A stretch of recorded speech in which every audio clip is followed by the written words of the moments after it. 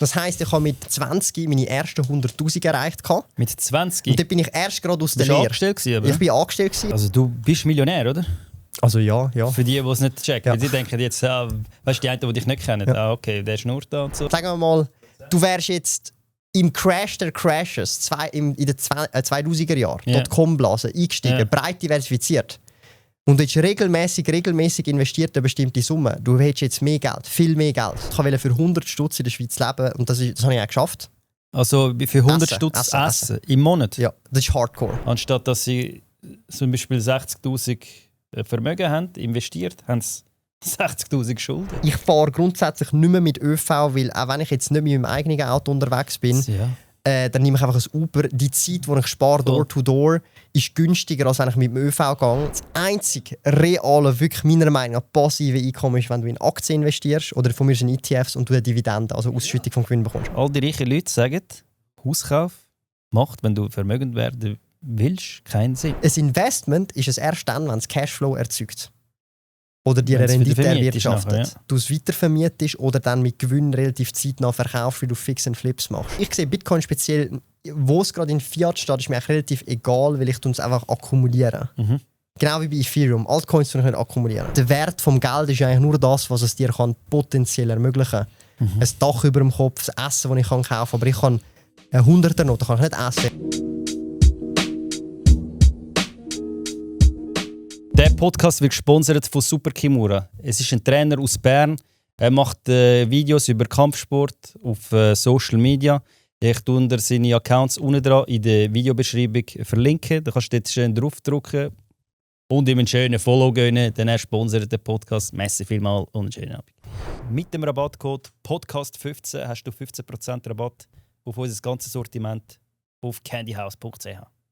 Am 4.11. ist mein Live-Podcast mit dem Rush und mit dem Erik im Plaza in Zürich. Tickets findest du auf deinemutter.comedy.ch. Gang vorbei und bringen heim. Oder natürlich unten in der Bio. Willkommen bei Bierweicht Talk. Das ist Folge Nummer 19. Heute einmal eine Folge, die mich sehr interessiert, weil mich Finanzen sehr interessiert. Und bei uns ist der Sparkoyote. Du darfst dich sehr gerne schnell vorstellen, was du willst. Ja, danke für die Einladung, Mirko. Ich freue mich mega, dass ich da sein darf. Es geht um Finanzen. Wir werden schauen, ob du schon Millionär bist und ob du alles richtig machst. Nein, nein, ich mache schon seit 10 Jahren Finanzvideos. Sparkoyote kennt man sich vielleicht mich oft auch. Oder Thomas Kovac. Ich habe jetzt auch ein Buch rausgebracht, Ready for Money, wo man eigentlich wirklich... was? Ja, voll. Hast du auch nicht gewusst? Nein, ich habe schon mich informiert über dich und so. Ja, voll. Nein, und das ist jetzt auch sehr gut eingeschlagen. Es ist also ein Anfängerbuch, das spezifisch für die Schweiz ist. Das ist eigentlich das finanzielle Sackmesser für die Schweizer, wo es halt um das ganze Vorsorgesystem geht, Aktiendepots, Vermögen aufbauen. Das freut mich auch mega, dass ich auch das Thema finanzielle Bildung eben mit dem YouTube-Kanal Sparkoyote, aber auch mit vielen anderen Themenbereichen vorbringen kann. Wie ich auch rausgehört habe, du bist auch so ein bisschen wegen mir, glaube ich, ins Thema Finanzen reingerutscht. Ja, also es ist Vermögensaufbau. Ja. Und das finde ich halt mega cool, weil ich weiss, es ist ein positiver Impact auf die Leute, weil Finanzen doch sehr viel im Leben steuern oder entscheiden, was du für Möglichkeiten hast, was du machen kannst. Und darum mache ich das jetzt schon seit 10 Jahren, eigentlich Vollzeit, und mich da wirklich darum kümmern, dass die finanzielle Bildung hier in der Schweiz hoffentlich in der Allgemeinheit ankommt. Wenn man es in der Schule hat man es ja nicht so oft von dem. Also ich weiss nicht, in der Schule habe ich glaube nicht so viel über Finanzen gelernt. Ich weiss noch, dass ich Algebra und so hatte, Französisch und so weiter.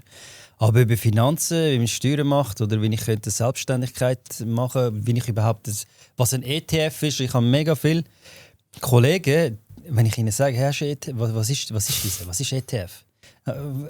Hast du das in deinem Umfeld auch? Hey, also es ist tatsächlich so, als ich angefangen habe, ich werde jetzt dieses Jahr 30 und ich habe vor etwa 13 Jahren, so mit 16, so richtig angefangen, mich damit zu beschäftigen. Yeah. Ich habe dann meine ersten Aktien. Die meisten werden jetzt noch wissen, was eine Aktie ist, aber was dann ein ETF ist, dann noch mal ein bisschen... Warte, das ist, weil du hast ja in der Bank, glaube ich, Lehre gemacht. Ja, aber IT-Lehre.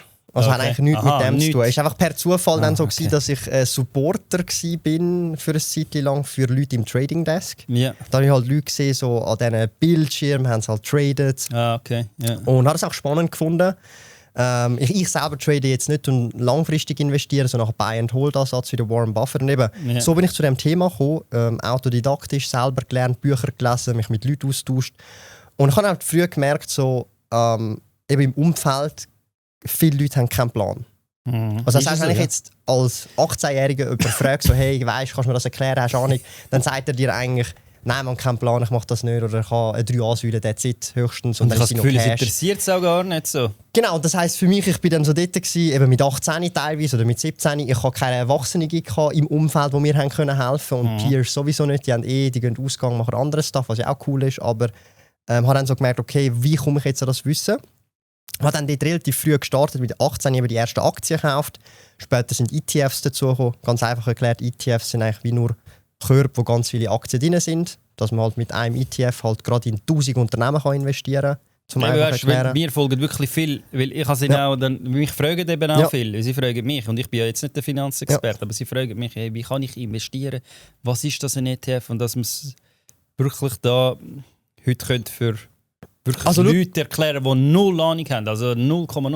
Und das Ziel ist eigentlich von diesem Podcast bei mir, dass Leute anfangen zu investieren, aufgrund, weil sie die Folge jetzt schauen. Also hey, look, es ist eigentlich relativ simpel. So, du konsumierst Produkte, oder? Also ich weiss jetzt auch nicht, was hast du für Schuhe? Zum Beispiel. Apple, Nike und auch sonst irgendwelche Brands, Kleider, whatever, Apple, Ray-Ban. Das heisst, du hast ja Unternehmen, die Sachen produzieren. Entweder digitale Dienstleistung oder von mir aus, wenn du auf Instagram bist, ist das ja Facebook, Meta oder halt irgendwelche andere Sachen. Du benutzt ChatGPT, dann ist im Hintergrund letztendlich irgendein Nvidia-Chip, wo das alles drauf läuft und überhaupt funktioniert. Das bedeutet, irgendjemand verdient ja Geld, weil du da lebst und deinen Lebensunterhalt bestreitest.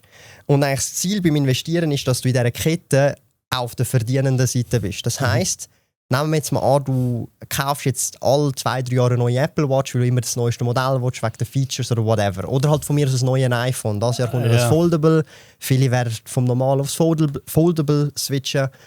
Und statt dass du jetzt nur das konsumierst und kaufst, bist du auf der anderen Seite aber auch Aktionär von dieser Apple-Aktie. Das heisst, du bist Mitbesitzer. Du hast dann vielleicht eine Aktie, dann bist du 0,00000 und so weiter Prozent vom Unternehmen gehört dir. Das heisst, der Prozentanteil vom Gewinn gehört letztendlich auch dir. Oder vom Umsatz. Und das ist eigentlich das Goal beim Investieren und beim Vermögensaufbau, dass du in diesem Zyklus halt auf beiden Seiten dabei bist. Weil konsumieren tust du ja sowieso, weil du kaufst irgendetwas, du musst ja irgendetwas essen, brauchen und so weiter. Ja, musst, es geht nicht ohne, ja. Aber du willst auf der anderen Seite davon mit profitieren. Oder? Und das Einfachste, was ich kann erklären kann, ist, ich habe mir mal sehr früh schon das war so 2018, 2019. Ich habe gesagt, hey, look, Coca-Cola ist eines meiner Lieblingsgetränke, Coke Zero. Ich habe mir ausgerechnet, wenn ich so im Schnitt 2-3 Dosen in der Woche trinke, dann sind das mit dem damaligen Preis irgendwie 3 Stutz oder so gewesen, pro Woche. Ja. Aber es ist aufs Jahr gerechnet, was sind das? Viel, ja. 150 Franken oder so. Also ja, es summiert sich alles. Summiert sich. Und ich habe mir gesagt, look, ich will eigentlich, wenn ich jetzt Coca-Cola besitze, wie viele Coca-Cola-Aktien muss ich besitzen, dass ich von der Dividende, also vom Anteil vom Gewinn... Ich weiss ja natürlich 100%, was das ist, eine Dividende. Aber es gibt wirklich da Zuschauer, die keine Ahnung haben, was eine Dividende ist. Wie viele Coca-Cola-Aktien, also wie viel Anteil muss ich besitzen von dem Unternehmen, dass sozusagen der Anteil, der mir gehört, der Gewinn, meinen Konsum finanziert? Ja. Oder? Also, eine Dividende ist, wenn du eine Aktie hast, oder eine Cola-Aktie, und die machen dann Gewinn und die einen Unternehmen dann Gewinn ausschütten in Form von Geld, wo auf dein Konto. Das ist dann die Dividende. Ja.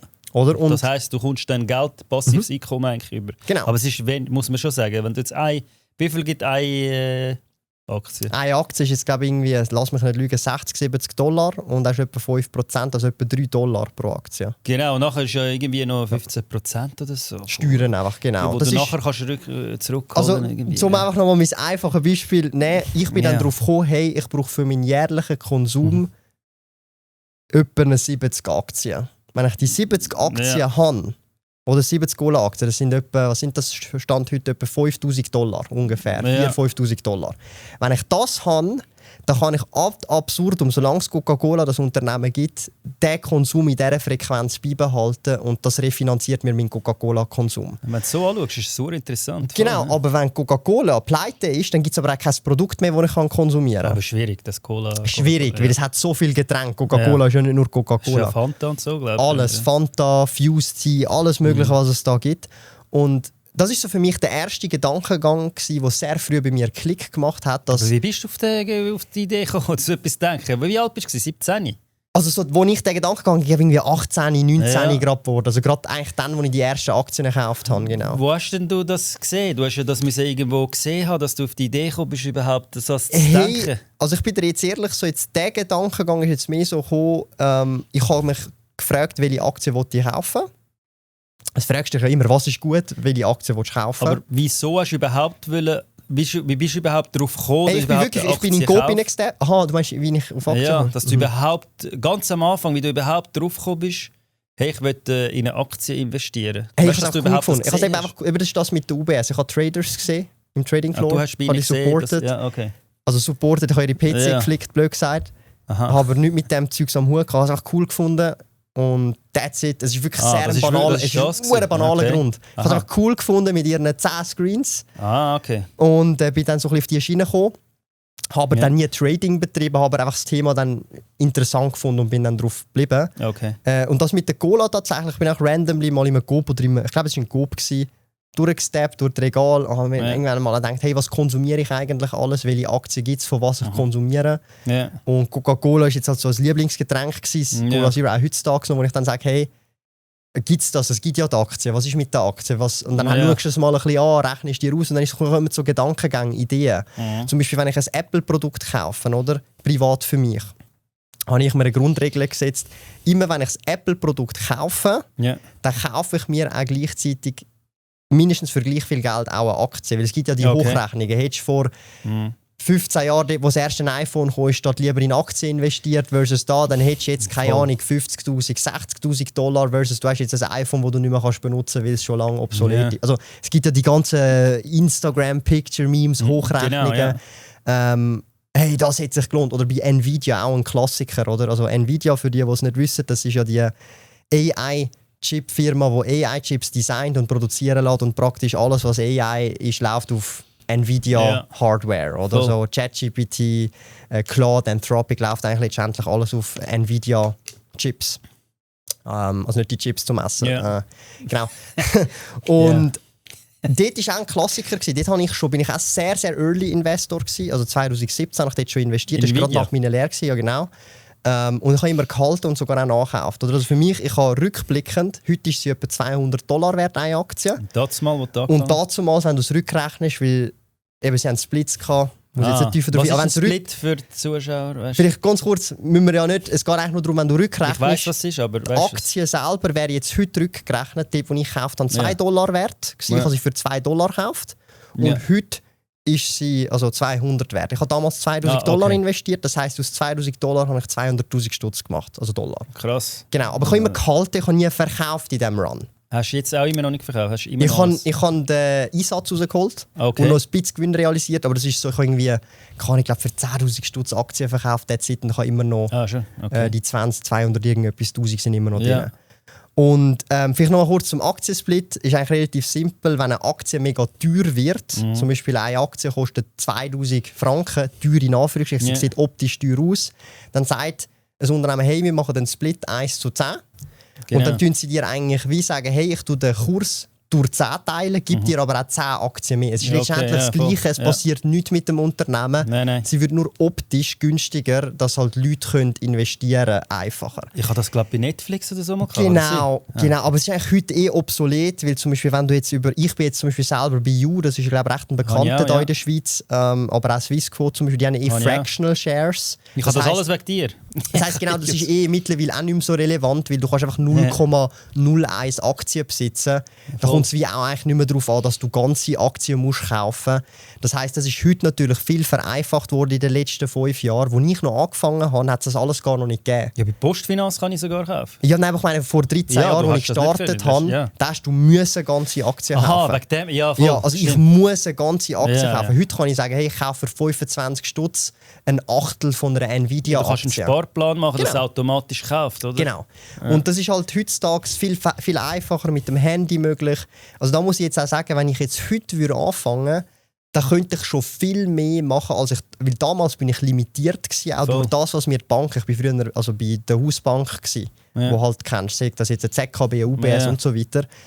Und da hast du halt nicht so viel Möglichkeiten, Flexibilität gehabt. Und heutzutage hast du ein bisschen alles auch oftmals an einem Ort. Jetzt zum Beispiel über You kannst du dann teilweise, wenn du willst, noch Bitcoin, du kannst ja alles ein bisschen an einem Ort mittlerweile. Es hat ein bisschen weniger Auswahl bei You, aber es hat eigentlich alles, was du brauchst. Genau, also es ist wirklich simplifiziert worden, user-friendly. Und darum sage ich auch heutzutage, wenn jemand auch startet, also ich check schon, es ist so intimidating, aber die Eintrittsbarriere, muss ich ganz ehrlich sagen, wenn die Messlatte vor 13 Jahren, als ich gestartet habe, da war, das ist bei 100 zum Beispiel, oder bei 80, weißt du, was ich meine? Ja. Dann ist es heute bei vielleicht noch 20.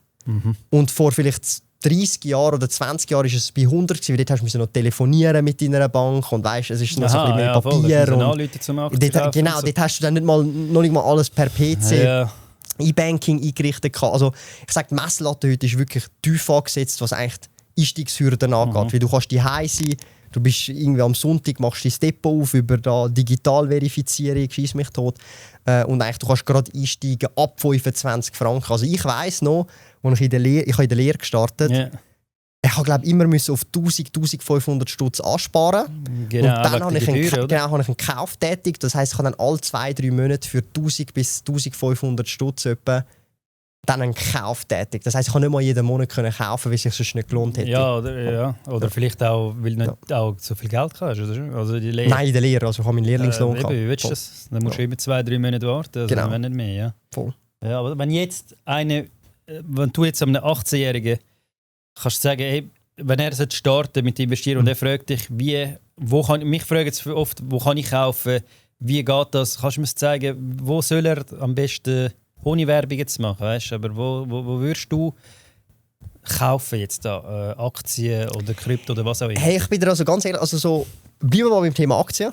Okay. Krypto ist nochmal so ein bisschen ein anderes Fass. Ja. Bleiben wir mal bei Aktien. Also das ist, wenn du direkt ins Unternehmen investierst, sagst, hey, ich will jetzt zum Beispiel Nvidia-Aktien oder Netflix-Aktien, hast du ja gesagt. Oder ein ETF. Oder so. Also nein, bleiben wir mal bei Aktien kurz. Okay. Dann kaufst du direkt Anteil vom Unternehmen und du bist direkter Aktionär von diesem Unternehmen. Ja. Dann hast du die andere Möglichkeit, ich kaufe einen ETF, das ist ein Korb von vielen Unternehmen. Ja. Du bist nicht direkter Aktionär, sondern indirekter Aktionär über den Korb sozusagen. Ja. Oder?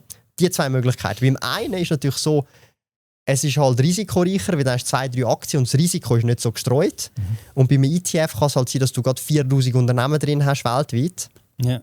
Zum Beispiel in Vanguard FTSE All World. Ist weniger volatil auch, oder? Genau, da investierst du blöd gesagt in die ganze Weltwirtschaft. Und dort ist eigentlich nachher so die Prämisse, glaubst du, dass die gesamte Weltwirtschaft in den nächsten 10 Jahren besser dasteht und wachsen kann als heute? Oder in 20 oder in 30 Jahren, je nachdem, wie lang dein Anlagehorizont ist. Und wenn du sagst, ja, dann ist eigentlich die Frage, warum investierst du nicht schon? Bei Einzelaktien ist es ein bisschen fraglich, weil du weißt nicht, ob das einzige und das einzelne Unternehmen vielleicht in 3 Jahren noch existiert. Wie Swissair das mal ist ja... Genau. Oder ein Wirecard in Deutschland oder irgendwelche andere Unternehmen. GameStop. Genau, wobei GameStop, ist nochmal ein anderes Thema. Ist halt, aber das sind dann so ein bisschen die Fragen. Und eigentlich in der Regel meistens gehst du dann aufs Thema ETFs, damit du von Anfang an diversifiziert bist und auch das Risiko halt wirklich sehr stark gestreut hast mit einem Welt-ETF. Oft wird dann droppt ein MSCI World oder ein FTSE All World. Ich habe einen Nasdaq 100. Das ist dann halt mehr Tech fokussiert und auch mehr USA fokussiert. Das heisst, du hast dann auch einfach in diesem Land eine starke Exposure. Oder das ist ja eigentlich von den USA, einfach, dass die Leute, die es verstehen. Apple ist drin, Meta, einfach grosse Tech-Firmen, Nvidia auch. Genau. Und ich habe gemeint, dass sie sogar in Nasdaq Bitcoin aufnehmen. Das wüsste ich jetzt gar nicht, aber ich glaube nicht, dass sie... Aber irgendeine Krypto, etwas mit Krypto sollen dort auf... Oder nein, SpaceX. Nein, SpaceX kann nicht sein. Also wenn, dann wäre SpaceX, wo jetzt erst neu dann reinkommt. Hast du SpaceX gemacht? Nein, also ich habe beim IPO... Gar nicht? Hey, ich bin jemand, der nach einem IPO... Also ein IPO ist, wenn... Was ist ein IPO für die Zuschauer? Ja, da musst du immer alles erklären. Ja, ein bisschen Thema-Hopping. Aber ein IPO generell ist, wenn die Aktie das erste Mal an die Börse kommt. Und das ist jetzt bei SpaceX bevor sie an die Börse kommt, oder? Nein, das ist einfach das erste Mal. Das erste Mal. Initial Public Offering. Ja. Das ist, wenn das erste Mal die Aktien an die Börse kommen. Okay. Weil Aktien kannst du ja auch haben, auch wenn sie nicht an der Börse sind. Ich habe jetzt zum Beispiel mehrere Firmen. Ja. Wenn ich jetzt eine Aktiengesellschaft habe, eine AG, dann habe ich Aktien von deren. Aber die sind nicht börsennotiert. Die kann ich nicht einfach handeln. Also ich kann jetzt sagen, hey, Mirko, willst du Aktien von mir kaufen? Ich kann sie dir verkaufen. Das könnten wir jetzt vertraglich regeln über das Notariat und ich verkaufe dir Aktien von mir. Okay. Oder? Aha. Das würde gehen. Aber nicht über die Börse oder über einen Broker. Ja. Und eben das IPO ist so ein Initial Public Offering, wo jetzt so ein Unternehmen wie jetzt zum Beispiel ich das erste Mal an die Börse gehe. Das ist jetzt bei SpaceX passiert. Also die Firma unter anderem von Elon Musk.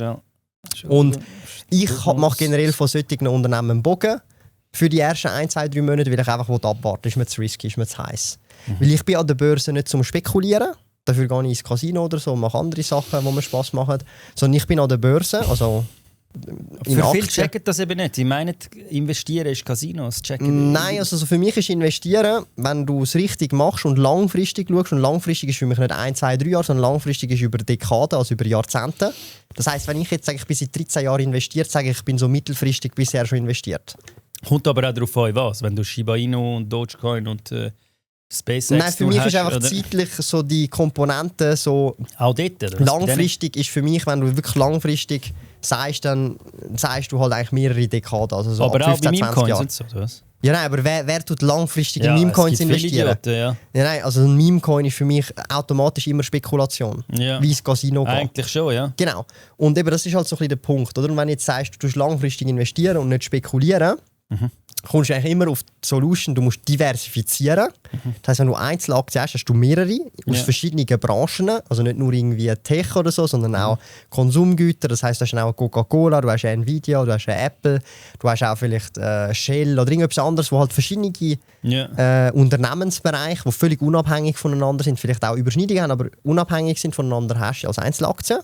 Oder du hast vielleicht einen Welt-ETF, der praktisch die ganze Welt oder einen Großteil der Welt abdeckt. Ja. Das ist für mich weniger Spekulation, als dass es mehr ist, du setzt eigentlich darauf, dass das System, das wir jetzt haben, mit diesen Unternehmungen langfristig wachsen wird. Also zum Beispiel der Kapitalismus. Ja. Wenn du aber denkst, dass in den nächsten 10 Jahren der Kapitalismus nicht mehr da ist, dann ist wahrscheinlich Investieren nicht so die richtige Variante für dich. Aber ich bezweifle, dass wir in den nächsten 10 Jahren irgendwie einen Systemwechsel werden haben. Nein, das ist eigentlich noch eine Prämisse langfristig. Ja. Das heisst, ich gehe eigentlich darauf, okay, hey, ich sage, das System wird auch noch in 10, 20, 30, 40 Jahren da sein. Dann ist eigentlich alles, was du machst, du sagst einfach, hey, ich bin jetzt 30, ich werde jetzt das Jahr 30, ich werde vielleicht 80, 90 oder so. Das heisst, ich habe einen Anlagehorizont von 50, 60 Jahren. Das heisst, dann kannst du wieder schauen, historisch gesehen, was ist die letzten 50, 60 Jahre passiert. Und dann weißt du halt einfach, egal wann du in den letzten 50 Jahren eingestiegen bist, langfristig gesehen. Ja, kannst du schauen, plus minus. Dann hast du eigentlich immer, also sagen wir mal, 8%. Du wärst jetzt im Crash der Crashes in den 2000er Jahren, Dotcom-Blase, eingestiegen, breit diversifiziert. Und du hättest regelmäßig investiert eine bestimmte Summe. Du hättest jetzt mehr Geld, viel mehr Geld. Voll. Viel mehr Geld. Ich rede nicht, du bist all in gegangen in Swissair. Sondern du hast Swissair vielleicht im Portfolio gehabt, es war 1% von deinem Portfolio. Dann ist sie halt pleite gegangen, du hast jetzt 1% Totalverlust gehabt. Aber die restlichen sind ja immer noch die Unternehmen. Voll. Und das ist so ein bisschen die Prämisse. Oder? Und darum ist für mich so eigentlich, wenn du nicht investierst, verlierst du sowieso. Ja. Das hast du schon verloren, meiner Meinung nach. Ja, das macht für mich keinen Sinn, nicht investieren. Und die Alternative eben, es gibt keine Alternative. Du musst meiner Meinung nach heutzutage investieren. Es ist nicht ohne Grund, dass Pensionskassen und Co. und auch andere, ich sage mal, staatliche Institutionen auch investieren. Natürlich investieren sie konservativer. Oder? Aber sie investieren trotzdem. Sei es jetzt auch Immobilien. Auch, also ich sage es jetzt halt auch, wie es ist, auch wenn eine Pensionskasse hat auch Aktien oder Exposure in Aktien. Vielleicht ist einfach die Exposure kleiner. Das prozentual. Ich habe zum Beispiel, wenn ich in einer Bank, wenn ich bei der Post bin und Rechnungen zahle, zum Beispiel, jetzt mache ich das nur noch online, aber wenn ich mal am Postschalter bin, dann fragen sie immer, ja, wenn sie mal ein Gespräch haben mit einem Finanzheini oder so. Und dann habe ich einmal ein Ja gesagt. Grösster Fehler gewesen. Ja. Weil heutzutage, das macht gar keinen Sinn. Der tut für mich, weißt du, ich bin nachher ins Büro mit ihm, einen Termin abgemacht, bin mit ihm angeguckt, hat er mir irgendwie eine AXA Lebensversicherung gezeigt. Und dann hat er mir so ein Ding gezeigt, wie es aufgeht und so. Und ich so, oh geil. Aber ich musste, dort bist du gebunden. Ja. Also du musst jeden Monat so und so viel zahlen. Also, und das ist gebundene Lebensversicherung. Und für mich ist das wie ein Scam eigentlich. Weil ich habe dann immer gefragt, ich habe immer einmal pro Jahr so einen Zettel bekommen, in Postform. Und da habe ich immer gesagt, aber ich habe doch viel mehr eingezahlt. Wieso ist das nur so wenig? Das sollte ja mehr sein. Und wieso kann ich nicht immer live drauf schauen, wie viel Geld ich habe? Es ist ein Misch, es ist eine Versicherung und Kapitalaufbau in dem Fall gewesen. Ja, mit Todesfallversicherung und so. Aber es ist mit Kapitalaufbau. Also das ist ein Teil ist Versicherungspartner und ein Teil ist, wo du ansparst. Weil das Problem ist, das machen auch viele, Versicherung ist eine Versicherung und Investment ist Investment. Ja. Du solltest nie ein Investment und eine Versicherung... Ja, ich konnte eben angeben, wie viel. Ich glaube 90% habe ich gemacht in Dividendenaktien. Ja. Das mal und 10% ist einfach fest. Aber ich habe das gekündigt, ich habe die gar nicht. Weil ich habe dann mal so eine Doku gesehen und ich habe glaube auch gesehen, dass du per Zufall dort auch ein Video darüber gemacht hast. Weil die Leute haben alle... die haben eigentlich weniger Geld gehabt, als sie investiert haben. Also schau, wir können ja mal ein paar Zahlenbeispiele nehmen. 3A-Säule wird ja wohl noch für jeden am nächsten naheliegendsten sein. Oder den Begriff kennt man. Man checkt, man hat es schon gehört. So. Bleiben wir, also du bist normal angestellt. Du bist einen normalen Job, 9 to 5 oder whatever. Das heisst, du hast eine 3A-Säule, wo du die 7'256, glaubst, einfach den Maximalbetrag theoretisch einzahlen kannst. Als Angestellter schon. Mehr darfst du ja nicht einzahlen. Aber gehen wir einfach sagen, es sind 7'000 Franken. Ja. Und gehen wir im optimalen Fall aus, dass jemand wirklich gut verdient und auch die Vollsumme kann einzahlen kann. Weil nicht jeder kann die Vollsumme logischerweise einzahlen. Nein, aber sagen wir mal, du hast jemanden, der das Optimum arbeiten würde, als Einzelperson. Ja. So. Das heisst, er investiert etwa 600 Stutz pro Monat, jeden Monat kontinuierlich in die 3A-Säulen. So, jetzt hast du zwei Möglichkeiten. Entweder machst du es Cash only oder 3. Oder du hast so einen Mischmasch mit ein bisschen Investment und ein bisschen Cash.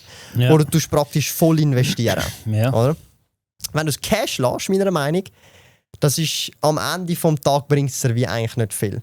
Da kannst du es gerade so gut lassen und hast lieber Cash. Ja. Die meisten, jetzt tue ich aber widersprechen, die meisten brauchen es aber als Disziplin, weil es ist gebundenes Geld. Weil du kannst es nicht mehr so einfach rausbringen. Außer du kaufst ein Eigenheim oder machst eine Firma. Genau, aber im Grundsatz ist das für viele, wenn sie keine Disziplin haben, auch wenn sie es Cash lassen, dann trotzdem vielleicht noch eine gute Entscheidung, weil dann wird ihnen die Entscheidung wie weggenommen. Dass sie es könnten spenden für etwas Dummes, auf gut Deutsch. Voll, ja. So. Wenn du es aber voll investierst, also zu irgendwie 97% ist ja meistens der Max, du brauchst immer ein bisschen Cash wegen der Gebühren und wegen anderen Sachen, Verschiebungen und so weiter.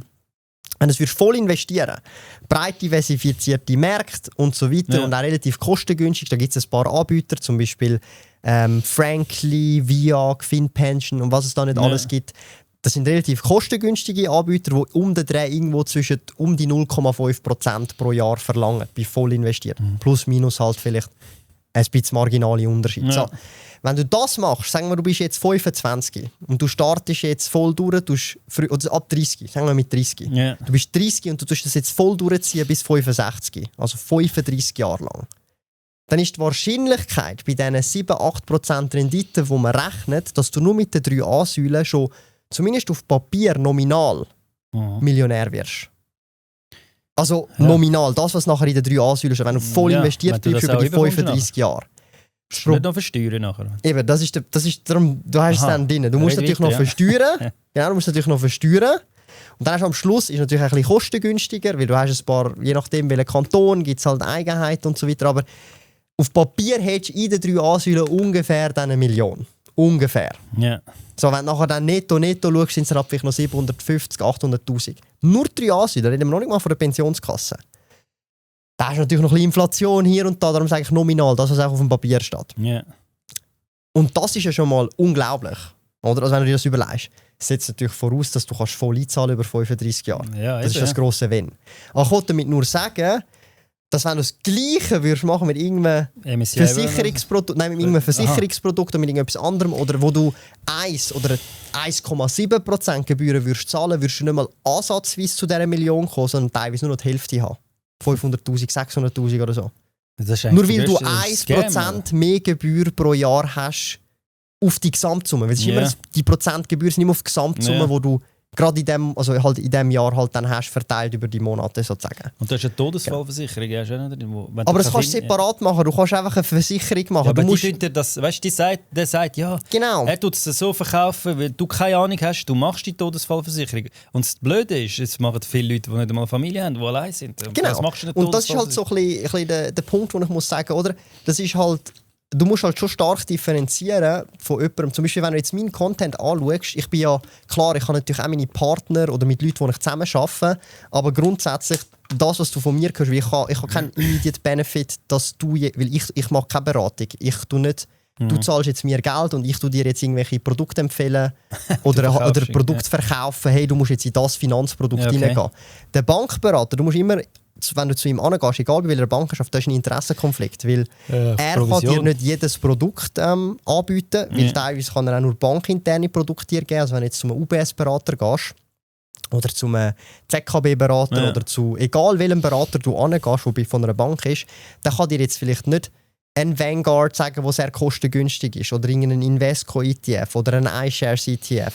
Der sagt dann, hey, wir haben eigentlich das gleiche Produkt, aber das ist dann ein UBS-ETF, ein ZKB-ETF, whatever, oder ein Swissquant, oder was es da nicht alles gibt, oder?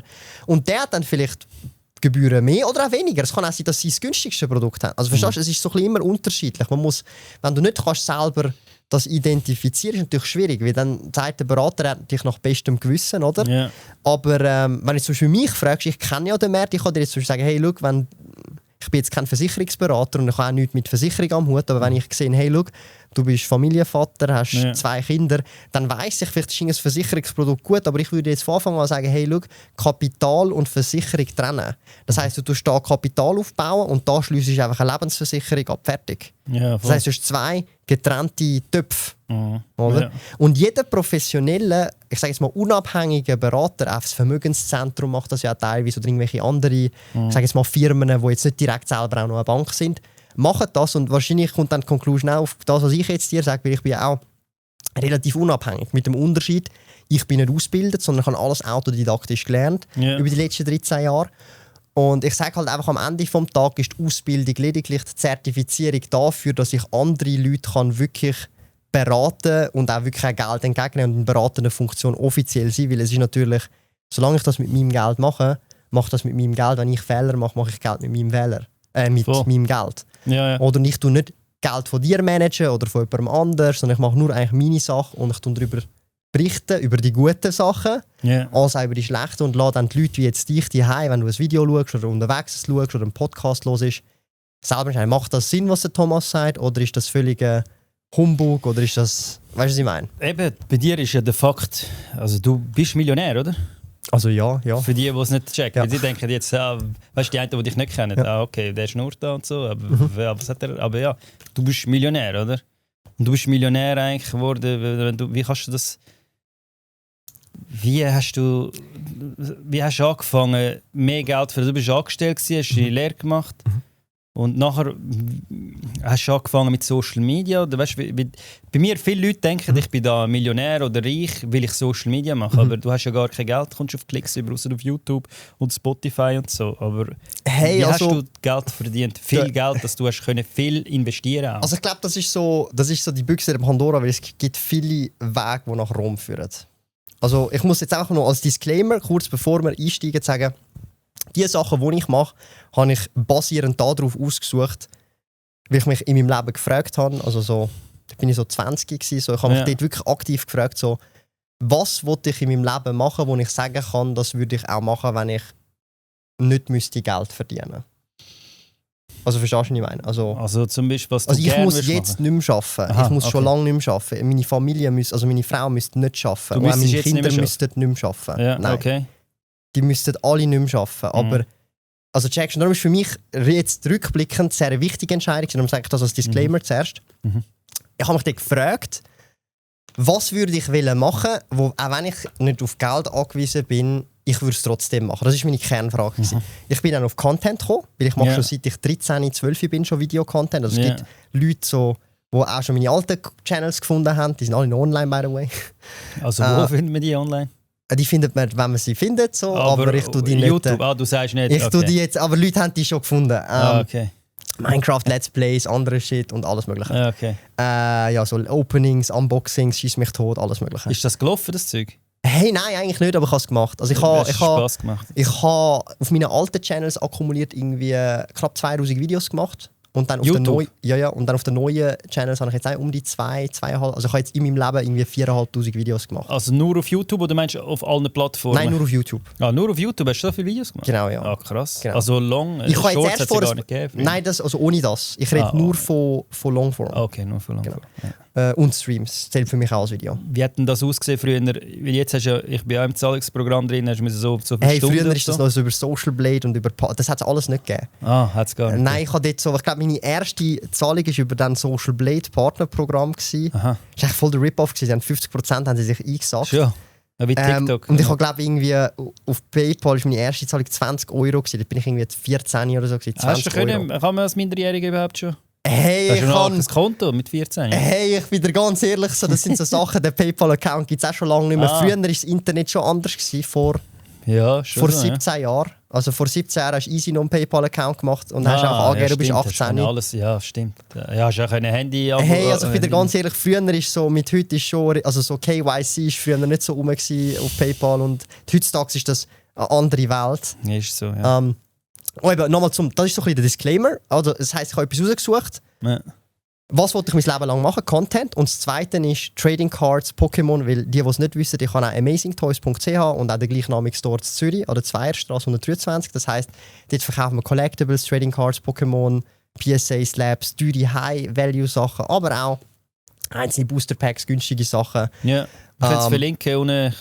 Genau, und das sind so die zwei Sachen, die zwei Thematiken, die mich schon sehr begleitet haben. Content und Trading Cards Collectibles. Und ich habe dann gesagt, hey, look, das ist genau das. Und dort habe ich mich dann eben selbstständig gemacht. 2018, also vor fast 10 Jahren. Ja. Und ich habe die Projekte aber schon parallel so on the side, als Side-Hustle gehabt. Also du hast das gemacht? Ist das nicht von deinem... Also es ist ja so, Social Media habe ich alles selber aufgebaut. Ja. Komplett. Also meine Eltern sind jetzt in Rente, sozusagen AHV. Ja. Also mein Dad zumindest. Und also die sind auch mit Social Media eigentlich nicht am Hut. So. Die sind eine andere Generation. Okay. Der Laden, der physische Laden selber tatsächlich, der ist sozusagen von meinen Eltern gewesen. Der hat es schon gegeben. Der hat es schon gegeben, der physische Laden, aber das E-Commerce habe ich ja dann gebaut. Weil dann ist ja Corona und alles gekommen, Pandemie. Und dann haben wir gesagt, hey, look, den Online-Shop, den ich aufgebaut habe, da bin ich schon 2 Jahre selbstständig gewesen, den tun wir jetzt zusammenlegen, weil sonst war es mit dem Laden. Den Laden gibt es nachher nicht mehr nach den Lockdowns. Der ist nachher Game Over. Also der ist so, also der hat die 3 Monate oder was das war, plus dann nochmal der zweite Lockdown. Es sind ja 2 Lockdowns, glaube ich, wenn ich richtig im Kopf. Ich weiß gar nicht. Ja, doch, sind 2 Lockdowns. Weniger streng. Genau, also das wäre gewesen. Der Laden gibt es heute, der wäre einfach gewesen nach diesen Lockdowns. Wie es übrigens bei ganz vielen Geschäfts- und Restaurants. Ja, mein Vater hat ein Restaurant, aber die haben gezahlt nachher wegen ihrer Versicherung. Er hat eine Pandemieversicherung. Genau, aber ich sage jetzt einfach, dort hat es ganz viele Leute und so kleine Familienbetriebe halt gelüpft, weil halt einfach, du musst zumachen und du hast keinen Online-Zugang gehabt. So. Dann haben wir es dort zusammengekleidet und gesagt, hey, jetzt ist der Laden, jetzt ist alles unter einem Dach sozusagen. Und dann haben wir alles zusammengeführt, digitalisiert und von dort an habe ich dann gesagt, hey, ich übernehme den Laden. Dann haben wir eigentlich ein völliges 360 gemacht. Also wir haben den Laden komplett revamped, auch also Produktstruktur. Also das, was du damals verkauft hast, hast du eigentlich gar... Also es ist wirklich also wie wenn jetzt ein neuer Laden dort drin wäre. Also rein von dem Produkt, was wir verkaufen. Aber haben ihr auch so Retro-Gaming-Sachen dort? Hey, das ist mehr online. Es ist im Laden ist wirklich Trading Cards Collectibles. Also Pokémon, Yu-Gi-Oh! Magic, aber Trading Cards. Auch online halt, online. Weil ich habe bei mir in der Community viele, die sich auch für das interessieren. Das ist einfach online, oder? Online genau. Also ich sage jetzt mal vieles, eben so Collectibles ist jetzt heutzutage ein bisschen im Pop-Culture, Pokémon-Karten und so weiter. Ich habe jetzt auch jetzt für Pokémon-Karten speziell... Es kommt wieder, habe ich das Gefühl. Meine Tochter hat letztes Mal Pokémon-Karten Also Pokémon ist das grösste Media-Franchise auf der Welt. Ja, aber es ist ja mal weg gewesen, so, nicht mehr so im Hype, habe ich das Gefühl. Hey, ich habe es nicht wahrgenommen. Also wenn du in der Bubble warst, weißt du, es sind immer mehr und mehr Leute geworden. Es ist einfach nicht Mainstream. Ja, es ist das grösste Media-Franchise seit 15 Jahren. Ja, das schon, aber ich meine, draussen, so die Karten und so, habe ich nicht mehr... Genau, also das ist jetzt recently wieder in der letzten seit der Pandemie recht wieder gross geworden. Da bin ich jetzt auch wirklich happy, eben durch all das, durch den Store, durch das, was ich eigentlich mega gerne mache, habe ich jetzt auch die Möglichkeit gehabt, so ziemlich die weltgrößte Einzelkarten-Collection der Welt präsentieren. Yeah. Darf ich jetzt auch nächste Woche dann auch ein RTL-Interview machen und auch die Collection von dieser Schweizer Familie zeigen. Also mega cool. Ist die Jolina Giselle Collection. Also wir reden halt über eine 9-stellige Pokémon-Collection, was absurd tönt, aber absolut real ist, weil du hast saubere Verkaufszahlen, also du hast ja all die Stats über Auktionshäuser und so weiter und das ist halt schon recht krass. Hätte ich auch nie gedacht, dass natürlich Content, den ich auch in diesem Bereich mache und auch der Ladenstore, Online-Shop, auch darauf kommt, dass dann jemand zu mir kommt und sagt, hey, du bist doch eigentlich in dem, du machst das beruflich, du bist Experte in diesem Bereich, wir würden dich gerne on board bei diesem Projekt haben. Das ist eben das, was ich gemeint habe. Sachen, die ich würde machen, auch unabhängig vom Geld jetzt, oder? Das mache ich einfach, weil ich das machen will. Da bekomme ich kein Geld für, dass ich das zeigen, präsentieren, oder? Ja. Und jetzt nochmal zum eigentlichen Punkt. Wie kommt man überhaupt zum Vermögen aufbauen, Millionär werden und so weiter? Also es ist ja so, man muss natürlich ganz klar sagen, du wirst realistically speaking nicht durch Trading Millionär. Und du fängst mit 100 Euro an oder 100 Franken oder whatever Dollar das an. Denken eben viel, ja. Nein, die Realität ist, du musst schon ordentlich in der Karriere Gas geben, sei das ein Angestellter, Selbstständiger oder Unternehmer. Ja. Also du musst in der Karriere Gas geben und so ein bisschen, ich sage jetzt mal, einen Biss haben, dass du halt wirklich immer performen willst. Also das ist egal jetzt in welchen von diesen 3 Bereichen du bist. Also die meisten, die da zuschauen, sind sicher angestellt. Aber auch dort, also es gibt so ein nice Sprichwort, so, wenn du die Nummer 3 bei Meta bist, sorry, dann machst du auch deine Millionen pro Jahr, wenn du das Nummer 3 bei Meta bist. Aha, so. Du musst nicht der Chef sein. Ja, okay, Also okay. checkst, auch wenn du das Nummer 20 Voll. von Meta bist, machst du wahrscheinlich auch noch deine Millionen im Jahr. Ja. Also checkst, das ist jetzt ein Extrembeispiel. Ja. Und denen gehört die Company nicht, vielleicht haben sie gewisse Anteile, aber sie haben sich aufgekasselt. Aber ich kenne eben mega viel, wo anstatt Investition, also ich sehe bei Kollegenkreis, anstatt dass sie zum Beispiel 60'000 Vermögen haben, investiert, haben sie 60'000 Schulden. Ja, das ist viel. Konsum halt, Ich kenne viele Leute, die verschuldet sind, die Ja. mehr Schulden haben und sie sagen, sie haben gar kein Geld zum Investieren. Also wenn einer so wenig verdient, also auch wenn ich Haare schneide und so, die verdienen 4K und haben Familie, die, Hey, also ich die bin haben der keinen ganz- Rappen zum Investieren. Hey, ich was bin dir was ehrlich, würdest du es ist- einem raten? Es ist halt, also eben noch mal kurz zu dem.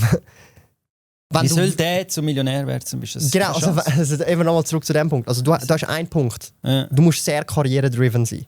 Sonst funktioniert das nicht. genau, das Mindset ist Also du wichtig. musst einfach karriere-driven sein. Weil wenn ich jetzt nur den Job würde machen, den ich gerne mache, aber nicht karriere-driven bin, dann bleibe ich an einer Stelle. Was ist da, wie kannst du das übersetzen als Karriere-driven? für Also jemanden, zum wo Beispiel, wenn mir jemand sagt, dass ich etwas Scheiße auf meiner Webseite habe, dann change Ja. ich das an diesem Abend noch. dann tust du das wechseln und nicht für Ich die- habe ja, jetzt mache. am letzten Samstag bin ich im Store gewesen und habe jetzt öfters gemerkt, Mitarbeiter haben mir gesagt, so, ja, unsere Login-Seite ist scheiße, die Leute checken es nicht. Okay. Ich habe die instantly geändert und die ist jetzt geändert, die Login-Seite. Also Okay. für den Online-Job. Ja, wenn es mehrere sagen, wenn es eine sagt, musst du vielleicht nicht gerade ändern. Ja, wenn nein, du aber siehst, also, zwei, wenn es drei- mir einer sagt und ich sehe gerade, hey, das stimmt, weil ich es gerade selber, dann tue ich es Okay. gerade trotzdem gerade ändern. Okay.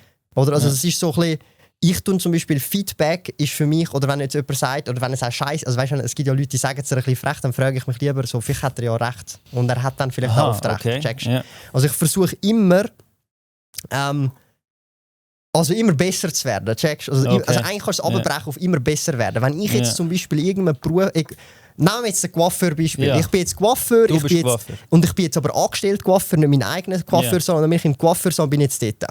Okay. Ich kann das Haare schneiden, das ist ja, ich habe das gelernt, ich kann das. Das heisst, Leute sind happy, dass ich halt jetzt dir die Haare schneide oder whatever. Ja, Ja. sie sind immer happy mit dem Dass Schnitt. sie immer zu dir kommen können. Genau, und jetzt gehe ich aber zum nächsten Step und sage, ja, hey, ich bin jetzt ja limitiert, ich mache ja meine 25 Stutz Haarschnitt, weil meine Hauptzielgruppe Männer sind und die zahlen 25 Stutz, weil es immer die gleiche... Also weißt du, was ich meine? Es ist ja Voll. relativ einfacher Schnitt mit der Maschine kurz und... Ja. Weißt du, was ich meine? Ja. Aber dann merke ich so, hey, look, ich will irgendwie auf 30 Stutz kommen, weil dann kann ich pro Haarschnitt 5 Stutz mehr, 20% mehr, aber Mit Bart der gleiche noch. Schnitt, Das dann sage kommt ich, hey, aber ich schon tue ihm noch langsam, mit Bart und das geht ja schnell. Also du musst immer so ein bisschen Voll. abwägen. Dann tust du so ein bisschen Services on top, die optional sind. Ja. Dann frage ich mich, hey, look, vielleicht gibt es eine Marktlücke. Zum Beispiel, ich gehe jetzt Aber immer... warte, sorry, wenn ich dich unterbricht, aber als Angestellter kommst du das dann ja dann nicht über. Das Nein, aber kommt du ja kannst dann- das deinem Chef sagen. Und wenn du das Aha. ihm kannst sauber kommunizieren, dann, wenn du jetzt nicht einen Chef hast, der gerade immer abblockt, Ja. wenn du merkst, er blockt immer ab, dann ist es Zeit, einen neuen Chef zu suchen, also einen anderen Coiffeurbetrieb. Ja, okay. Dann suchst du halt parallel, während du dort Ja. schaffst, einen anderen Coiffeurbetrieb, wenn dir der Coiffeurjob gefällt. Checkst? Das meine ich mit Karriere-driven. Das heisst, wenn du einen Roadblock siehst, dann schaust du, hey, vielleicht löst er sich von allein, vielleicht kannst du ihn selber lösen, wenn es wirklich gar nicht geht, worst case. Und du hast wirklich lange probiert, ich sage jetzt mal, den Boss bearbeitet, den Chef bearbeitet, und es läuft einfach nicht, dann ist es Zeit, ein anderes Schiff zu suchen. Fertig. Also, in Dubai ist krass, ich bin Haarschneiden und nachher kommt so eine thailändische Frau und sagt mir, dass sie mit den Nägeln noch während dem Haarschneiden machen und die Fußnägel und Also so. wirklich- Nein, I'm hetero und so. nein, du checkst nicht, zum Beispiel, ich gehe nicht zu Männern, da, weil warum? Zum Beispiel, ich bin jemand, wenn ich zum Friseur gehe, ist das für mich ein bisschen Wellness, Alter. Ich will dort so... Stimmt, ja. Ist- Also ich will dort einfach gechillt sein. Ich bin zum Beispiel nicht einer, der redet.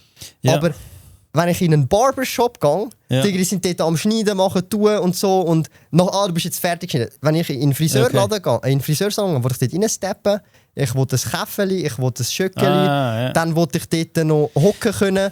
Dann Ja. fragt fragt sie mich noch, ja, willst du gerade die Haare waschen, wie ist es? Also, ja, ich will vorher, danach, weil ich gehe nachher gerade arbeiten, wasche es, volles Programm. Dann fragt sie, ja, willst du noch Kopfmassage? Ja, safe, Kopfmassage, die wir auch gerade noch einbauen, da ist auch noch Nackenmassage mit dabei. Dann komme ich nachher dort raus, habe einen frischen Haarschnitt und bin dann richtig fresh. Darf ich fragen, wie viel du denn dort zahlst? Ich zahle schon ein bisschen mehr. Eben, weil ich habe einen sehr kurzen Es geht aber nicht um das. jede Woche gehen. Es geht aber nicht um das. Es geht darum, dass wenn du jetzt als Friseursalon schaffst und dich aufhasseln, dann musst du von ich sage jetzt mal Smart-Verkäufer zu AMG-Verkäufer irgendwann dich aufhasseln. Du willst lieber verkaufst 2-3 AMGs als 10 Smarts. Aber das ich könnte nicht jetzt, weißt, wenn ich jetzt jedes Mal mit 80, 90 Stutz zahle, du bist dann aber nicht mehr Zielgruppe. Ja, dann muss ich wie andere Zielgruppe. Korrekt. Ja. Oder das heisst, jetzt du als Coiffeursalon würdest dann eigentlich zu denen dich aufhasseln, die bereit sind, zum Beispiel 60, 70, 80 Stutz zu payen. Frauen zahlen, glaube ich, 300-400 Stutz. Genau, aber das ist nochmal, die machen dann das volle Programm, vielleicht auch noch mit Färben und was weiß ich, Dauerwellen und so weiter. Ja. Ich wollte mir nur sagen, oder, du hast immer Möglichkeiten, auch als Coiffeur. Oder? Es ist nur die Frage, bist du open dafür, auch out of the box zu denken? Der nächste Step, sorry, also ich bin jetzt auch jemand, der sich jetzt nicht Nägel würde. Ja. Aber was ich jetzt openly wäre, wenn sie mir eine saubere Maniküre machen oder von mir aus auch eine Pediküre. Lange Nägel und genau, so, dann soll sie es gerade noch sauber, dann sieht es gerade gepflegt aus und so, whatever. Da wäre ich wieder da und du vielleicht auch, weil dann sieht es gepflegt aus. Weißt du, was ich meine? Ja. Oder? Ich habe mir es kurz überlegt. Das Anmalen wäre ich jetzt auch nicht so ein Thema-Fan, aber auch für das gibt es jetzt eine Zielgruppe, die tatsächlich sogar auch hetero wäre. Heutzutage gibt es ja Männer, die... Eben so, okay, wenn du so ein bisschen K-Pop, so heutzutage so ein bisschen dort schaust, das sind alles Hetero-Dudes, die trotzdem angemalt... Also, das ist halt der Style dann. Ein anderer Style. Und ich wollte mir nur sagen, es ist für den Up-Price und die Zeit, die du investierst, ist es eigentlich voll der Gain, weil du bei jedem Kunden mehr rausholen in weniger Zeit sozusagen. Und aus Business-Perspektive gibst du mehr Service, der Kunde ist happier und aber gleichzeitig bekommst du auch wiederum mehr auf die Stunde. Yeah. Und das ist dann der Way to go. Das meine ich mit Biss haben, sich immer verbessern wollen, hinterfragen und dann eigentlich immer so weitergehen. Oder dann auch sagen, hey, schau, ich gehe jetzt extra zu der Konkurrenz, dort wo es immer voll ist, dort wo es läuft. Dann gehe ich extra bei der Konkurrenz Haare schneiden. Yeah. Das wäre, also verstehst du, was ich meine? Das sind dann so die Sachen, wo die Trades sind, wo dich dann von diesen 4'000 Stutz dann auf 4,5 aufhasseln, dann auf 5, dann auf 5, dann auf 6. Irgendwann bist du natürlich schon capped, abhängig von der Berufsgruppe. Ist logisch, müssen wir nicht... Also weißt, müssen wir realistisch bleiben. Yeah. Aber dann ist der Step, wo ich mich selbstständig mache mit dieser Erfahrung und dem Wissen. Ich war bei vielen verschiedenen Coiffeuren und die haben dann immer geschafft. Sie sind meistens von Syrien oder Italiener, die gar kein Deutsch können. Und die haben dann immer Geld gespart und sich dann selber einen aufgemacht. Genau. Aber ich habe mir eben dann auch oft überlegt, wenn ich einen Coiffeur aufmachen würde, ich würde ganz etwas anderes machen.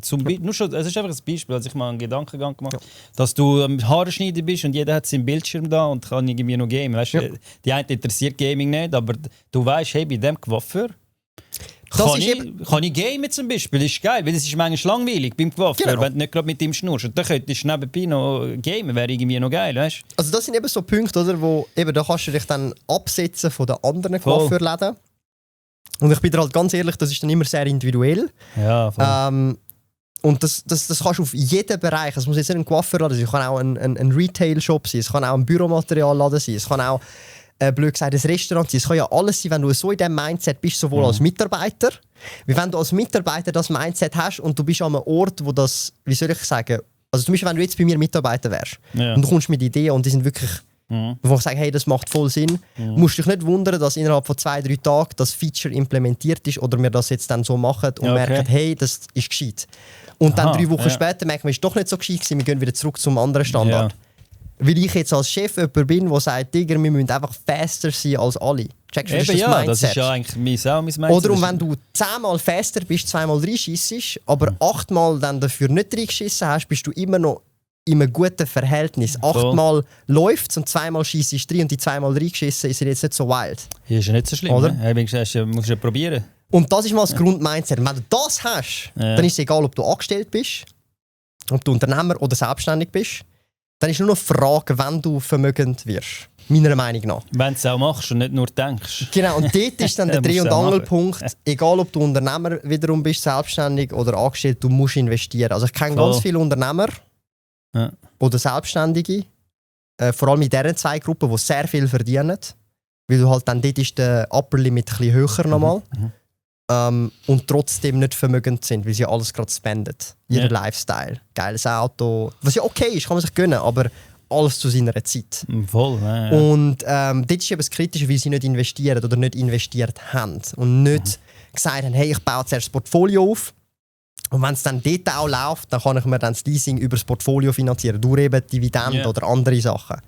Also ich bin absolut nicht abgeneigt von schönen Autos, aber ich sage halt einfach, ein schönes Auto kannst du dir dann gönnen, wenn du wirklich, du hast alles geregelt. Es läuft alles. Du hast deine paar Kisten vielleicht oder whatever. Es kostet den Unterhalt und alles. Genau. Wenn es ein wirklich sehr, sehr schönes Auto ist, dann kostet es halt vielleicht mal ein paar Tausend Stutz Unterhalt pro Monat. Wenn du verkaufst, in der Regel, außer es wird ein Oldtimer zum Beispiel irgendwann. Also ich glaube nicht, dass einmal dann, weil du musst ja immer wieder zahlen, die Garage. Nein, also so, wenn jetzt, keine Ahnung, wenn jetzt irgendwie also so jetzt übertrieben gesagt, wenn jetzt sagst, hey, ich will jetzt einen Urus haben, dann bist du einmal, entweder kaufst du einen outright für 250.000, 300.000 oder 400'000 je nach Ausstattung, oder du leasest ihn dir, keine Ahnung, für 4'000, 5'000, 6'000 Stutz pro Monat, was er auch immer kosten wird. Also, es gibt Leute, die können bei weitem nicht das, was eigentlich möglich ist, und sie leasen den trotzdem. Ja, was ich eben auch sehe, viele Junge, sie haben ein bisschen Geld, auch Kollegen, also von früher, sie haben ein bisschen Geld, machen irgendwo, verdienen 3'000-4'000 Stutz, nachher kaufen sie irgendwelche Gucci-Scheiße. Genau. So. Aber sie haben kein Geld, aber sie haben die teuersten Kleider, aber sie haben null auf dem Konto. Und jetzt musst kannst du mir 100 Stutz auslehnen. Genau, aber jetzt musst du dir überlegen, was ich gemacht habe. Ich habe vor allem in meinen Early 20s habe ich eigentlich so akribisch aufs Geld, also ich habe ja jetzt, ich track ja immer noch alles, jede Ausgabe, die ich mache, privat. Machst du das immer noch? Ich habe so akribisch meine Ausgaben getrackt. Ich habe genau gewusst, auf der Rappe genau, heute ist es nur auf den Franken genau. Jetzt sind es viele Banken, siehst du es schon. Ja, aber es bringt mir nichts, ich habe zu viele Karten. Ah, okay. Ich habe zu viele Karten. Okay. Zu viele verschiedene Konten. Zu viel Kohle, ja. Das nicht, das zu viel Kohle kannst du nicht haben. Das haben. hat man nie, ja. Nein, aber ich habe wirklich sehr akribisch drauf geschaut und geschaut, was ist das Minimum vom Minimum. Ja. Sehr lange auf Sparflamme gelebt und es hat mir trotzdem auch nicht gefällt. Aber du merkst dann schon, heute ist es angenehmer als noch vor 5, 6, 7 Jahren. Das merkst du halt schon, es ist mehr comfy. Gibst jetzt mehr aus als früher? Safe, ist normal. Aber es ist heutzutage einfach wegen der Zeit. Ich brauche die Zeit. Weil die Zeit kann ich mehr leveragen. Jede gesparte Zeit, also ich gebe dir ein Beispiel, ich fahre grundsätzlich nicht mehr mit ÖV, weil auch wenn ich jetzt nicht mit meinem eigenen Auto unterwegs bin, dann nehme ich einfach ein Uber. Die Zeit, die ich spare, Door-to-Door, ist günstiger, als wenn ich mit dem ÖV gehe. Warum? Weil auch wenn ich das 10-fache vom ÖV-Preis zahle, ist das, was ich an Zeit spare, weil ich länger im Büro noch etwas machen kann, mehr wert. Das heisst, ich verdiene in dieser halben Stunde, die ich spare, 10-20-fache mehr als das, was ich spare am ÖV-Ticket versus den Uber-Preis. Habe ich gesehen, auch so, ja. Genau, und nachher shiftet sich mit der Zeit, je nachdem wie viel du verdienst, deine Priorities. Oder? Darum fliegen irgendwelche Milliardäre mit fucking Privatjets, weil es einfach die Stunde, die sie sparen, ist Chartern ist immer noch günstiger als das, was sie in der Stunde an Opportunitätskosten haben. Was absurd tönt, aber die Realität von halt gewissen Leuten auf dieser Welt ist. Und darum kann ich es auch nachvollziehen. Und darum finde ich es auch nicht weiter schlimm, sondern es ist einfach ein Kosten-Nutzen-Rechnung. Ich bin da sehr, wie sagt man dem, nicht wertend, sondern Mathematik sagt er einfach, es ist günstiger, das zu machen, als das. Ja, viele sagen, Zeit kannst du nicht kaufen, aber so kannst du eigentlich Zeit kaufen. Also nein, du kannst Zeit nicht kaufen, aber du kannst Zeit sparen, sozusagen, indem dass du sagst, hey, ich gehe jetzt als Beispiel über das Uber, sparen wir 30 Minuten, weil ich Door-to-Door bin, die 30 Minuten kann ich... Nerven auch und so, weißt? Kann ich jetzt mit meinen Kindern in deinem Fall mehr verbringen, also in Voll, genau. Also das kannst du nicht mehr in Geld aufwägen, oder du kannst sagen, hey, ich kann 30 Minuten an einem Projekt arbeiten, wo ich weiss, das bringt mir jetzt 1000 Stutz in die 30 Minuten, jetzt als Beispiel. Voll.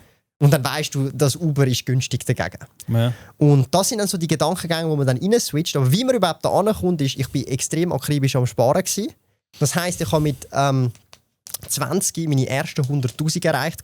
Mit 20? Und dort bin ich erst gerade aus der Lehre. Angestellt gewesen, ich bin angestellt gewesen. Wie hast du das geschafft? Ich bin aus der Lehre raus. Ich glaube, nach der Lehre habe ich irgendwie 25 oder 30'000 Stutz angespart. Ich hatte dort ja schon ein bisschen investiert, ein bisschen Gewinn gehabt. Und wie viel hast du pro Monat genau gespart? Ich habe fast alles gespart. Also ich habe ja 1300 bis dann 1400 irgendetwas verdient in der Lehre. Und wie geht das? Ich habe die wenn ich mich richtig im Kopf habe, habe ich ein Drittel immer abgegeben jeden Monat.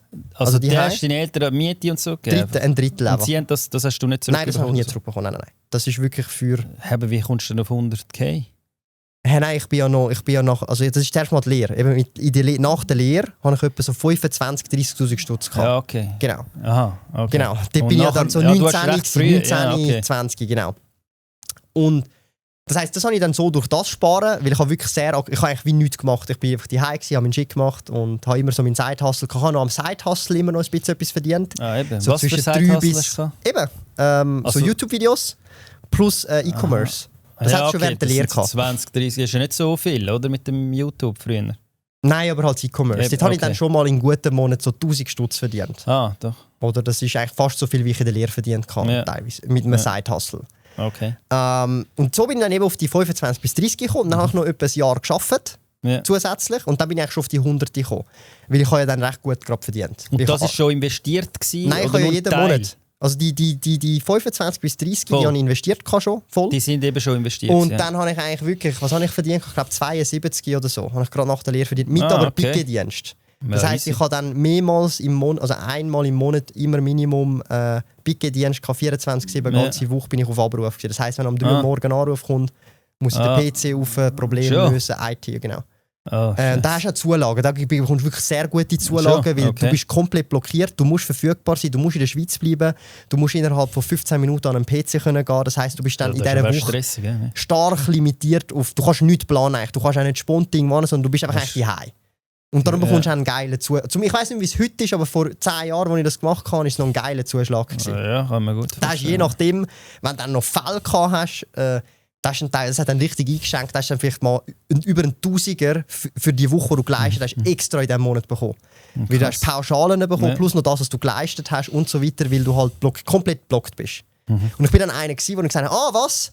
Du kannst nicht, ich springe schon ein, weißt du? Ich bin halt so in diesem Modus. Du hast zwar schon ein Maximum gehabt, du hast irgendwie 3 Wochen Pause oder 2 Wochen Pause dazwischen haben nach jedem Picketdienst. Aber ich habe dann so viel wie möglich an Dienst noch reingeholt und gesagt, ich kann dann nicht, jemanden schieben, ich übernehme es komplett, das ist easy. Und weißt du, die schon ein bisschen älter waren, haben gesagt, fuck it, auf die 1000 Stutz interessiert mich nicht. Und du hast das gemacht wegen Geld, weil du mehr Geld hast. Ich wusste dann so, Digga, für diese Woche, ich gebe mir das, ich bin dann daheim, ich bin aufs Maximum-Sparmodus. Wenn ich dann noch 500 oder 1000 extra bekomme, dafür, dass ich daheim bin und einfach auf Abruf ready bin, why not? Weißt du, was ich meine? Also für mich war es nicht mal so eine krasse Einschränkung wie für jemand anderes, der vielleicht Kinder hat oder schon in einem anderen Punkt von seinem Leben ist. Darum ist es für mich hey, gebt es mir. Weißt du, was ich meine? Und so bin ich dann etwa auf 70 pro Jahr brutto oder 72. Und ich habe von dem eigentlich wirklich die Hälfte, sogar teilweise eben bis zu 60% gespart. Eben, dann hast du aber deine... Und mit dem allein gespart, kommst du dann nachher eben die 25 bis 30 plus eben das, was du sparst, plus noch die Rendite, einige gute Investments gemacht, plus den Side-Hustle, bin ich dann mega schnell mit 20 auf die ersten 100.000 gekommen, weil ich halt wirklich auf Sparflamme gelebt habe. Man muss aber auch sagen, ich bin gerade nach der Lehre ausgezogen, zusammen mit meiner Freundin, heute Frau. Und das heisst, ich bin dann nicht Hotelmama gewesen, also ich bin gerade nach der Lehre ausgestiegen. Wie lange bist du mit ihr zusammen? Sind jetzt sind wir im 12. Jahr. Ah, krass, schon mega lang. Aber hast denn du...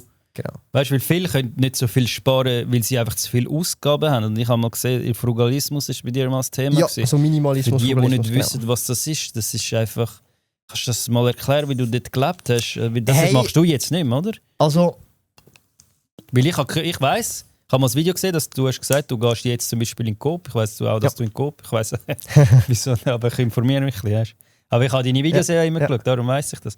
Du bist ja immer im Coop einkaufen und du kaufst das, wo ich schaue. Ich gehe einkaufen. Schon. Ja, heute schon. Früher aber nicht. Früher nicht. Nein, jetzt schon. Aber eben früher, wie hast du das früher gemacht? Also schau, früher, ich habe dann so Challenges gemacht, ich wollte für 100 Stutz in der Schweiz leben und das habe ich auch geschafft. Also für 100 Stutz essen im Monat? Ja, das ist Hardcore. Das ist Hardcore. Was ist denn dort? Kannst du Fleisch mehr essen? Du isst so Eier, Teigwaren, so Spaghetti, und zwar Budget-Spaghetti. Fleisch kannst du vergessen. Mit so ein bisschen Tomatensauce, ab und zu, wenn du gönnst, so ein bisschen Bolognese. Aha, Hackfleisch ist doch jetzt gegeben. Ja, in der Bolognese Barilla, wenn es Aktion war. Und dann hast du es auch verteilt, dass du ein bisschen Geschmack hast. Und deine Frau hat dort voll mitgemacht? Nein, die hat nicht mitgemacht. Das bin ich gewesen. Das habe ich für mich gemacht. Eben, weil wenn ich das... Meine Frau schon manchmal... Nein, das habe ich für mich gemacht. Wir haben mal eine Zeit lang probiert, aber nicht. Wir sind nicht, weißt, wir haben ja Geld und so, aber nicht auch, aber auch nicht. Dass ich kann nicht alle. Ich muss schon ein bisschen schauen. Aber wir haben mal nur Budget-Sachen immer das günstigste genommen. Aber ich merke irgendwie keinen Unterschied. Das Problem ist, wenn du noch Kinder hast, ist es viel zu viel. Also schau, ich habe es gemacht, es ist gegangen, habe dann aber nach dem ersten Monat gemerkt, hey, das ist mir zu crazy. Ich habe mich dann sehr lange auf 200 Franken, also auf eine Person 200 Franken einpendelt. Das ist sehr lange auch gut gegangen. Aber hast du immer einmal pro Woche einkaufen? Hey, nein, ich bin einer, der hat so 2-mal in der Woche. Früher. 2-mal in der Woche sogar? Wenn du kein Auto kann, hast halt, irgendwie muss tragen. Was dann ein Wenn das Auto viel später erst kann. Okay, du hast dann einen Einkauf gemacht? So ein Oma-Wägeli, weißt du, das? Ja. Aha, ich weiss welche. Ja. Und dann hast du so für 2-3 Tage eingekauft? Ja, voll, 2, 3, 4 Tage. Was hast du denn ausgegeben? Hey, also teilweise so, ich habe auf Bulk einkauft, ich habe auch geschaut, dass ich die Sachen kaufe, die runtergesetzt sind. Das heißt, auch zeitlich habe ich immer geschaut, dass ich so am Abend einkaufe oder kurz vor dem Weekend. Aha, dann hat's noch, ja, genau, also du schaust dann wirklich darauf, dass du Prozente hast. Was ist denn am Schluss auf der Rechnung gestanden? Wie viel hast du drauf gehabt? Also eben, ich habe dann so in der Woche hast du etwa 20, 25 Stutz. Was? Nein, also du musst ja 100 Stutz auf einen Monat. Krass. Ja, okay, ist ja logisch. Ja, macht Sinn eigentlich. Also ja, verstehst du? Aber ich frage eben so also komisch, weil ich schaff's aber nicht. ich bin dir ganz ehrlich so, es ist unchill. Es ist wirklich unchill, das habe ich dann auch gerade gemerkt. Und dann habe ich das gerade beendet, die Geschichte. Und dann eben 200 Stutz ist recht lang gegangen als Sweet Spot. Ja. Und ich habe jetzt auch nicht so krasse Ansprüche gehabt, so, weil ich bin jetzt auch jemand, ich kann oft das Gleiche essen, ob das jetzt gesund ist oder nicht. Das ist noch ein ganz anderes Schublädchen. Jetzt immer noch nicht, oder? Hey, nein, also heute schaue ich gar nicht mehr. Ist ja egal. Also verstehst du so, darum will ich noch zurück aufs eigentliche Thema. Es hat Phasen gehabt, wo ich sehr extrem war, wo man dann sehr cool fand, dann noch die ersten 100'000 erreicht. Ich bin dann immer noch sehr extrem gewesen. Ja. Was ich mir aber gegönnt habe, war eine USA-Reise. 3 Okay. Wochen Roadtrip, New York, LA. Das habe ich gebraucht, einfach zum Ja. Eindruck zu bekommen, was sehr wichtig war. Ja, aber hast du nicht irgendwie Luxushotels und Hey, so das nicht, aber es war trotzdem teuer gewesen. Ist eben schon teuer im Fall, wenn das so Autos Nicht und so Business mietest. Class und so geflogen? Nein. Aber trotzdem, das habe ich mir dann gegönnt, das habe ich wichtig gefunden. Auch heute ziehe ich immer noch gewisse Keypoints und auch so einfach Eindrücke, die ich von dort hatte. Und dann war es eben so, gewesen, ich habe mich ja dort um den Dreh dann auch gerade selbstständig gemacht. Ja. Oder dort, wo ich die 100 erreicht habe, dann habe ich glaube noch ein knappes Jahr geschafft oder so, nicht einmal. Habe dann gekündigt und mich Vollzeit selbstständig die Side-Hustles, die ich hatte, Sparkoyote und Amazing Toys, dann Vollzeit gemacht im 2018. Ja. Und dort ist es dann recht steil gegangen, muss ich sagen, weil ich halt eben jemand bin, der sehr eben Drive hat, eben nochmal zurück zu diesen Punkten, sich immer verbessern, immer offen sein, fragen. Und wenn jemand etwas sagt, gerade zum Beispiel auch vorher haben wir gerade ein bisschen über das Thema AI noch vorher in der Runde gesprochen. Ja, voll. Zum Beispiel, wenn ich etwas höre, wo denke, wo Sinn ergibt, und ich das gerade implementieren. Das Zeug, das ich jetzt da mache mit den AI Workflow Automations, basiert nur darauf, dass ich mal ein Gespräch kann, gerade jetzt im November mit jemandem, der das schon gemacht hat. Ja. Ich etwas einig gesehen, als man auf seinem Laptop zeigt, ich so holy shit. Und dann habe ich eigentlich seit dem November all meine Ressourcen, die möglich sind, also meine eigenen persönlichen Ressourcen, zu, ich sage jetzt mal 70% auf das gechannelt. Weil ich weiss, dass das der grösstmögliche Return wird haben in all meinen Unternehmungen, die ich mache. Und auch das ist, wo nachher, wie soll ich sagen, das Fundament bildet. Ja. Hast du über das auch schon mal irgendein Video gemacht? Nein, es ist zu komplex. Zu komplex und zu, also die Leute checken es nicht. Und es ist ein völlig anderes Thema, hat nichts mit Finanzen zu tun. Voll. Ich habe zum Beispiel gemerkt, so Business-Videos machen bei mir keinen Sinn, es gibt keine Resonanz, aber es gibt eine kleine Zielgruppe, die es interessant würde finden, aber die ist dann wie zu klein auf meinem Channel. Ich müsste einen kompletten neuen Channel machen oder sagen, ich mache nur noch Business-Content und kein Finanz-Content mehr. Aber auf jeden Fall dort habe ich dann gemerkt, okay, ich kann mich da entfalten, es macht mir Spass, Bock, ich kann Sachen implementieren, dann hast du eine fette Lernkurve gehabt. Und ich sage so, nach dem ersten Jahr ist es dann sehr steil gegangen. Also ich bin dann ein Jahr selbstständig gewesen, habe dann etwa irgendwie 6-7 Monate gehabt, bis ich halt meine Lebenskosten komplett decken konnte. Und das ist nicht Umsatz. Also ich habe dort, was habe ich ausgegeben? 2000 Franken etwa im Monat, das waren meine Fixkosten gewesen. 2000? Ja, ich meine persönlichen Fixkosten. Also Essen, nur du, trinken, nicht mit deiner genau, Frau? einfach Nur mein du. Anteil Miete, meine komplette Krankenkasse und so weiter.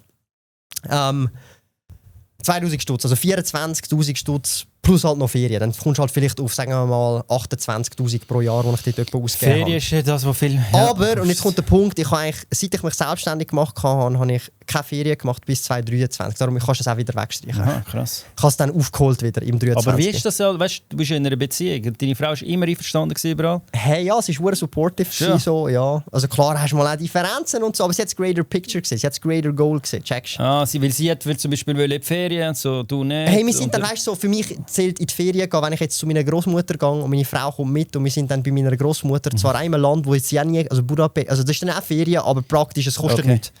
Du hast kein Hotel, Essen ist bei deiner Großmami, also verstehst du, was ich meine? Also, das ist ja trotzdem Ferien, aber nicht so das typische Ferien, wo du sagst, hey, ich will jetzt mal in ein anderes Land, jetzt gehe ich in ein Hotel, ich gehe mal neu erkunden. Ja. Ich rede von, also das haben wir schon gemacht, weißt du, so über Familie und dann bist du bei der Familie am Übernachten. Auch wegen dem Geld halt letztendlich, weißt du, was ich meine? Ich weiss noch das Video.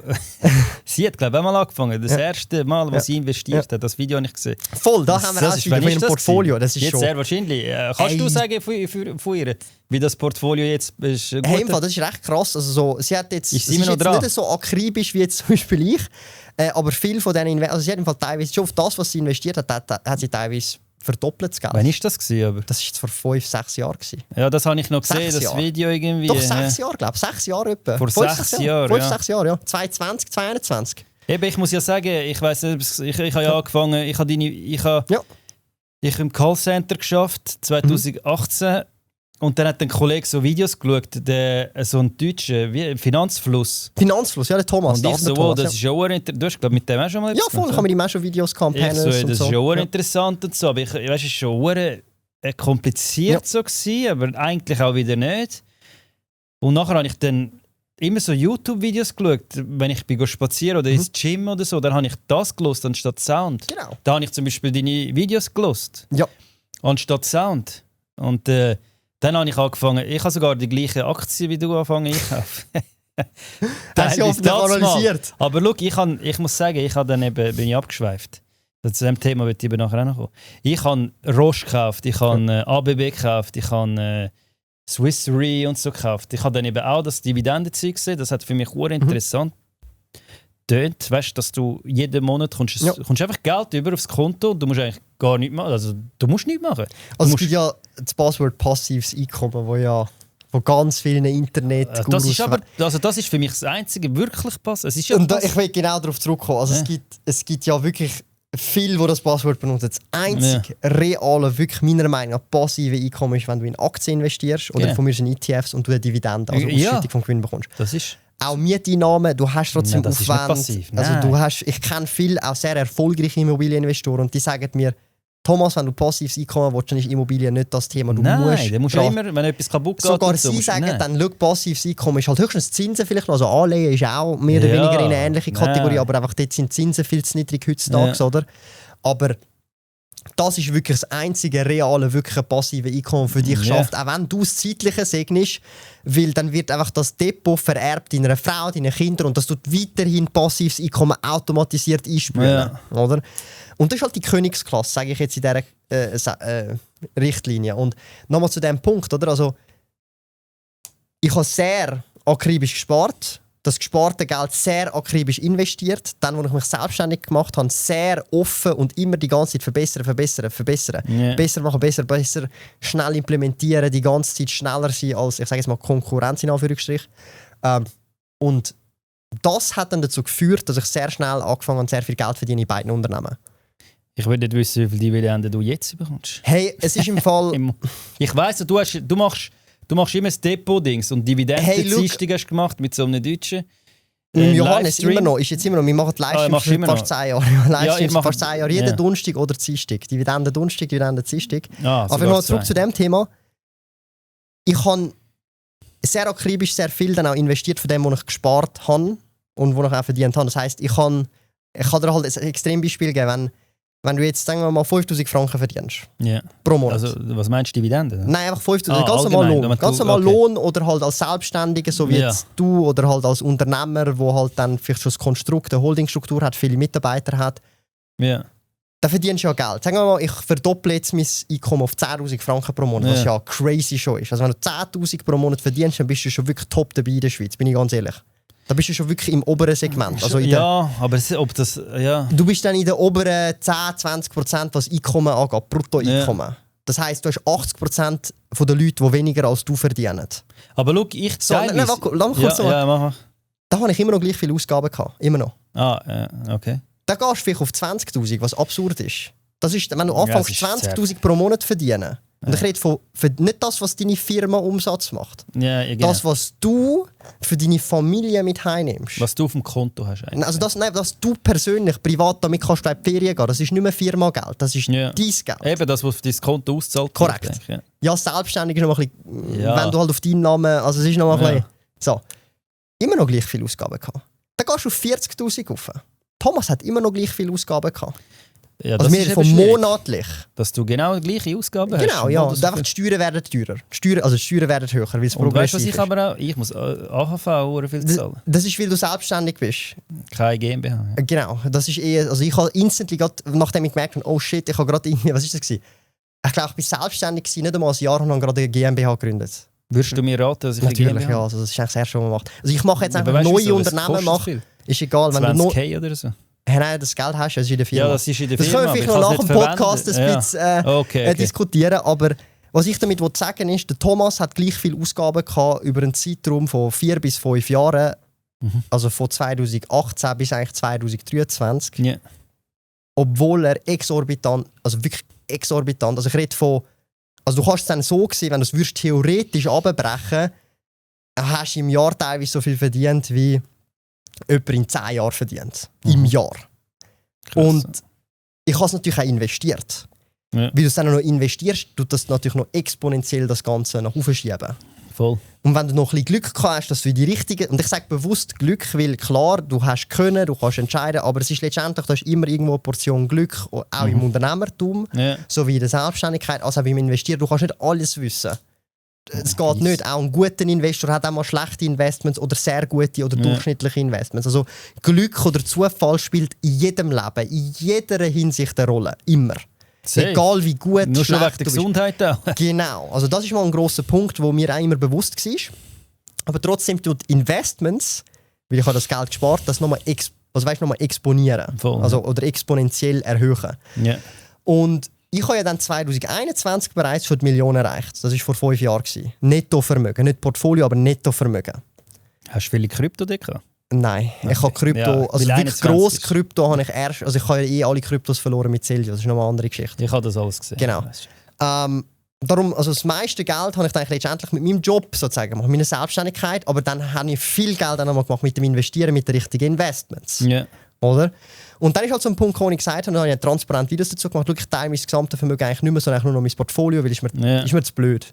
Leute verstehen es nicht, Leute wollen es nicht und es ist halt auch in der Schweiz, es ist ein reiches Land, aber Hast du bist viel Hate jung, bekommen, wenn du das zeigst? du bist noch Anfangs 20, du hast schon ein bisschen was, ein paar Kisten und es ist halt unchill. Weißt du, ich sage, es sind die 5%, die unchill sind, aber die 5% sind lauter als die 95%. Verstehst du? Voll. Und jetzt Ja, finde ich es gemütlich, weil es ist einfach das Portfolio, Leute können es mehr nachvollziehen, ich muss die anderen Sachen nicht mehr teilen, Leute wissen es und wenn sie auch ein bisschen meinen Content anschauen, das ist ja voll okay, das heisst, ich mache meinen Shit, ich habe Freude daran, ich würde es auch machen, auch wenn ich jetzt mehr oder weniger Geld verdiene, ist mir wie eigentlich egal. Aber ich mache es einfach gerne, weil ich Bock drauf habe. Darum habe ich auch gesagt, hey, ich müsste heute schon lange nicht mehr arbeiten, meine Frau müsste auch schon... Also, aber irgendwie schaffst du ja dann trotzdem, weil du hast Bock und ich arbeite mehr als wahrscheinlich... Ja.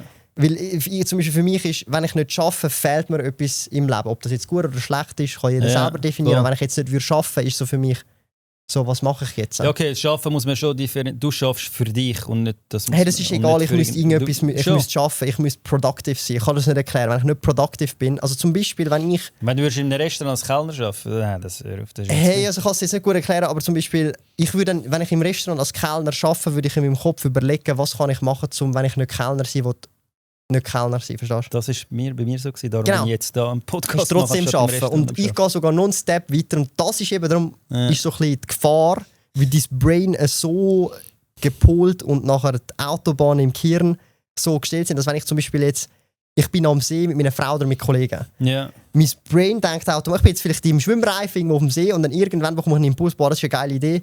Und dann kommst du gerade in den Impuls, bist gerade wieder im Work-Modus. Ja, okay. So das finde ich, das wäre geil, das wäre gescheit. Und wenn dann das Handy dabei ist, ist es nicht gut, weil du bist accessible. Also verstehst du, was ich meine? Ich weiss es Dort nicht. ist dann die Gefahr, dass du dann zu krass am Hustlen bist. Und das ist meine Gefahr. Darum heisst, ich würde immer arbeiten.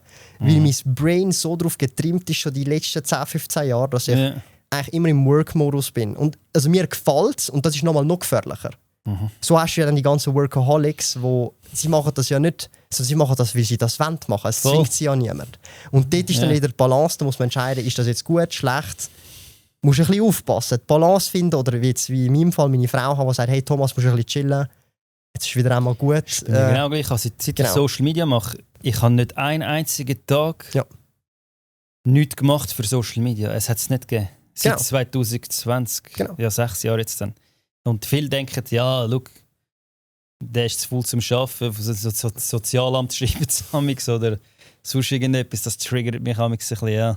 Also zum Beispiel, du hättest jetzt, wenn du mir jetzt das sagst, wenn ich das jetzt rausgehöre, ich glaube, du wärst jetzt auch eine Person, es wäre egal in welchem Bereich, solange du ihn gerne machen willst. Es kann eben auch ein Angestellter-Job sein, jetzt zum Beispiel im Callcenter, wenn deine Bestimmung wäre, das ganze Callcenter zu leiten. Nein, ich musste dort, ich hatte Zwang, ich habe Mitarbeiter des Jahres geworden, ich musste am meisten, weil ich nicht am meisten verkauft habe, ich habe Ich hatte einfach Stress innerlich gehabt. Das meine ich. Du wärst eine Person gewesen, die auch nachher in einer Karriere sich aufgehustelt hätte. Das Problem war einfach, dort, wo du geschafft hast, du hast es einfach nicht gern genug gemacht, darum hast du nach einer anderen Option gesucht. Das meine ich. Voll. Egal, wo man dich rein platzieren würde, du würdest entweder in diesem Bereich erfolgreich sein, im Call oder halt dich aufhasseln, oder du würdest dir eben, wie schon gesagt, einen anderen Bereich suchen, wo du dich parallel oder direkt in einem Sprung... Also verstehst du, was ich meine? Voll, ja, das ist halt der Trade, den ich gemeint habe, wo du der bist sozusagen. Und das ist ein Persönlichkeitstrade, wo du dich kannst antrainieren oder du bist damit geboren. Ja, okay. Entweder oder. Geboren hast du halt Lack gehabt und antrainieren ist halt wirklich sehr schwierig, weil du musst zuerst mal spotten, was die Trades sind, die verhindern, dass du den Biss kannst bekommen. Oder also du könntest mich in jeder Situation reinstellen und ich würde mich vielleicht darüber aufregen, jetzt nicht so mit sagen, das Kellnerbeispiel. Ich wäre, glaube ich, nicht gerne Kellner. Das würde ich von mir halt wissen und spüren. Nicht, glaub mir, ich habe es 13 Jahre gemacht. Ich würde es aber machen, wenn ich muss. Und ich würde mich in diesem Bereich entweder aufhasseln oder parallel einen Side-Hustle so krass machen und dann auch die Nacht durchmachen, bis der Side-Hustle mir es ermöglicht, das Kellnern aufzugeben, weil ich sehe, Kellnern ist nicht das, was ich 40 Jahre machen will. Auf der anderen Seite, das darfst du nicht vergessen, und das finde ich halt immer ein bisschen schade, es gibt auch Leute, die machen das sehr gerne. Zum Beispiel meine Frau arbeitet mega gerne im Migrolino. Sie arbeitet im Migrolino? Ja, sie arbeitet im Migrolino. Okay. Und sie arbeitet mega gerne im Migrolino. Sie müsste das ja eigentlich gar nicht, oder? Nein, sie müsste überhaupt, aber sie arbeitet mega gerne im Migrolino. Das ist wichtig. Und das ist halt auch etwas, wo, wenn man das mal verstanden hat, natürlich ist es so ein bisschen, du musst überlegen, es muss financially possible sein, es muss Sinn ergeben. Also verstehst du, musst ja irgendwie über die Runden kommen und so weiter. Aber wenn du gefunden hast, das, was du gerne machst, es ist eigentlich egal, was es ist, solange du auch mit deinem Leben insgesamt rundum zufrieden bist. Mhm. Und ich habe mir halt einfach gesagt, schau, primär ist für mich, ich will auch nur noch das machen, was ich kann. Und dann aus dem Sicherheitsgedanken, egal was passiert, auch wenn das, was ich gerne mache, sich nicht mehr finanziell trägt, muss ich schon finanziell frei sein. Voll. Weil dann kann ich das trotzdem ad absurdum ewig machen, obwohl es sich finanziell nicht selber trägt. Und das ist dann natürlich ein gewisser Luxus, ein Privileg, das ich mir in meinem Kontext erarbeitet habe. Also meine Eltern sind nicht Millionäre, by the way. Yeah, okay. Also, verstehst du, also wenn jetzt da irgendetwas passiert, ist es eher umgekehrt. Also wenn ich es Zeitliche segne, dann erbt meine Frau den Big Chunk, meine Eltern bekommen vielleicht noch einen Teil. Also weißt du, was ich meine? Ja, aber also ich bin der Familie sozusagen, weil ich bin ja die erste Generation, die da geboren ist.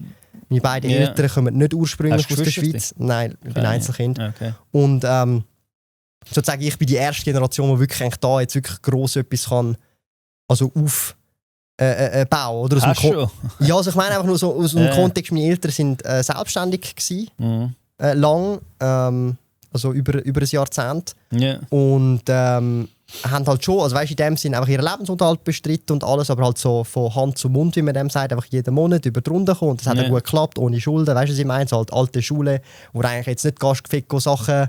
Ja, weißt du, ich meine, kennst du noch vielleicht ein bisschen andere Zeit oder kennst du es von den Eltern, die noch irgendwie den Krieg noch halb miterlebt haben und so, weißt du, wo andere Thematiken das Thema sind. Und auch vom Familien-Background oder also halt Vietnam und Ungarn. Beides auch sehr kommunistisch angehaucht gewesen. Beide Eltern oder Grosselternteile geflüchtet aus dem...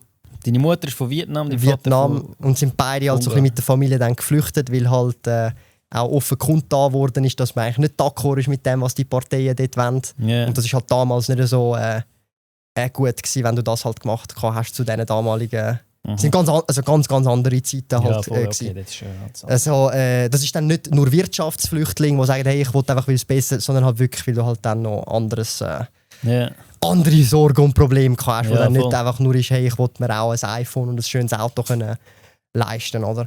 Ich will überleben, ja. Und das sind halt so ein bisschen mein Background, darum auch mein Sicherheitsgedanke, immer so Layers von Sicherheit aufbauen und darum auch so ein bisschen das Thema, oder? Klar, ich mache das gerne, das läuft jetzt, aber dann musst du auch schauen, dass wenn es nicht mehr laufen würde, dass du dann immer noch weitermachen kannst. Und dort spielt dann eben die Königsklasse von passiven Einkommens, Investmentportfolio, andere Investments natürlich auch eine Rolle. Und eben noch zum Thema Glück. Es ist natürlich schon auch so, dass ich Collectibles, Trading Cards halt auch viel hatte, immer gesammelt. Die letzten 25 Jahre, seit ich denke, habe nie aufgehört, immer dabei geblieben. Sure. Und ich bin immer dabei geblieben. Und da musst du halt so ein bisschen verstehen, ist ja heute Mainstream sozusagen. So wie das Hobby. Und du hast vielleicht auch schon ein bisschen mitbekommen, es gibt sehr teure Karten, die auch wirklich sehr teuer gehandelt werden. Aufgerissen und so. Und ich muss dir halt auch ehrlich sagen, auch dort in diesem Bereich, also ich habe Sachen gekauft, die ich nur für mich gekauft habe. Und da habe ich auch während der Lehre Sachen gekauft. Und also da musst du halt auch verstehen, ich sage halt immer, Leute haben Bitcoin gehabt, zu einem gewissen Grad, ein Part of the Portfolio. Und ich habe halt auch das gehabt. Das ist auch noch unerwartet dazu gekommen. Oder? Und dann hast du halt Karten, die du in deiner Lehre gekauft hast für 100 Stutz. Ja. Und die hast du nur für dich persönlich privat gekauft, weil du ein Sammler bist. Und ich habe selber auch gespielt, professionell. Also graded, so schön eingepackt genau. Und so. Okay. Und ich habe früher auch gespielt, an Turnier und so weiter. Weißt du, okay. Und schon recht, ich sag mal, nicht professionell, aber so semi-professionell. Das heisst, ich bin dann schon in der Top 50 bin ich dann schon gelandet, meistens. Von teilweise 500 bis 1000 Leuten. Also im oberen 10% bin ich dann schon meistens noch mit meinen Decks. Also es ist nicht Masterclass, aber halt so, du hast ein bisschen etwas reissen. Du bist nicht immer verrupft worden, sondern du bist der die Leute verrupft hat eigentlich, oder? Auch wieder der Biss, du willst besser werden. Ist immer wieder das Gleiche. Ja, du gehst ja nicht dort zum Verlieren. Trotzdem, aber du hast auch Leute, die zum Fun hingehen, nur zum Fun. Aber, und dann ist auch easy, macht ja Spass. Aber ich bin halt jemand, der hat immer auch reissen. Weißt du, was ich meine? So ein bisschen eine Quote von 6 Spielen gönnst 4 bis 5 Minimum. Weißt du, was ich meine? Und 1 verlierst halt. Genau, und dort war dann halt so ein bisschen auch, hast auch gute Moves gemacht, ohne dass du weißt, dass du gute Moves machst. Das heisst Glück gewesen. Und auch dort, also da reden wir auch von, kaufst du etwas für 100 und das ist nachher 25'000 Stutz wert. Und das hast du nicht nur einmal gemacht, sondern das hast du dann vielleicht 2, 3, 4, 5 Mal gemacht. Gewisse Sachen habe ich behalten, weil ich sie niemals weggeben, weil ich sie auch teilweise geschenkt bekommen von Leuten damals, wo ich weiss, hey, das wollte ich nicht weggeben, da ist mir egal, was der Value ist, der ist so sentimental, das bringt nichts, dass ich das verkaufen will. Sonst komme ich nur noch wieder an einen Punkt, wo ich es dann wieder zurückkaufen und ich werde es nie mehr zurückkaufen können. Weil Geld an sich ist ja nur ein Tauschmittel, du willst ja nicht das Geld selber haben, weil das Geld selber kann dir wie nichts geben. Voll. Oder weil meistens der Wert des Geld ist eigentlich nur das, was es dir kann potenziell ermöglichen kann. Ein Dach über dem Kopf, das Essen, das ich kaufen kann, aber ich kann eine Hunderter noch, kann ich nicht essen, ich stirb dann. Ich kann die Gipfelis kann ich essen, die Spaghetti. Nein, ja, dann, also verstehst du, was ich meine? Also Geld an sich ist, hat keinen Wert, sondern nur das, was ich damit kann beziehen kann, potenziell. Oder? Und das habe ich auch sehr früh verstanden. Geld ist wirklich nur ein Mittel zum Zweck. Und Geld darf und kann auch nie ein Selbstzweck sein, weil er bringt nichts. Geld an sich ist nicht ich habe mal mega Hate bekommen, weil ich habe gesagt, meiner Meinung nach wird es in Zukunft kein physisches Geld mehr haben. Aber ich rede eben von 200-300 Jahren. Weil ich, meiner Meinung nach ist halt Krypto schon ein Thema, wo früher wird ja alles digitalisiert. Games, Speicherkarten, ist ja alles in der Cloud jetzt. Oder DVDs, VHS, es ist ja alles digitalisiert. Wie siehst du das? Mir hat dann viel geschrieben, nein, so ein Scheissdreck. Also so also ich bin jetzt zum Beispiel jemand, der sagt, es braucht physisches Bargeld, um Freiheit vom einzelnen Bürger zu wahren. In dem Moment, wo man Bargeld wirklich abschafft, ich rede von abschaffen, es ist sozusagen, es existiert wirklich nicht mehr. Es wird auch nicht mehr gedruckt, sondern weißt du, ich rede von 300, 400 Jahren. Aber es ist egal, wann das passiert. Ob es in 10 Jahren passiert oder in 300. In dem Moment, wo Bargeld in dieser Gesellschaft oder auf der Welt nicht mehr existent ist, und das auch nicht mehr, also das einfach das Zahlungsmittel ist nur rein digital, dann hast du als Mensch deine Freiheit meiner Meinung nach komplett aufgegeben, solange du in diesem System partizipierst. Die Freiheit ist aber weg. Bitcoin ist ja auch so, ist ja dezentral und so. Wenn du einen Ledger hast, das braucht halt Strom, das ist das Problem. Wie soll ich dir das erklären? Aber wenn es keinen Strom hat, immer ist das die Argument. Freiheit ist einfach Strom. Weg. Die Abhängigkeit, also du hast die Abhängigkeit, du brauchst einen Internetanschluss. Ja. Sie können dir einfach den Internetanschluss abzapfen. Aber wie sieht der Internetanschluss in 100, 200 Jahren aus? Das ist ja egal. In dem Moment, wo man physisch, also ich kann es nicht mehr in der Hand heben. Ja. Weil wenn ich es physisch in der Hand kann heben, habe ich immer noch potenziell Freiheit. Du kannst es mir zwar wegnehmen. Aber ich verliere oft Bargeld. Ist egal, ich kann es dir wegnehmen, aber ich kann es dir auch potenziell wieder physisch zurücknehmen. Ja, aber du kannst es eben auch recht einfach verlieren. Digital geht nicht. Ist egal, aber ich kann es auch wieder finden. Digital ist Game Over. Digital ist Game Over. Ja. Oder ich kann dir einfach... nehmen wir jetzt als Beispiel an, es ist alles in einer Blockchain. Ja. Aber ins Internet kommst du nur noch, weil der Anschluss so krass neu digitalisiert ist, wenn du deine DNA angibst. Aber deine DNA ist gesperrt. Deine ganze Generation kann aufgrund von deiner DNA nicht mehr ins Internet. Weil jedes Device, du kannst nicht mehr... Ja, also, verstehst du? Ich sage nur, in dem Moment, wenn du schon sagst 300 Jahre... Ja, stimmt, hast recht. Du hast deine Freiheit komplett... Das heisst, zum Beispiel, ich bin jetzt jemand, wo... Ich werde es nicht erleben, hoffe ich. Aber in dem Moment, wo das ist, muss man sich dem bewusst sein. Ich sage nicht, dass ich nicht mehr partizipieren am System. Ich sage einfach nur, in dem Moment, wo das passiert, ist deine Freiheit weg. Aber hast du viel Bargeld? Also ich habe jetzt auf Mann habe ich nichts. So, nein, also auf Mann habe ich nichts. Also wenn du weggehst, hast du oft Bargeld dabei? Das ist vielleicht besser gestellt. Frage. Also ja, ich habe einfach immer so ein paar hundert Stutz dabei, falls etwas ist. Ja, falls die Karten nicht gehen. Ich habe eben nie. Aber also ich bin dir ehrlich, ich zahle auch alles mit Karten. Ich zahle es nicht mal mit Karten, mit dem Handy. Es geht ja nicht darum, ob du es benutzt. Und das geht es eigentlich wie nicht. Es geht nur darum, ob du Alternativen hast, verstehst du? Ob du auch überhaupt hast, auch, ja. Ja, also wenn es abgeschafft wird, dann kannst du es auch nicht mehr haben. Ja, nein, also du kannst jetzt in die Bank gehen. Sagen wir, du hast 100 Millionen. Ja. Dann kannst du jetzt auf die Bank gehen, sagst, hey, schau, ich würde gerne 10 Millionen Cash bestellen. Dann fragen sie sich, warum, wieso, weshalb. Und dann sagen sie, ja, um das zu bestellen braucht es eine Woche. Oder 2 Wochen oder 3 Wochen, whatever.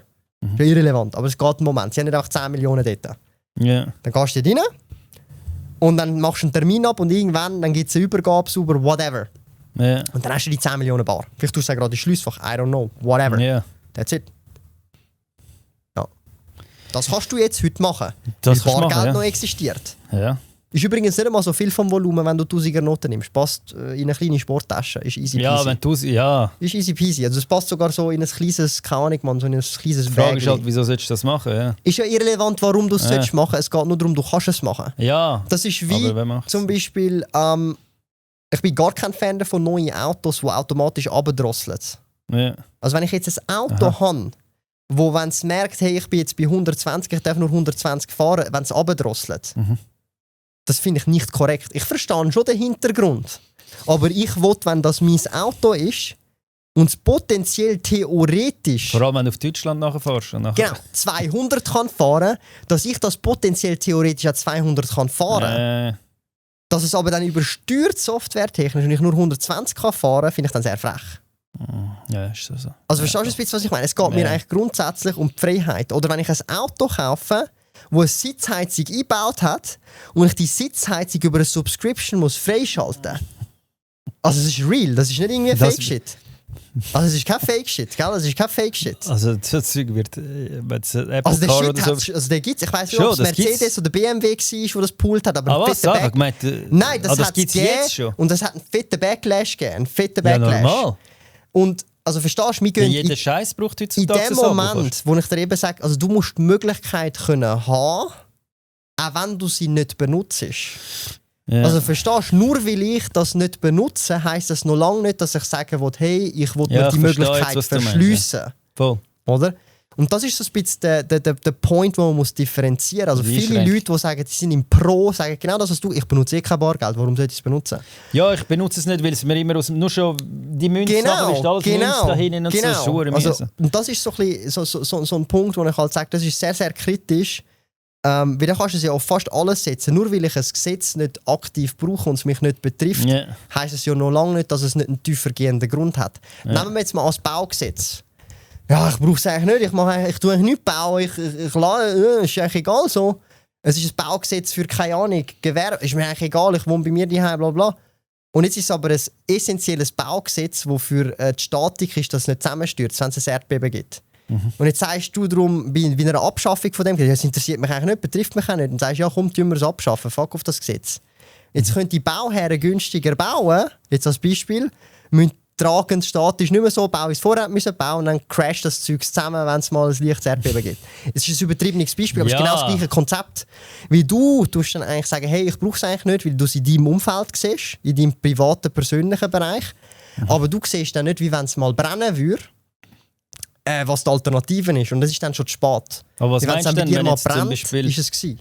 Wenn jetzt ein Strom, was wäre jetzt also ein Extrembeispiel ist Kanada, dort wo du Streiks hast bei den Truckfahrern. Das war während der Pandemie. Ja. Und alle, die gestreikt haben, hat das Government, weiss ich im Kopf kann, also alle Konten gesperrt. Hat alle Konten gesperrt? In Kanada, oder was? Ja. Also nicht für in die ganz Truck Kanada? Drivers. Nein, für die für Truck Drivers, die gestreikt Drivers. haben. Okay. Genau. Und wenn du jetzt kein Die Bargeld sind ja mehr selber hast... schuld, wenn sie Na, warum? streiken. Ja, aber das hat ja nichts mit der Bank und mit... Also, Ja, jetzt überleg okay, aber dir mal. aber sie könnten ja Stopp, einfach nicht stopp, mehr nein, stopp streiken, jetzt mal. oder?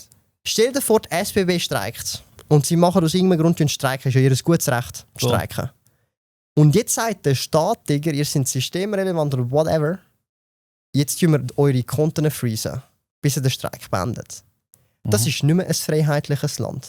Nein, definitiv nicht. Genau. Aber, Das heisst, in dem Moment, wo jetzt der Schweizer, der bei der SBB schafft, nicht mehr Bargeld kann benutzen, weil all seine Konten und Kreditkarten gesperrt sind jetzt im Extremfall. Ja. Was macht jetzt der? Wie kann der jetzt sein Gipfeli kaufen? Ja, aber das ist ja dann... Nein, was macht er jetzt?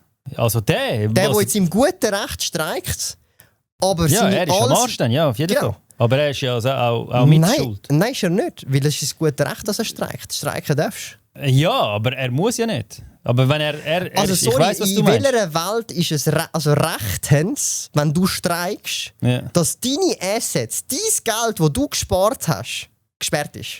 Aha, ja, so. Wenn du das so Ich rede nicht vom Lohn, der nicht gezahlt wird. Ja, ich rede von, du ja, hast ja, ich eine verstehe, was du Million meinst, auf aber- deinem Konto Cash. Ja. Du streikst jetzt, weil dir etwas wirklich nicht passt und das auch nicht korrekt ist. Und jetzt kommt eine externe Instanz, sperrt dein Konto mit deinem ersparten Geld und du kannst keine von deinen Karten benutzen. Das ist in keinem Ich würde Szenario... jetzt künden nachher, ehrlich gesagt. Ja. Du, das bringt nichts, das kommt von Staatsebene. Wo willst du künden? Willst Ja, du aber deine... denkst du, das Ich wollte mit dir nur dass erklären... das könnte sein? Ich Also sage mit einfach Truck nur, schon, ja. ein Land, und da gehen wir jetzt in die politische Schiene, ändert sich über Jahrhunderte. Ein Land besteht aus den Menschen, die in diesem Land wohnen. Es ist ein grundsätzlicher Zusammenschluss, außer das ist eine Diktatur. Ja. Da hast du halt Pech gehabt, dann sind es halt ein, zwei Leute, die bestimmen. Ja, aber bleiben wir bei der Schweiz. Bleiben wir oder? bei der Schweiz, oder du kannst auch die USA nehmen, die ja eigentlich auch demokratisch ist, oder Deutschland. Ja. Was ist, wenn es dir nachher nicht mehr passt? Was machst du dann? Also versteh, also ich wollte dir nur erklären, Ja, in ich dem weiss, Moment, was du meinst. wo du, sag mal, dann ist Versteh dein schon, Konto was- gesperrt. Ja, wo willst du jetzt hingehen? Du kannst deine Assets nicht mehr transferieren, es ist gesperrt, deine Million. Du kannst schon jetzt nach Kanada gehen, weil es dir dort besser gefällt, aber dann fängst du dort von neu an. Nice. Weil deine Million ist da noch gesperrt. Die kommst du nicht mehr aber, an. aber du entscheidest halt mit, oder? Ob du Nein, das, tust du nicht, weil oder das Problem was du ist, machst. du hast kein Bargeld mehr. Du hast kein Bargeld. Ja. Also verstehst du, die Ich weiss, was du also die meinst. Problematik... Das macht schon Sinn, was du sagst. Also ja, auf verstehst jeden du, Fall. das ist, wenn du weiterdenkst. Ja. Und ich sage auch, das Szenario, dass Bargeld abgeschafft wird, ist sehr wahrscheinlich. Aber in dem Ja. Moment muss dir bewusst sein und im Klaren sein. Und das ist dann auch dort, wo dann auch die Leute so ein bisschen überlegen, was gibt es denn noch für alternative Assets? Sachen, die physisch sind. Gold, Silber. Ja, okay, wie willst du Wir mit haben einem auch fette Goldbarren Runs. zahlen irgendwo? Kannst du nicht im Migros? Ist irrelevant, aber du kannst Ja. den Goldbarren wieder umtauschen. Egal, also wenn ich Gold da habe, Ja, kannst du nirgendwo dann umtauschen. gehe ich auf fucking Dubai oder auf, keine Ahnung, nach China oder nach Russland oder nach Südamerika oder auf Timbuktu, was weiß ich wo. Wie sieht es mit dem Ledger aus nachher? Da könntest du ja nichts machen. Wie meinst Wenn du Bitcoin Solange hast. du Internet hast, ja. Ja, eben, das ist ja sehr auf der unwahrscheinlich. Prämisse, dass du Internet hast. Ja, aber es ist ja sehr unwahrscheinlich, dass deine Konten gesperrt werden wegen einem Streik, plus dass wir kein Internet in der ganzen Schweiz haben. Nein. Es ist möglich, aber sehr Ich sage einfach, in dem Moment, wo wenn du Krypto hast, du wirst mit Krypto nicht können zahlen und dann musst du trotzdem wieder in Bankkonto switchen, weil es kein Bargeld mehr gibt und du hast kein Bankkonto mehr, weil du gesperrt bist. Genau, das Szenario ist möglich. Das heisst aber, du wirst mit Aber dem es- Bitcoin nicht können zahlen. Und auch mit dem Gold nicht, weil du bist in diesem Land komplett gesperrt. Aber wenn ich Gold oder Bitcoin in Ja. Cash kann umwandeln kann, dann komme ich zu dir, du hast Cash, chillig. Gib dir einen Bitcoin, ja, du gibst aber mir das halt stimmt 60k ja alles, was du sagst. und Bin ich kann mit 100% diesen bei dir. 60k zahlen. Also, verstehst du? Ich habe das Game durchgeplayt, darum habe ich auch alles. Ich weiss, du hast alles. Ich habe alles. Also für mich ist, ob ich jetzt... Es ist nicht eine Frage von, was ist das Beste. Das ist dann nur eine Gewichtungsfrage. Ja, Ich will primär mehr Aktien oder mehr das oder jenes, aber es ist eine Frage von, ich kann auch Aktien, ich kann auch ETFs, ich kann auch Krypto, ich kann auch Edelmetall, ich kann auch Bargeld, ich kann auch also Konto, ganz normal, Sparkonto, Ja, ich kann auch Kreditkarten, ich kann auch Collectibles, alternative Assets, also ich kann auch mit der Zeit kommen vielleicht auch Immobilien dazu, ich kann dann, also am Schluss willst du alles haben. Die Frage ist einfach nur, wie viel von was. Genau, eben für das brauchst du ja recht Vermögen. Weil was bringt es dir, wenn du irgendwie 50 Stutz ein Goldfräne liegen wo hast da und Das sind eher 400, 50 Stutz im Bitcoin, 100 Stutz im ETF. Hey, also so, ich sage so ab 10'000 Franken, und das hast du ja dann schon einmal, kann es Sinn machen, dass du sagst, hey, wenn ich 10'000 Stutz investiert habe, dann habe ich davon vielleicht, jetzt als Beispiel, die Hälfte davon in Aktien, jetzt auch mal als Beispiel. 10% davon haue ich in Krypto. Ja. 1'000-2'000 Stutz vielleicht noch in Gold oder Silber. Kannst du auch schon eine halbe Unze oder so catchen. Voll legitim. Ja. Und da kannst du immer noch ein bisschen schauen. Also ab 10'000 Stutz finde ich, kannst du schon solid diversifizieren und relativ kostengünstig Kannst schon, heutzutage. ja, safe. Darum sehe ich da wie jetzt weniger ein Risiko. Vor allem, wenn du die Statistik anschaust, speziell in der Schweiz, Medianvermögen liegt bei einem 6-stelligen Betrag. Das heisst, 50% der Bevölkerung, die erwachsen ist, volljährig, hat mehr als 100'000 Franken Vermögenswert. Und die andere Hälfte hat weniger. Ja, Das heisst, wenn du 100 Leute querbeet von überall, wenn du jetzt Zürich durchlaufst am HB, werden die Hälfte der Leute, die dort randomly durchlaufen, wenn du halt ein gutes Gemisch hast, die Hälfte davon wird über 100'000 Stutz haben. Ja, aber eben, es gibt auch mega viele, die Milliardäre sind oder so. Und Nein, das ist Durchschnittsvermögen. Durchschnittsvermögen ist nicht höher. so. Nein, Median. Median. Median bedeutet 50% von der Bevölkerung. Ja. Also wenn du den Median hast, heisst, Ja. sagen wir den Median, ich weiss jetzt die Zahl nicht auswendig, aber als Ja, letztes Beispiel, Mal 8 oder sogar mehr als 6. das ist Medianeinkommen. Aber ich rede jetzt vom Okay. Medianvermögen. Und Ah, Vermögen okay. ist auch abzüglich Schulden. Das bedeutet, wenn das Medianvermögen 100'000 ist in der Schweiz, Ja. jetzt einfach als einfaches Rechenbeispiel, dann bedeutet das, die Hälfte von der gesamten Bevölkerung, die volljährig ist, hat über 100'000. Ja. Das heisst, wie viel sind wir? Irgendwie 5,5 Millionen oder 6 Millionen Erwachsene. Erwachsene. Ja, Jetzt Erwachsene. dann bald mehr, oder? Sagen wir 6 Millionen Erwachsene. Weißt du, ohne Kinder. Ja, okay. Minderjährige zählen nicht. Sagen wir 6 Millionen. Das heisst, von diesen 6 Millionen haben 3 Millionen über 100'000 Vermögen.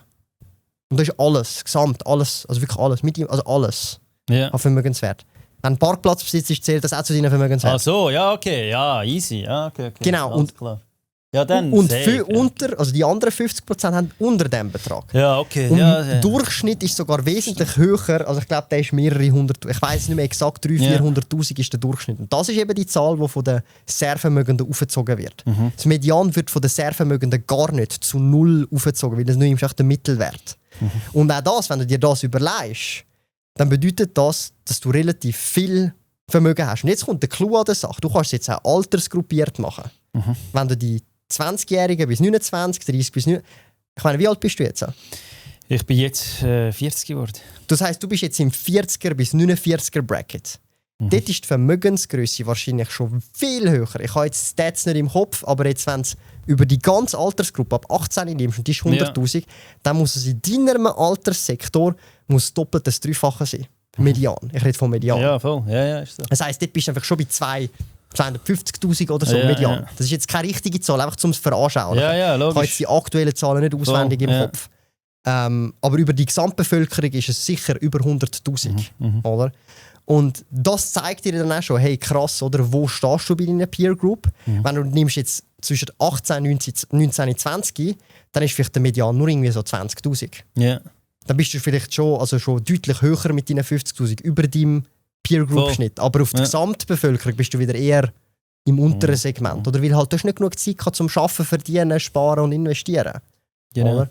Und das finde ich halt auch sehr wichtig, weil du so kannst du erkennen, bist du on track und was ist überhaupt möglich, realistisch. Oder? Weil es klingt auch ein bisschen besser. So, hey, schau mal, wenn die Hälfte von der Bevölkerung in der Schweiz, die erwachsen ist, sogar schon 100'000 an Vermögenswert hat, warum schafft es jeder Zweite? How? Warum?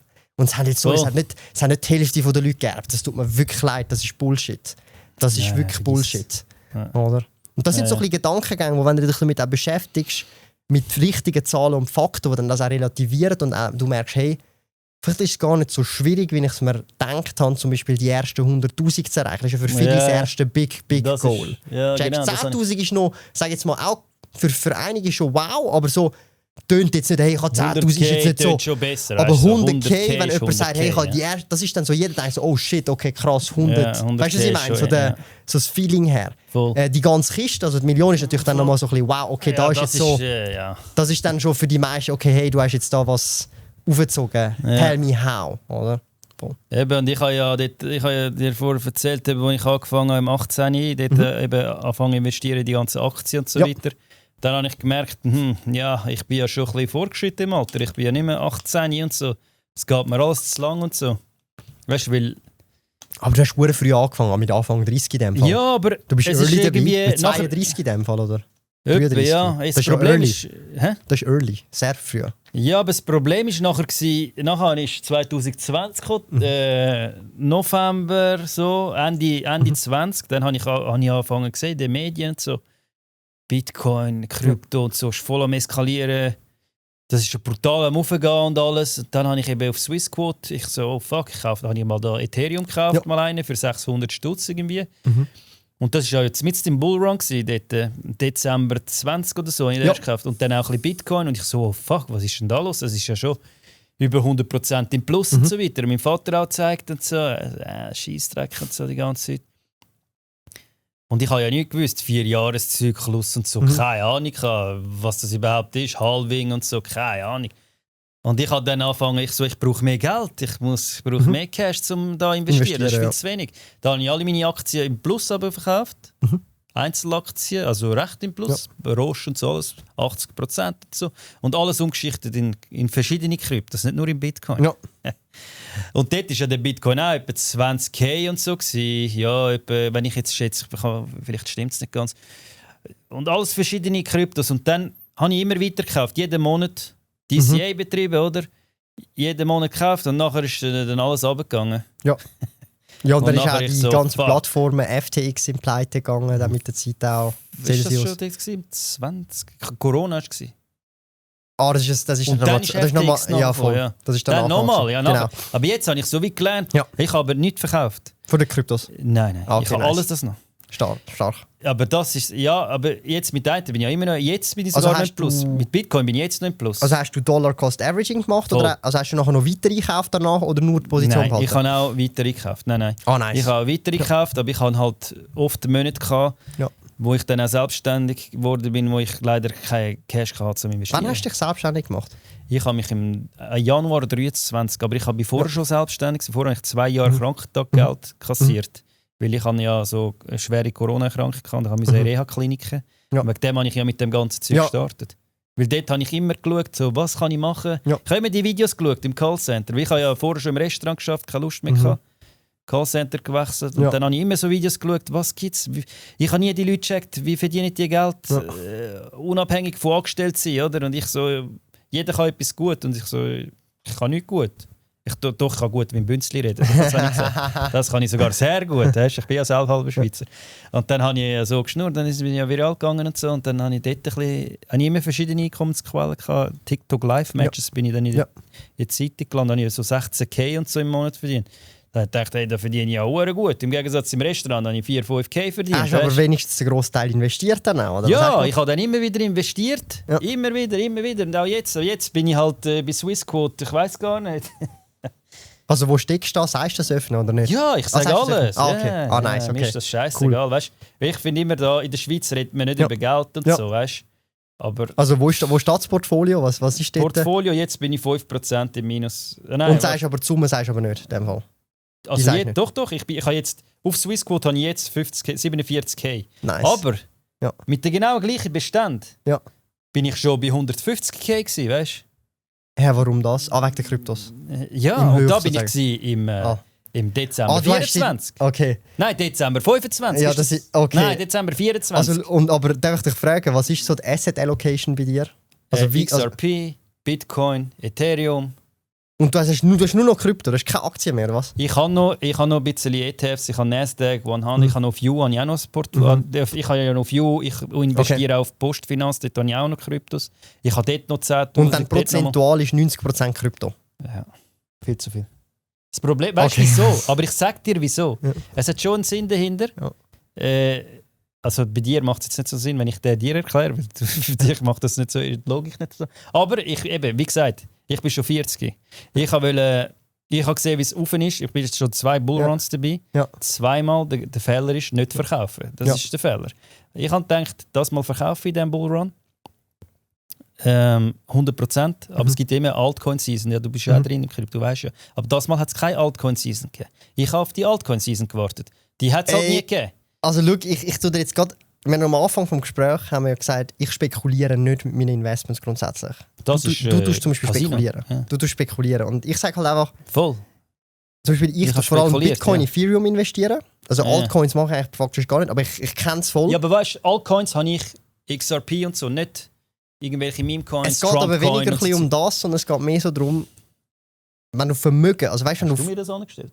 das ist nice. einfach auf ein Peer, Ja, plötzlich weißt? ist da... Ich Das ist hab gesagt, professional, ja, nein. Was läuft? Nein, was ich damit sagen will, ist, Vermögen aufbauen oder Vermögensaufbau funktioniert so, dass du eigentlich Assets willst akkumulieren. Du willst ich eigentlich will nicht, mehr Bitcoin akkumulieren, mehr korrekt, Ethereum. du, genau, du willst eigentlich nicht, also zum Beispiel ich sehe Bitcoin speziell, wo es gerade in Fiat steht, ist mir eigentlich relativ egal, weil ich es einfach akkumulieren. Mhm. Genau wie bei Ethereum, Altcoins tue ich nicht akkumulieren. Mhm. Das gleiche übrigens auch mit Aktien oder Aber ETFs. Ethereum ist ein Altcoin eigentlich. Ja, aber ich meine jetzt auch Ja. nur die anderen Okay, Altcoins, so, weißt, Ich weiss, was du genau. Und das ist ein völlig anderer Ansatz, oder? Ja. Wenn du diesen Ansatz würdest fahren, kann es natürlich sein, dass du weniger Rendite machst, weil du diversifizierter bist und vielleicht dann du den nächsten Run von Krypto nicht mitnimmst. Mhm. Aber dein Drawdown ist kleiner. Die Ja. Frage ist jetzt, oder, in deiner Logik müsstest du jetzt mehr nachkaufen, als du es sonst würdest machen. Wenn du das nicht machst, Jetzt, um den ja, wenn du das jetzt Durchschnittspreis nicht, senken. genau, wenn du das Ja, jetzt nicht machst, ist deine Logik hat einen Flaw. Weil du agierst dann eigentlich so, dass du sagst, du willst beim Top verkaufen, aber im Tief kaufst du nicht mehr ein. Das Top werde ich nie verwischen. Nein, das wirst du nicht verwünschen, aber du musst von der Logik her musst du dann sagen, ich muss dann im Tief auch mehr kaufen, weil dass du mehr... Ja, du musst im Tief kaufe ich mehr, als wenn es jetzt Aber die auf dem Frage ist, Alltime machst du das? Ja, mache ich, ja. Das heisst, du kaufst jetzt mehr ein als noch im Dezember. Ja, ich habe zum Beispiel In absoluter Summe meine ich jetzt. Wenn Geld um ist. in natürlich. Fiat sozusagen. In Fiat. Genau, Fiat, und das Problem ja. ist wieder auch das mit, ist Geld um. Das heisst, wenn du halt dann viel investierst, wo du viel hast, oder dann wenig investierst, wo du wenig hast, ist eigentlich auch nicht gut. Du willst dann, wenn du eigentlich viel hast zum Investieren, das lieber verteilen, sodass du eigentlich kontinuierlich regelmäßig entweder gleich viel kannst investieren Ja. oder kontinuierlich immer mehr und mehr und mehr und gar nicht die Fluktuation hast, die du hast. Voll. Oder? Ja. Das heisst, dort, wo du dann viel investierst, hast du eigentlich zu viel investiert, du hättest vielleicht die Hälfte investieren und den Rest über die nächsten 6-7 Monate verteilen, damit Ja. du die Ups und Downs kannst abfedern, dass du eigentlich entweder kontinuierlich investierst oder regelmäßiger immer mehr und mehr. Ich tue jeden Monat, oder? Ich kann Ja. also es tut automatisch kaufen, aber wenn ich Ja. jetzt sehe, jetzt ist er gestern auf 59'000 Ja. zum Beispiel, dann tue ich es ein bisschen erhöhen, weißt? Dass es automatisch Genau. immer am Montag zum Beispiel, meistens ist am Montag, sagt man, in der Börse ist am besten. Ja, aber es kommt eh nicht Es drauf ist- an. Also, es kommt gar nicht darauf an, in 20 Jahren spielt es Genau, gar keine also- Rolle, ob ich ihn bei Genau. 80'000, sogar bei Genau. 100'000, ist es Genau. egal, ob ich ihn bei 100'000 also gekauft checkst, habe oder bei 60'000. und darum es ist der scheissegal. Point, du musst dir jetzt mal wie zuhören, du machst eine Strategie, Ja. wo aber eigentlich das, was du jetzt gerade sagst, genau das Gegenteil ist von dem, was du jetzt ja, gerade gesagt aber- hast. Ja, aber jetzt momentan habe ich nicht so viel Geld zum Investieren. Weißt, ich habe 2 Kinder, Ferien müssen wir gehen. Mich nimmt die scheiß AHV auseinander, ehrlich gesagt. Steuern. Dann habe ich halt teilweise nicht so viel Geld zum Investieren. Aber wenn ich sehe, er ist momentan gerade jetzt halt erst mal 120'000 gewesen, oder 123'000. Trackst du deine Performance? Nein. Ja, ich habe das mal gemacht, sogar wie du gemacht hast mit dem Diagrammzeug da. Also, du musst dir so... Aber warte, Performance siehst du ja eh auf Swissquote. Hey, nein, du siehst nicht sauber. Also, du siehst nicht sauber. Du siehst so Ja, viel- sauber siehst du nicht, aber Willst du- plus ich kann minus. zum Beispiel wissen, so als Benchmark, du hättest jetzt können das gleiche Geld in Vanguard Futsal World investieren in den letzten 5 Jahren. hättest du Aktuell wäre ich besser gefahren, aber warten wir 2028. Ja. Wenn, Jetzt könntest du auch Ich bin kein backtesten. Hellseher, Du könntest aber- jetzt theoretisch backtesten. Wärst besser gefahren, einfach insgesamt, wenn du zum Beispiel 50% Bitcoin, 50% Vanguard Futsal World. aktuell schon. Jetzt, Stand Ja. jetzt. Nein, Ja. aber ich meine, du kannst backtesten, du kannst dann auch zurückschauen. Aha, ja, das kannst kannst es gibt du ja so jetzt nicht. Rechner und so. Nein, aber das Aha. kannst du jetzt nicht. Weil du Ja, hast, ich muss genau schauen, wie viel habe ich investiert. Genau, ja, es, oder- gibt also so, es verstehst- gibt so Rechner, wo du das also es kannst ist ein schauen. Tool eigentlich, weil du musst ja alles tracken, Voll. deinen Kauf. Also deinen Kauf. Und du musst dir wie überlegen, Ja. stell dir mal vor, wenn ich jetzt kann ich machen einen Roadtrip auf Russland, oder nein, kein Russland ist das blödes Beispiel, machen wir jetzt glaube ich gerade keinen Roadtrip an, aber ich mache einen Roadtrip auf, keine Ahnung, was ist noch weit entfernt, so, nein, das ist ein anderer, ist Indien noch, könnte man auf Indien fahren von da, aus der Schweiz? Ich glaube schon, es ist connected. Ja, ist es Also es connected? ist, glaub- Ich weiss nicht. ist- Sonst ist kannst du Indien- Fähre drauf. Indien ist connected, so, Ja, okay. ich mache einen Roadtrip mit dem Auto auf Indien. Und jetzt stell dir mal vor, ich mache das ohne Google Maps und ohne Landkarte. Glaubst du, ich komme jemals an diesen Ort an? Irgendwann ja schon, korrekt? Irgendwann schon. Irgendwann schon. Ja. Aber glaubst du, wenn ich mit Google Maps und oder mit einer richtigen Karte, habe ich wahrscheinlich endlich oder endlos mal oder x-mal schneller. Ich bin wahrscheinlich 10, 20, 30 Mal schneller reden, korrekt? Genau. Das Gleiche ist mit dem Tracken, und deine Performance und verstehen, was du machst. Jemand, der versteht, was er macht mit dem gleichen Budget wie du, wird schneller mehr Vermögen haben als du. Wenn ich deine Financial Capabilities hätte, aufgrund von meinem Wissen und so, wie ich es dann ausbauen würde, bin ich schneller an dem Punkt, wo du sein willst. Ohne dass ich meine Financial Capabilities, also das, was ich verdiene, an Einkommen würde ändern. Aber darf ich dich etwas fragen? Wo denkst du, wird der Bitcoin in 10 Jahren stehen? Was denkst du? Niemand ist ein Hellseher.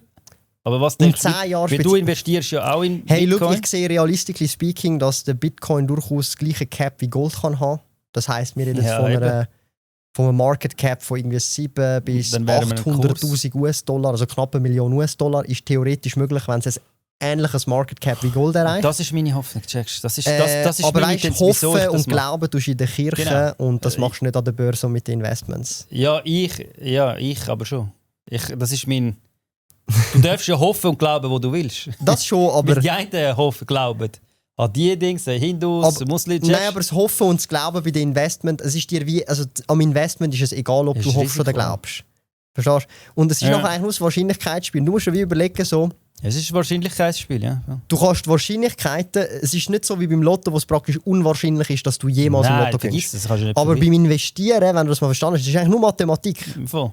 Das heisst, du kannst zu einem gewissen Grad deine Wahrscheinlichkeiten steuern. Und darum möchte ich dir noch mal ein Beispiel sagen. Ich verstehe alles, was ist dein Goal, sagen wir mal, in 15 Jahren? Dann bist du 55. Ja. Finanziell. Wo willst du stehen? Finanziell? Ja. Ich hast ja eine Zahl im Kopf vielleicht. Ja, in 15 Jahren. Natürlich würde ich ein Millionär sein. Ja. Also, ich sage mal eine Zahl. 1 Million, 2 Millionen? 1 Million, Minimum. 1 Million Minimum. Und du hast jetzt wie viel ungefähr investiert, Stand heute? Invested. Also was jetzt der Wert ist. Was jetzt invested ist. Stand jetzt ist der Wert vielleicht 70. Sagen wir 100k. 70, 80k. Du bist auch schon mal bei 100k gewesen. Sagen wir, du hast jetzt 100k. 100, ja. Sagen wir, du hast jetzt 100k invested. Ja. Wie viel sparst du pro Monat? Also wie viel könntest du potenziell sagen, hey, das könnte ich jetzt monatlich regelmäßig investieren?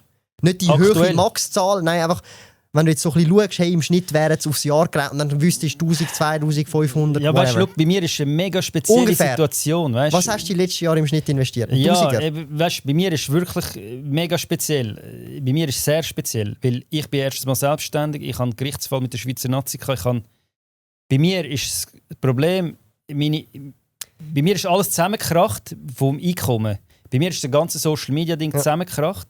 Alle Brands, ich konnte mit niemandem arbeiten. Ja. Ich hatte Monate, wo ich praktisch kein Einkommen hatte, weil wirklich mit gar niemandem arbeiten konnte. Ja, aber darum habe ich kann dir gar nicht mal sagen, wie viel. Es geht eigentlich nicht um das. Du hast ja x Summe investiert. Oder sagen wir von diesen 100'000. Hast du ja eine Summe investiert und eine Summe war Gewinn zum Beispiel gewesen. Wie viel ist die investierte Summe? Du hast ja seit, sagen wir mal, 5 Jahren investiert oder sagen wir seit 6 Jahren investierst. Ja. Wie viel ist von dem investiertes Geld? Ja, also einzahltes Geld? Also jetzt eben auf Swissquote bin ich ja ein bisschen minus. Sogar minus. Aber das ist ja aktuell so. Weil Krypto, weißt du, wie volatil es ist. Okay, sagen wir, du tust einen 1000er pro Monat im Schnitt investieren. Ja, einfach sagen wir, ja. Ist easy zum Rechnen. Okay. Über 15 Jahre hinweg voll, hast du investiertes Geld von, was sind das? Knapp 200k. Das ist investiertes Kapital, das, was du reinpumpst. Wo du selber reinzahlt. Plus die ungefähr nach 100k, wo du hast. Das heisst, du hast voll 100k plus 200k, du bist bei 300k sozusagen. Ohne, dass du noch zusätzliche Renditen würdest machen. Ich sage dir ganz ehrlich, so wie es ist, wir müssen jetzt schon einen Zinseszinsrechner anhauen, aber 15 Jahre bei 8% hast du 2 Verdopplungen. Ja. Ich habe das alles schon durchgerechnet. Du wärst wahrscheinlich nicht ganz bei einer Million, aber du wärst so knapp bei 80%. Jetzt kommt der Clou an der Sache. Mit hoher Wahrscheinlichkeit, wenn du wieder Biss hast, du kennst deine History, du hast Ehrgeiz und so weiter, wahrscheinlich verdienst du jetzt nicht die nächsten 15 Jahre so, dass du nur 1000 Franken kannst pro Monat investieren kannst. Selbst nur mit diesen 1000 Franken, also nur in Anführungsstrichen, wirst du schon fast dort ankommen nominal. Nicht ganz, aber fast. Und ich rede nicht von, du bist all in Bitcoin gegangen, sondern ich sage, du hast vielleicht 10% Bitcoin gehabt, dann ein bisschen Ethereum, Ripple, dann noch ETFs oder vielleicht auch 20% Bitcoin, noch ein bisschen Einzelaktien, noch ein bisschen Gold. Gold übrigens auch massive Performance in den letzten 2 Jahren. Wir reden von teilweise Verdreifachung. Also ich habe Goldunzen teilweise noch für 1500 Franken gekauft, die sind im Peak 4'500 Stutz wert gewesen. Gold. Das heisst, ich habe Gold 3-4 Jahre investiert und habe es damit verdreifacht teilweise. Krass, mit Gold. Also verstehst du, was ich meine? Ja. Und darum, also du weißt ja, wie ich weiß ja auch nicht, was performen wird. Ich kann nur Einschätzungen machen. Niemand weiß. Und ich wollte damit nur noch mal erklären, wenn ich jetzt deine Financial Situation habe, wenn jetzt mal ohne jetzt die Arbeit, Business und so weiter, ich rede nur von Sparquoten, Einkommen und halt Wissen, wie tracken, wie was machen und halt Swissquote, Depot, U-Depot oder Postfinanz, whatever. Oder Gold noch nebenbei. Ich würde mit hoher Wahrscheinlichkeit mit diesen Rahmenbedingungen zu einem besseren wahrscheinlichen Ergebnis kommen als du. Ausser der Bitcoin geht so steil in den nächsten 15 Jahren, aber es ist dann wieder ein Gamble. Ich gehe um Wahrscheinlichkeit. Wenn deine Wahrscheinlichkeit zu sagen wir 10%, 5% eintrifft, kann ich dir sagen, dass meine Wahrscheinlichkeit zum Beispiel zu 50, 60, 70% eintrifft. Ja, das ist nur ein Bitcoin Wahrscheinlichkeitsspiel. Höchstwahrscheinlich, ich weiß es nicht, ich sage ja, ich bin kein Hellseher. Aber wenn wir das Gespräch würden in einem Bullrun führen, dann würde es ein bisschen anders auch dann nicht. Denkst ich bin ja schon all die Bullruns dabei gewesen und habe auch all meine Kryptos verloren. Ja, aber wieso hast du es verloren? Verloren hast du sie erst, wenn du es verkauft hast. Ich habe sie verloren, weil Celsius Hebeltrade pleite gegangen. Nein, ich habe sie für eine Plattform so, gehabt und Celsius ist pleite gegangen. Ja, aber du hast ja nicht, wegen dem hast du es verloren. Genau. Ist ja irrelevant, aber ich wollte damit nur sagen, es geht nur um Wahrscheinlichkeiten. Du würdest jetzt deine Wahrscheinlichkeit, wenn du sagst, du hast dein Goal von 1 Million in 15 Jahren, ist dein Approach meiner Meinung nach, jetzt ist nur eine Meinung, ist eigentlich völlig... Also, ja, ich verstehe dich schon. Also das Risiko-Chancen-Verhältnis mit dem, was du willst, ist eigentlich nicht, also es macht keinen Sinn. Wenn du mir jetzt aber gesagt hast, du willst 10 Millionen, wenn du sagst, du willst mit 55 10 Millionen, dann sage ich dir jetzt schon, okay, Digga, dann musst du die Bitcoin-Route gehen, weil ich sehe kein Szenario für dich, wo du mit dem Trajectory, so wie du jetzt würdest weitermachen mit diesen 1000 Stutz im 15 Jahren, dass du auf 10 Millionen kommst. Unmöglich. Nein, eben darum habe ich nicht 10 Millionen gesagt. Das ist aber der Point. Yeah. Du hast ein Goal, das realistisch machbar ist, mit einem viel niceren Portfolio, aber du gehst eigentlich so YOLO-mäßig rein und sagst... Ich gehe so rein, voll, genau. Ganz geil. Aber eigentlich das Ziel, das du hast, brauchst gar kein YOLO und du wirst es trotzdem erreichen. Die Wahrscheinlichkeit wäre sogar relativ gut. Also die Odds wären mega gut. Ja, aber ich sehe... Ja. Also wenn ich jetzt zum Beispiel sage, hey, schau, ich will das Ziel erreichen von zum Beispiel 50 Mio mit 40. Dann weiss ich muss das nicht mit Bitcoin machen, sondern ich kann das mit anderen Vehikeln und anderen Investments machen. Voll. Wenn ich jetzt aber sage, hey, look, ich will 100 Mios haben, dann muss ich mir überlegen, will ich das High Risk machen oder will ich einfach meinen Approach ändern und etwas komplett anderes machen? Oder mit Leverage, also sprich, vielleicht dann auch mit Immobilien oder mit Investoren, also nicht mehr nur bootstrappen, sondern auch sagen, hey, look, ich will jetzt Seeding Rounds machen, ich will Investoren ins Boot holen, um so meine Businesses zu skalieren. Dann schaffe ich vielleicht die 100. Ja, sorry, wenn ich dich etwas muss ich noch dazu sagen, dass mich auch verstehe, weil ich habe ja ein U-Konto noch eröffnet und dort tue ich auch, also ich tue ja nicht alle in Bitcoin. Darum habe ich mich für den ETF entschieden, für den Nasdaq. Und ich tue auch in Nasdaq investieren, oder? Mhm. Und nicht nur all in Krypto. Aber genau aus dem, weil ich schaue ja. Weißt, weil ich nehme ja auch etwas mit von diesen Videos, die ich dann schaue, ist mir schon klar. Und darum tue ich auch natürlich in ETFs auch investieren, gleichzeitig. Oder? Etwa gleich viel wie in Bitcoin pro Monat, oder? Oh, das ist ja gut. Also dann tust du ja rebalancen. Das habe ich gar nicht erwähnt vor. Einfach wichtig ist, oder du musst es holistisch betrachten. Oder? Also zum Beispiel, du hast jetzt trotzdem 90% Krypto wahrscheinlich vom gesamten Vermögenswert. Weil ich nachher angefangen habe mit You. Das habe ich erst nachher angefangen, genau. Mhm. Ah, okay. Jetzt habe ich verstanden. Ja. Okay, jetzt habe ich verstanden. Okay. Einfach für dich jetzt aus deiner Perspektive eigentlich im Normalfall, was man dann machen würde, jetzt aus... Es wäre blöd, wenn ich jetzt nur noch die ganze Zeit... Also blöd. Aus Asset Allocation Perspektive, und Asset Allocation ist ein nettes Wort auf Englisch für Vermögensverteilung, wie verteilst du dein Vermögen, würde dir jetzt ein professioneller Berater wahrscheinlich sagen, hey, look, du hast ein Klumpenrisiko in Krypto. Ja. Wenn du das bewusst beibehalten willst, sei dir bewusst, das ist das, was ich dir jetzt gerade gesagt habe. Ja. Aber was du eigentlich würdest machen, wenn du sagst, hey, du willst mehr streuen, du würdest eigentlich den Sparplan von der Krypto aufs Minimum reduzieren, damit der Sparplan auf Aktieninvestments, Edelmetallinvestments oder andere Investments massiv kannst aufschrauben, damit der Prozentsatz von den anderen Investments schneller steigt. Du investierst zwar weiterhin in Krypto, du musst auch nichts verkaufen oder so, lässt einfach laufen. Ja, aber meine Intention war, die Kryptos dann verkaufen und umschichten in Aktien oder ETFs. Checkst? Aber das weißt du ja nicht, wann das passiert, das wirst du ja erst im nächsten Run machen. Oder willst du jetzt verkaufen? Nein, ich halt, genau. Wie viele gedacht haben, dass eine Altcoin-Season kommt. Oder? Haben halt gedacht, ist nicht zugetroffen. Und das ist halt eben der Point. Oder? Und du willst eigentlich dein Portfolio so aufbauen, dass egal in welcher Marktphase du bist, du eigentlich ein Portfolio hast, das so verteilt, wo du kannst sagen, hey, schau, ich muss da nicht grossartig rebalancen, weil du deine Prozentsatz, wenn jetzt Bitcoin und Krypto sich verdoppelt und sie mit dem Aktiendepot zum Beispiel 20-25% einnimmt, ist mir das egal, weil ich habe immer noch die anderen Sachen. Wenn es in einer Downphase auf 10% runtergeht vom Portfolio, ist auch egal. Also verstehst du, es bewegt sich mit, weil du hast super von Anfang an aufgeleistet, verteilt, in die einzelnen Punkte vielleicht auch Fokus auf Bitcoin bei Krypto zum Beispiel und dann bei den Einzelaktien Fokus auf ETFs statt auf Einzelaktien. Wenn du das sauber aufgebaut hast, ist es ein Selbstläufer zum einen. Und zum anderen musst du eigentlich nur noch jährlich, quartalsweise nachjustieren. Aber eben das Problem ist, wenn du 20 bist und das hast, dann denkst du denkst dann anders. So, bist 40 so, Scheiße, ich muss...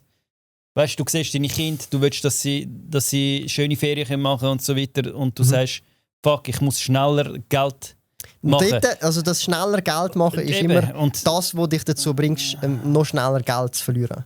Genau, aber verloren habe ich ja. Ich sehe so viele Kollegen, also, die investieren. Wärst du im Dezember zu mir gekommen und hättest mich auch persönlich gefragt, ich mache keine Beratung, ich bin auch kein Finanzberater, aber wärst du zu mir gekommen als Kollege, als Homie, hättest mich gefragt, so, hey Thomas, was soll ich jetzt machen? Ich hätte dir, und du hast mir deine Situation gesagt. So ja, du hättest mir deine Situation gesagt mit deinen 2 Kindern und Frau und alles, Family. Ja. Wobei dann vielleicht ist nur ein, also ist ja egal, du hast ja 2 Kinder, klar, deine Situation. Aha, genau. 2, ja. Egal. Dann hätte ich dir instantly gesagt, hey, schau mal, geiler Run hast du gehabt, ist nice gewesen. Das war aber vor einem Jahr. Oder vor einem Jahr, nein, es war im Dezember ja. Gewesen. Ja, der haben wir den Run gehabt. Nein, im 25 haben wir den Run gehabt. Dort sind wir bei 120'000 irgendetwas gewesen. Das ist jetzt gewesen. Bitcoin schon, ja. Ja, das ist jetzt wo XRP und alles noch offen ist. Ich meine jetzt einfach, wärst du zu mir, hätte ich gesagt, so, schau, und du hast mir deine Situation erklärt, insgesamt. Jetzt auch das, was du gesagt hast und auch mit Verdienst, unregelmäßig. Du hast mir alles gesagt, so wie du es mir jetzt gesagt hast. Ich hätte gerade gesagt, so, schau, du die Hälfte instantly umschichten. Voll, hast du auch recht. Und mach das. Hast du recht, ja. Hätte ich also natürlich, machen, ich hätte das auch nicht Hindsight-Bias. Ich bin sogar jetzt an einem Punkt, es kommt ein bisschen darauf an, du bist jetzt Break-Even, hast du gesagt. Ja, jetzt würde es Blödes verkaufen. Du verstehst nicht, du weißt ja nicht, weil du weißt nicht, wie halbiert sich nochmal. Das weißt du nicht. Höchstwahrscheinlich nicht, aber bei dem also ich sage es jetzt mal so. Wenn es von 300'000 auf 150 runter wäre, dann hätte ich dir jetzt immer noch gesagt, hey, du einen Teil trotzdem schon umschichten. Vielleicht nicht die Hälfte, aber vielleicht, keine Ahnung, ein Drittel, ein Viertel. Ja. Verstehst du, weil es ist so eine signifikante Summe. Aber wenn du jetzt sagst, bei eben 70'000, 60'000, dann macht es jetzt wie keinen Sinn mehr, weil die Summe ist wie zu klein. Ja, aber wenn du von 300 auf 150 jetzt runter wärst, dann hätte ich dir jetzt gesagt, wahrscheinlich eher, hey, du vielleicht eben so ein Viertel, ein Drittel, also so 40'000, 50'000 schon mal trotzdem jetzt umschichten. Egal was passiert, es geht nur darum, dass du einen guten Chunk relativ safe, breit diversifiziert investiert hast. Oder? Da kommst du dann eben, wenn du ein bisschen tiefer reingehst, so ein bisschen, und das ist dann eigentlich relativ simpel. Ja, ich bin eigentlich schon recht deep drin, aber ich habe halt also es ist gehandelt. Es ist eigentlich simpel. Wenn du merkst, dass du in irgendetwas 90% von deinem Vermögen hast, dann weißt du eigentlich, du musst nachjustieren. Ja. Also es ist eigentlich mega, also es ist wirklich simpel. Ja, das bin ich ja machen, oder? Und mit, wie schnell du würdest machen, jetzt in diesem Case, eben keine Anlageempfehlung oder so, jetzt bei diesem Betrag würde ich tatsächlich jetzt nichts machen, weil das, was du auch zusätzlich würdest investieren, würde relativ schnell halt das ausbügeln. Verstehst du, was ich meine? Und wenn du sagst, hey, ich tue die Sparquote mehr auf die Aktien oder auf andere Investments, Edelmetall lenken. Bitcoin kaufe ich natürlich auch noch jetzt, weißt du, ist ja recht günstig. Ja, aber jetzt hast du das Problem, du baust wieder das Kumpenrisiko auf. Oder das ist jetzt so aber ich glaube eben auch an Bitcoin, weißt? Ich glaube eben recht und auch an Bitcoin. Genau, und dort kommst du wieder so zum Punkt, Glauben hat nichts zu suchen, wenn es um Geld geht. Ja, aber du glaubst ja auch an Dings, an MSCI World, oder? Ich glaube nicht an das, sondern das sind rein faktenbasierte Entscheidungen. Du hast Unternehmen, die produzieren Dienstleistungen an Konsumenten, die konsumieren. Aber dass der Bitcoin ja... Da muss ich nicht dran glauben. Ich muss nicht glauben, dass jemand Cola konsumiert, sondern ich sehe, wie viele Flaschen konsumiert werden pro Tag weltweit. Das ist kein Glauben. Aber im Bitcoin weisst du ja auch die Fakten, dass es nur 21 Millionen gibt. Viele sind ja schon verloren gegangen, mehrere Millionen. Aber dort ist so die Frage, das Durchsetzen, das ist ein Glauben. Ob sich das durchsetzt. Ja, aber es findet schon Anwendung. Weißt, ich sehe ja Automaten das ist egal, das ist kein Fakt. Ein Glaube wäre zum Beispiel, wenn ich jetzt denke, dass aufgrund vom historischen Wachstum von Coca-Cola sich in den nächsten 2 Jahren verdreifacht. Das wäre ein Glaube im Sinne von gebackt mit historischem Wachstum. Aber dass ich sage, dass Cola weiterhin at the same scale konsumiert wird und ich meine Dividenden bekomme, das ist kein Glaube. Ja, aber zum Beispiel an Bitcoin glauben, dass er steigen wird, ist ja nicht so, wie wenn ich jetzt an einen Bigfoot glaube. Ich finde schon, dass Bitcoin ein bisschen mehr Relevanz hat. Hey, es geht eigentlich nicht um das. Nicht Relevanz, sondern... Das eine ist faktisch belegbar aufgrund von historischen, Jahrzehnten oder jahrhundertelangen Konsum von echten Menschen, die produzieren und konsumieren. Ja, okay, das stimmt schon. Das andere ist einfach, wir haben etwas, das da ist, wo die Technologie auf jeden Fall da ist. Ich bin auch investiert und sie macht auch Sinn. Du kaufst ja auch Bitcoin, natürlich, aber wenn so, ich jetzt sehe, ich hätte jetzt 50% in Bitcoin, dann würde ich meinen Sparplan jetzt stoppen, wenn ich merke, ich tue weiter Klumpenrisiko aufbauen. Ja. Also verstehst du, wenn jeden Monat nachher ich 50,1%, aber du verstehst mich, wieso ich das so mache? Ich verstehe es schon, aber... Weil ich ja weniger Lebenszeit habe. Nein, das ist... Weißt, wenn ich jetzt 1000 Stutz... Ich muss ja trotzdem 15 Jahre warten. Meine Kinder sind dann schon lange erwachsen. Und sie können auf sich Genau, selber... also du musst realistisch das das machen, was... Nein, aber das ist ja der Punkt. Weißt du, was ich meine? Also ich verstehe absolut, was du meinst, aber die Wahrscheinlichkeit, dass du dann nachher... ich sage jetzt nicht, dass es passiert, aber es geht um Wahrscheinlichkeit. Die Wahrscheinlichkeit, dass... Sagen wir, es gibt dich 100 Mal, genau deinen Werdegang, 100 Mal. Dann ist die Wahrscheinlichkeit davon, dass das, was du machst, das stimmt schon, dass 90 von denen es nicht geschafft haben. Safe. Aber wenn du jetzt zum Beispiel ein anderes Pattern nimmst, es gibt 100 von dir, dann heisst es, 70 von denen haben es geschafft. Und die anderen 30 haben es nicht geschafft. Ich sage dir nicht, du hast Und Unrecht. es ist nur Wahrscheinlichkeiten. Ja, und am Ende des Tages, es ist wie, du spielst Lotto auf eine Art, aber mit gewissen Bets. Ja, hast ein bisschen mehr, musst nur 2 Zahlen oder 3 Zahlen verwischen. Ja. Also ich schon, aber du musst immer noch 6 Zahlen verwischen, jetzt so übertrieben gesagt. Mit dem Bitcoin, meinst du? Wenn ich Ja, also du musst zum Beispiel 5 und ich muss... Ja, sehe ich jetzt nicht. Also nein, du musst überlegen, wenn ich jetzt als Beispiel, wenn du historisch weißt, der S&P 500 hat seit 100 Jahren 10% in Dollar gemacht. Im Vergleich, okay, ja. Also sorry, dann weiss ich einfach, schau, wenn ich die nächsten 30 Jahre, bis ich 60 bin, investiere und ich gehe dann einfach aus dieser Wahrscheinlichkeit raus, dann ist es nicht eine perfekte. Es kann auch komplett abcracken. Voll. Aber dann weiss ich, hey, 70-80%ige Wahrscheinlichkeit, solange wir den Kapitalismus noch haben, bin ich an Deck. Das heisst, wenn ich 100 Mal mein Leben repliziere oder ich 100 Leute habe, die einen sehr ähnlichen Lebensstil haben wie ich, werden es 80-90 Leute von diesen Dudes schaffen. Versus jetzt zum Beispiel in deinem Kontext, sind es vielleicht nur 10 Dudes, weil halt 10% Wahrscheinlichkeit ist. Ja. Und du hast ja recht, all meine Entscheidungen, die ich in meinen Unternehmen gemacht habe, sowohl als bei den Investments, auch strategische Entscheidungen, welche Unternehmensgebiete ich reingehe, habe ich geschaut, wie kann ich die Wahrscheinlichkeit und die Erfolgsquote von einem Projekt maximieren. Vielleicht habe ich dann nicht den biggest Payoff von 1000% in dieser Business-Entscheidung, aber ich habe 200% gemacht. Aber ich habe zum Beispiel 1000% Payoff innerhalb von 5 Jahren versus innerhalb von 5 Jahren 2 Instanzen, wo ich dann je 200% mache. Das ist dann overall immer noch 600% Performance oder 400-500%, je nachdem, wie du es in der Zeit rechnest, versus die 1000. Weißt du, was ich meine? Du hast recht in allem, was du sagst. Und ich soll nicht widersprechen bei diesen Sachen oder sagen, es stimmt nicht. Und dort ist so ein bisschen der Punkt, wo ich dann halt immer so ein bisschen versuche zu vermitteln. Oder? Weil du bist der andere Kontrast und ich sage halt einfach... Wäre ich jetzt 20, ich würde ich sage, es ist altersunabhängig. Ja, es ist schon altersunabhängig, aber trotzdem, ja, es geht ja auch um Hoffnung, weißt du, was ich meine? Um Hoffnung und du hast ja deine Fakten sozusagen von der letzten, ja, wenn es 2009. Also was meinst du jetzt? Ich von mir jetzt? Ja, jetzt der Bitcoin, wann gibt es den?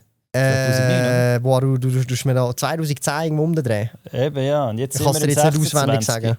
Und der ist immer... Also 15 Jahre haben wir auf jeden Fall. Langfristig ist er immer gestiegen, gut gestiegen. Und sogar, du bist jetzt sogar noch gut dran. Hättest vor 10 Jahren gekauft, du wärst jetzt immer noch sehr gut also dran. Also gibt es ein Beispiel, Best-Case-Szenario, Bitcoin ist gerade bei $60.000. Dann verzehnfacht sich, bis du 60, ja. Bis du 50 bist, verzehnfacht er sich noch, oder 55. Dann hast du aus dem Geld, das du jetzt hast, das 10-fache. Warte mal, bis 50 Menschen? Ja, das wären 10 Jahre. Ja, und vielleicht bis eben... Ist sogar bis recht 50, gut, ja, weil für 15-facht er sich noch. Dann bist du auf dem Gold... voll. Gold, wie sagt man, Gold... Level. Dann kommst du mit dem Investment, das du jetzt hast, wenn du nichts Neues mehr dazu tust, knapp auf die... Weißt du verkaufst nachher das und tust es in Ding rein, oder? In Fiat wieder. Ja. Oh nein, nicht in Fiat. Oder in etwas anderes. Irgendein MSCI World oder... Genau. Also verstehst du, hast dann sowieso... Also ich sage einfach nur an dem Point, also dort hast du wirklich, wenn du sauber aufsetzt von Anfang an oder sauber pivotest, vor allem jetzt Leute, die neu anfangen, Voll. ich würde mir anschauen, hey, ich habe 1000 Stutz zur Verfügung, ich habe 500 Stutz zur Verfügung, ich fange jetzt zum Beispiel mal mit ETFs an, baue das ein bisschen aus, habe ETFs ein bisschen kennengelernt, du noch ein bisschen vielleicht Bitcoin dazu nehmen als Test, ab 25 Franken kannst du ja heute machen bei You.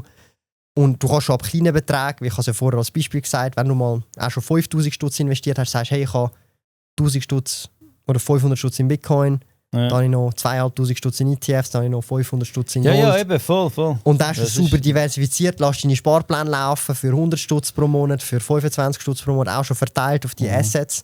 Und das ist von Anfang an relativ ein automatisierter Sparplan, all die Assetklassen, also die Vermögenswerte, kannst die Vermögenswerte ein bisschen steuern, optimieren. Weil am Ende des Tages, was du eigentlich machst, du bist ein Kurator von deinem Portfolio. Und das Portfolio, das du eigentlich aufbaust, ist eigentlich eine Wahrscheinlichkeitsmaschine. Und je besser du sie aufbaust, abhängig von deinem Ziel, und wenn du mir eben sagst, 1 Million ist dein Ziel, dann ist deine Maschine, die du baust, eigentlich nicht passend. Oder wenn ich ein Familienauto will, kaufe ich mir nicht einen Ferrari, der ein Zweisitzer ist. Sondern kaufe ich mir einen VW Touran oder irgendeinen Tesla oder von mir aus einen Urus, wenn ich ein geiles Auto will. Weil der hat hinten auch nochmal 2 Sitze. Das ist ja ein SUV. Ja, voll, ich weiss schon, was aber dann du kaufe ich mir nicht einen Zweisitzer Ferrari, wo ich irgendwie so muss reinhocken muss, oder? Also, verstehst du, wie ich meine? Voll, Und was du eigentlich machst, du sagst einfach, du hast ein bestimmtes Ziel, aber dein Portfolio ist eigentlich nicht mit deinem Ziel gematcht. Du könntest eigentlich dein Portfolio, also dein Ziel, das du willst, also dein Ziel mit einem besseren Portfolio matchen, wo du mit einer besseren Wahrscheinlichkeit trotzdem auch zu dem Ziel kommst. Und um das geht es eigentlich, oder? Ja. Also wenn du mir jetzt aber sagst, hey, schau, ich will... Sicherer, sagen wir es so. Nein, weil du wirst trotzdem an das Ziel kommen, das ist ja der Punkt. Ja, genau, aber die Frage ist halt... Also verstehst du? Also du wirst trotzdem an das Ziel kommen, auf die Million, oder? Ja, das ist safe, ja. Und das ist eben der Punkt, wenn du mir aber sagst, du willst auf 10 Millionen kommen, dann brauchst du dein Portfolio, das du jetzt hast. Der Zeithorizont ist das Problem, weißt du? Okay, ja, wenn du in 5 Jahren die Million willst, dann muss ich dir einfach sagen, realistically speaking, dann musst du einfach geschäftlich anklotzen. Ist Gambling. Genau, dann musst du aber geschäftlich anklotzen, weil ich glaube nicht, dass der Bitcoin in 5 Jahren dich zum Millionär macht. Nein, das ist sehr unwahrscheinlich. Aber es kommt darauf an, wie viel Bitcoin du hast. Auch. Ja, aber du musst zum viel Bitcoin kaufen, oder musst viel verdient haben. Und dann ist wieder, erübrigt sich das, weil dann erreichst du deine Million sowieso durch das, was du verdienst. Ja. Oder? Also du musst dir mal überlegen, wenn ich zum Beispiel mit 21 die erste Million erreicht habe. Ja. Mit 21, da bin ich etwa 2 Jahre aus der Lehre raus. Ja. Oder? 2 Jahre aus der Lehre raus. Das tut mir leid, du tust das auch nicht mit Bitcoin machen. In keinem Szenario... Bitcoin sowieso nicht. Bitcoin ist auch ein bisschen blöd. Nein, aber damals, damals war der Bitcoin noch bei 5000 Stutz oder so gewesen. Ja. Da wäre ich auch mit dem Geld so, wie ich wäre nicht auf die Million gekommen mit 21.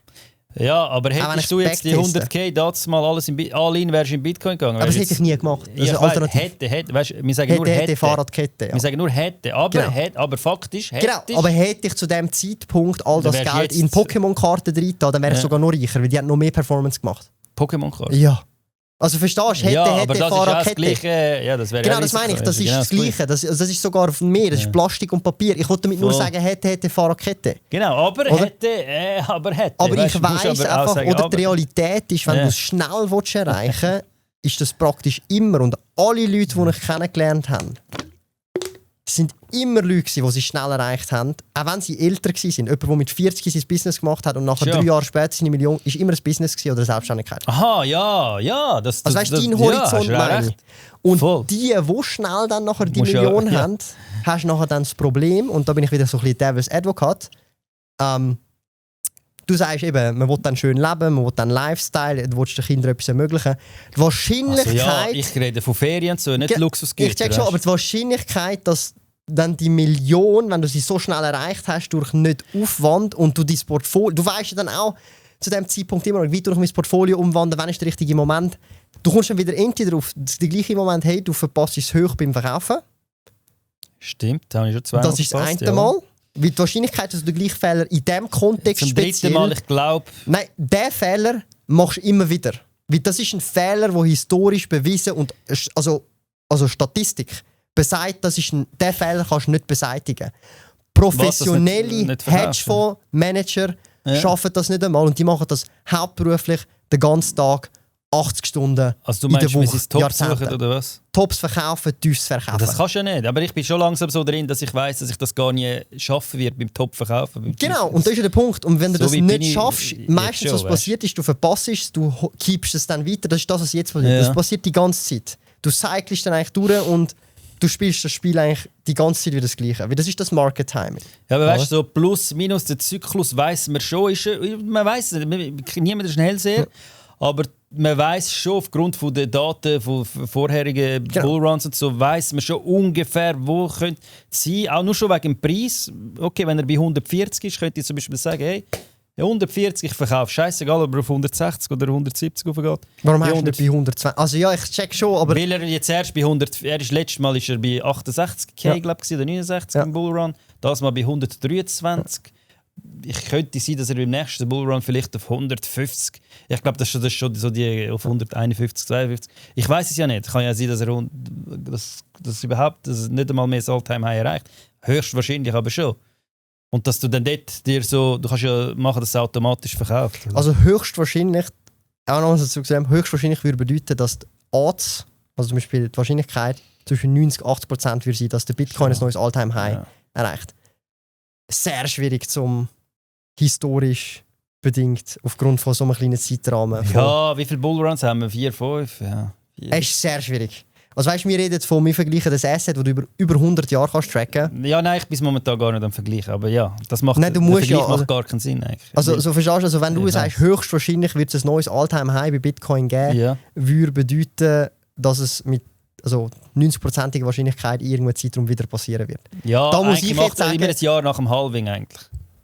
Müsste eigentlich, in der Regel. Von höchstens müsste eigentlich ich sage nicht, es ist, in der Regel... Ich habe nie gesagt, es ist so, es wird so sein. Nein, ich bin kein Hellseher. Nein, aber eben, das ist so ein bisschen der Punkt, den ich auch hervorheben will. Das ist ein bisschen Gambling, ja. Genau. Und dort aber ich sage so, das auch. Ich bin dir halt ehrlich, weil ich sage dir einfach, du wirst dein Ziel, die Million, so oder so erreichen, ohne Gambling. Jetzt mit dem Beispiel 55. Ich weiss, wenn du aber die Million früher willst, dann nicht. Und das ist halt der Ankerpunkt. Wenn du sagst, 55 ist okay, Million, dann müsstest du eigentlich nicht so investieren, wie du jetzt investierst. Und wenn du sagst, in 5 Jahren willst du es haben, dann musst du halt fett gamblen, so hart wie es tönt. Oder fett anklotzen, also in der Karriere. Voll. Und das sind nachher eigentlich, wenn du das abdestillierst, die Lösungen. Und Nonplusultra, um das nochmal so ein bisschen zusammenfassend zu sagen, egal ob es jetzt Aktien, Krypto, ETF, Immobilien, Gold, Edelmetall, whatever es ist von Investment, Collectibles, alternative Investment, Luxusuhren, whatever. Wenn du investierst und das diversifiziert, bleiben wir beim diversifizierten Investieren, also über alle verschiedenen Assetklassen, schon mit kleinem Budget, dann kannst du nur gewinnen. Ja, das sage ich auch an den Zuschauern. Dein grösster Hebel in der Regel ist dein Einkommen am Anfang, in den ersten paar Jahren, in den ersten 3, 4, 5 oder 10 Jahren. Darf ich dich unterbrechen? Du investierst, glaube ich, 8 K im Monat, oder? Ja, voll oder manchmal auch mehr. Eben, das ist nur das Portfolio. Aber das kann ich mir auch aufbauen. Ja, es ist krass. Genau. Und das ist ja nur der Part, wo ich ins Investmentportfolio das im Jahr nicht einmal investieren. Genau. Aber das habe ich mir auch erarbeitet. Nein, ja, das sage ich gar nicht. Ja, also nochmal zurück zu dem Punkt. Und dann ist eigentlich das ist die Komponente, dein Einkommen, ist das, was ich gemeint habe. Und das ist eigentlich der grösste Hebel. Also dein grösster Hebel, wenn du eigentlich jetzt sagst, du willst jetzt anklotzen und die Ziele erreichen, ist eigentlich nicht dein Portfolio. Sondern auch für mich jetzt, mein Hebel, den ich jetzt habe, ist eigentlich nicht mein Portfolio. Mein Portfolio ist eigentlich das, was mich dann einfach exponentiell weiter nach oben pusht und mein Vermögen erhaltet und von der Inflation schützt. Aber mein Hebel von jetzt auf dem Level, wo ich jetzt bin, weil du kannst immer aufs nächste Level kommen. Es gibt immer ein nächstes Level. Ist auch jetzt noch, so absurd das klingen mag, mein aktives Einkommen. Immer noch? Natürlich. Ja, das ist Nein, überleg dir doch mal. Nehmen wir wirklich ein simples Rechenbeispiel, bleiben wir bei 1 Million. Ja, du hast 1 Million investiert, das geht 5% auf. Das ist ein riesiger Unterschied im Gegensatz, wenn... Nein, bleiben wir bei der Million. Für mich ist das nächste Level, ich will in den nächsten 3 Jahren auf 5 Mios. Ja. Das ist das nächste Level. Von 1 Mio auf 1,2 Mio in 5 Jahren ist Chili Milli. Es ändert sich genau nichts. Ja, voll. Ich habe schon 200k gestackt, jedes Jahr 40k durch Investments, jetzt als Beispiel. Aber ich bin dann nicht auf dem nächsten Level. Nein, das nächste Level ist dann vielleicht bei 5, jetzt als Beispiel. Wenn ich in 3 oder 4 Jahren auf 5 komme, das ist eine Differenz von 4 Mio. Das ist ein aktives Einkommen oder Rendite von über 1 Mio pro Jahr. Das schaffst du nicht durch deine Rendite, realistically speaking. Ich kann schon alle in Bitcoin gehen mit dieser Million YOLO machen und ich kacke ab oder es geht rauf. Würde aber keinen Sinn machen. Ja, ich sage auch Das nicht, dass heisst es gut auch ist, heute- alle in Bitcoin gehen. Gell? Das heisst auch heute für mich, wenn ich aufs nächste Level würde kommen, finanziell, ist es immer noch mit aktivem Einkommen, meine ich natürlich meine Unternehmen oder als Geschäftsführer, unternehmerisch tätig, Unternehmen aufbauen, Teams aufbauen, Leute einstellen, Dienstleistungen bringen, Waren verkaufen, whatever, oder? Das ist die Stellschraube, also mein aktives Einkommen, was ich im Alltag mache mit meinem Job, oder?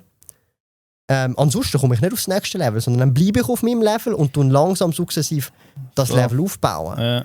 Oder ich sehe nämlich kein realistisches Szenario, wo die Wahrscheinlichkeiten ein Outcome geben über lange Zeiträume, weil du musst auch verstehen, unwahrscheinliche Wahrscheinlichkeiten über Jahrzehnte lang multipliziert werden immer nur noch unwahrscheinlicher. Oder weil wenn du 10%ige Wahrscheinlichkeit mit einer 10%igen Wahrscheinlichkeit multiplizierst, ist es nur noch 1% Wahrscheinlichkeit. Und wenn du nochmal etwas, das ist wie beim Wetten, wenn ich schlechte Teams, also weißt, so schlechte Bets mache, habe ich eine riesige Quote. Das ist genau das Gleiche. Oder? Und ich will eigentlich gute Bets, gute Teams miteinander kombinieren und zusammen multiplizieren. Ich habe mein Portfolio, das ist in der Sportwette ein Bet. Dann habe ich meine Unternehmen, das ist ein Bet. Dann habe ich nochmal ein Unternehmen, ist ein Bet. Mein Verhalten, wie ich das Geld ausgebe, ist nochmal ein Bet. Jetzt habe ich mehrere Layers, wo halt alles potenziert, Wahrscheinlichkeit hat und Payoffs hat. Und am Schluss habe ich trotzdem eine Quote, also eine Payout-Quote von 3 zum Beispiel, statt 1,1. Weil ich all die miteinander multipliziert habe. Yeah. Du hast vielleicht eine Payout-Quote von 15. Aber die Wahrscheinlichkeit, dass es eintrifft, ist auch enorm viel niedriger. Ja, Oder? also eben, du könntest Genau. auch das machen und alles in irgendeinen Meme-Coin rein. Und dann Könnte hast du ich machen, noch, und vielleicht bin ich das dann ist ja morgen der pleite. Unterschied. Ja, genau, Ja. von Bitcoin. Das Genau. ist das Gleiche so, oder? Darum Und- habe ich eher viel mehr in Bitcoin jetzt, ja. Voll. Das vielleicht einfach nochmal so zum abgerundet erklären. Ich würde jetzt, wenn man neu anfängt, wirklich sauber, das von Anfang an sauber aufbauen, Ja. diversifiziert, vielleicht mit ETFs beginnen. Du kannst schon breit Voll. diversifiziert mit einem kleinen Portfolio das loslegen, aufbauen und eben schon ab 25 Stutz. Man spart sich halt dann mal eine Pizza oder so, man muss ja da nicht übertreiben. Nein, man muss es einfach mal machen, das ist Und wichtig. wenn du das sauber aufbaust, hast du tatsächlich wirklich auch langfristig etwas für dich, deine Familie. Und es ist nachher eigentlich nur noch das Dranbleiben und das kontinuierliche Erhöhen von der Sparquote, vom Einkommen und dann letztendlich von der Investitionsquote oder vom Sparplan, den man hat. Und dann baut sich das sukzessiv auf. Ich habe in der Lehre angefangen, weitergeführt nach der Lehre, dann als Selbstständige und dann mit der Zeit vom Selbstständigen zum Unternehmer Step by Step aufgebaut. Und es ist einfach eine Frage von der, ich sage jetzt Zeit ist ein Faktor, aber auch Biss, Ehrgeiz und natürlich eine kleine Portion auch Glück, Zufall oder halt Umstände. Ja, Nur schon, dass wir in der Schweiz wohnen, ich glaube, voll. Ja, ist so. du könntest jeden in der Schweiz nehmen, zwar wirklich jeden. Also wirklich, es gibt glaube ich keine Ausnahme. Jede Person, die hier in der Schweiz lebt, hat bessere Chancen als zum Beispiel irgendwo jemand in Indien, in Bangladesch oder keine Ahnung wo. Bessere Chancen in für Afrika. was meinst du? Auf überhaupt irgendwie Vermögen aufbauen, Aha, einen Lifestyle, Safe. der angenehm, komfortabel ist, aufbauen, eine Familie aufziehen, die gesund ist. Also weißt du, so, ich Schon glaube, so, ja. jeder, also so selbst wenn du würdest jetzt alle 9 Millionen Schweizer an eine Kette aneinanderreihen und dem, wo es am schlechtesten geht, rein faktisch jetzt mal von gesundheitlichen Sachen, wo du keinen Einfluss drauf hast. voll. Ich rede von wirklich, du bist ein gesunder Mensch. Ich rede von der gesunden. Ja. Du bist einfach gesund, du kannst nichts dafür, dass du krank bist, that's it. Aber von den gesunden Menschen. Mhm. Wenn du den Letzten, der am unzufriedensten ist, der am meisten zu motzen hat, dort anstellst, sogar der hat mehr Möglichkeiten, Opportunitäten, Lifestyle, alles. Also wirklich auf fast Safe, allen ja, bin ich Ebenen, voll bei dir, ja. als jemand, der irgendwo in Indien ist. Oder Safe. wo in Südafrika Also, oder ja, wo in Afrika ist oder whatever. Und darum ist für mich dann immer wieder so ein bisschen das Relativieren. Hey, egal wo du eigentlich da stehst in der Schweiz, du hast so gute Grundvoraussetzungen.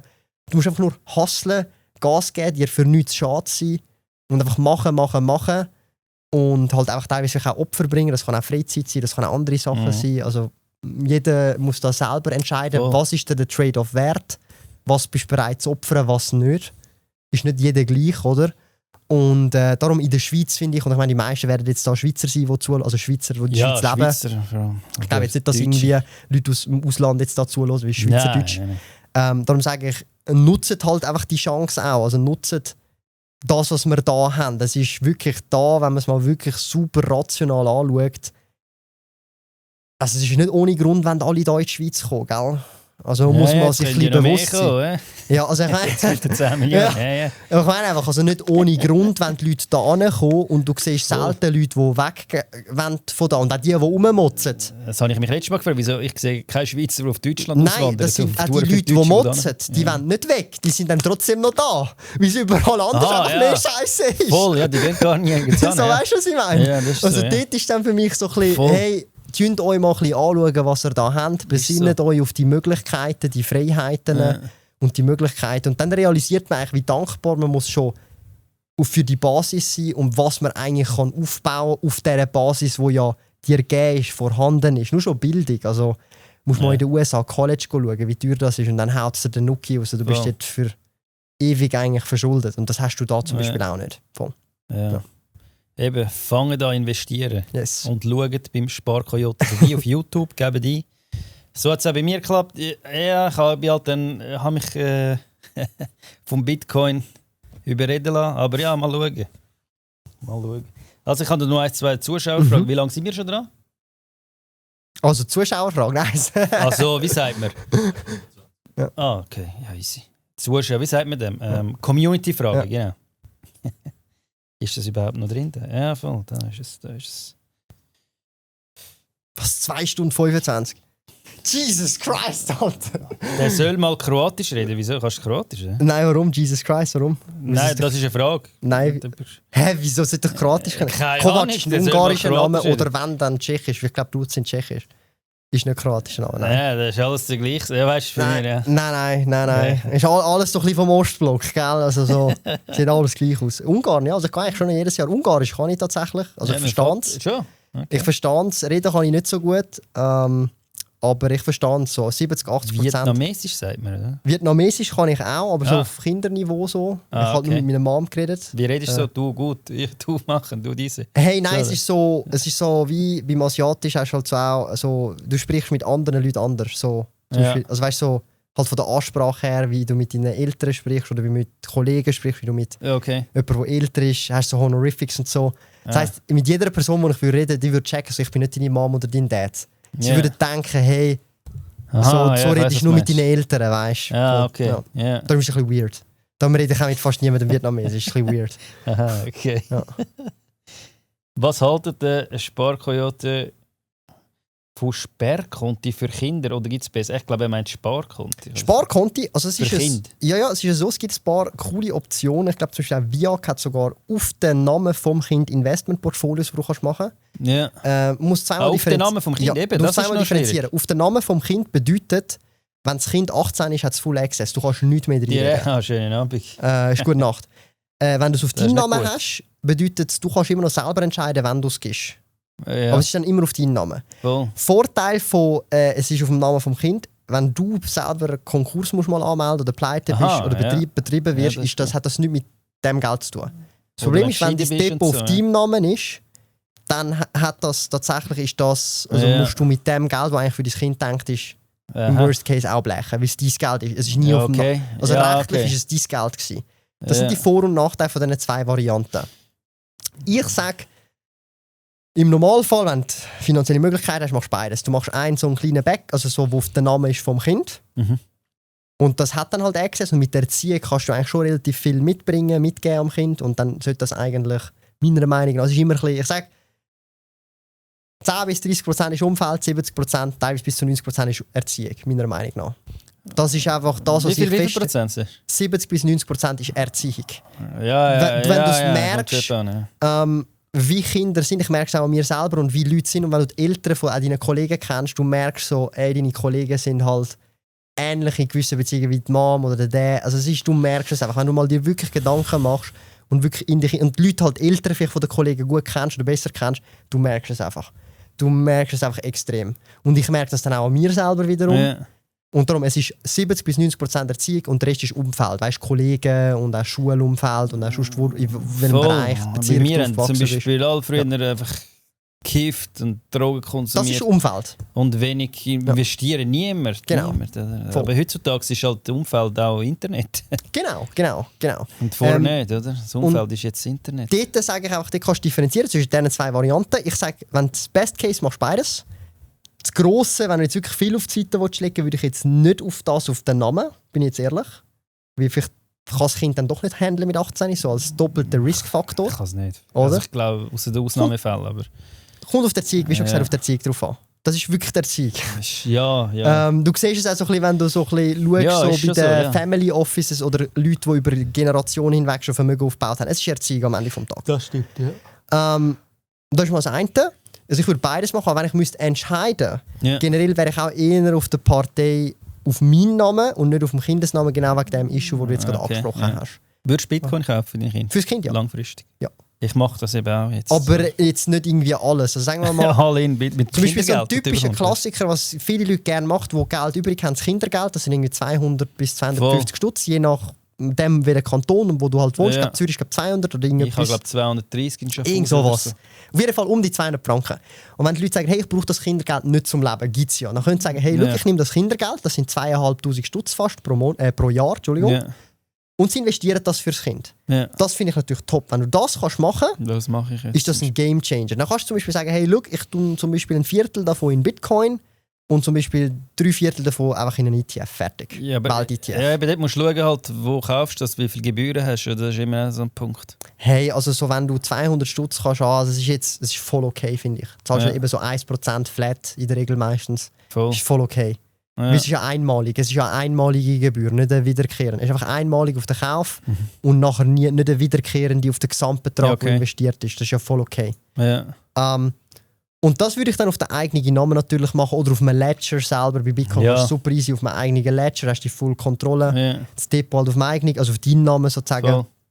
Das ist das, was ich dann persönlich, wenn ich Kinder habe, sicher als Minimum würde ich persönlich machen, aber auf meinen Namen. Ja. Wenn ich dann sage, hey, look, da hast finanziell mehr Möglichkeiten, Opportunities, dann kann ich sogar sagen, hey, ich tue das Kindergeld auf den Namen vom Kind. Ja. Dort hast du ein bisschen Limitationen, dort kannst du nicht alles machen, weil es auf den Namen vom Kind ist. Eben.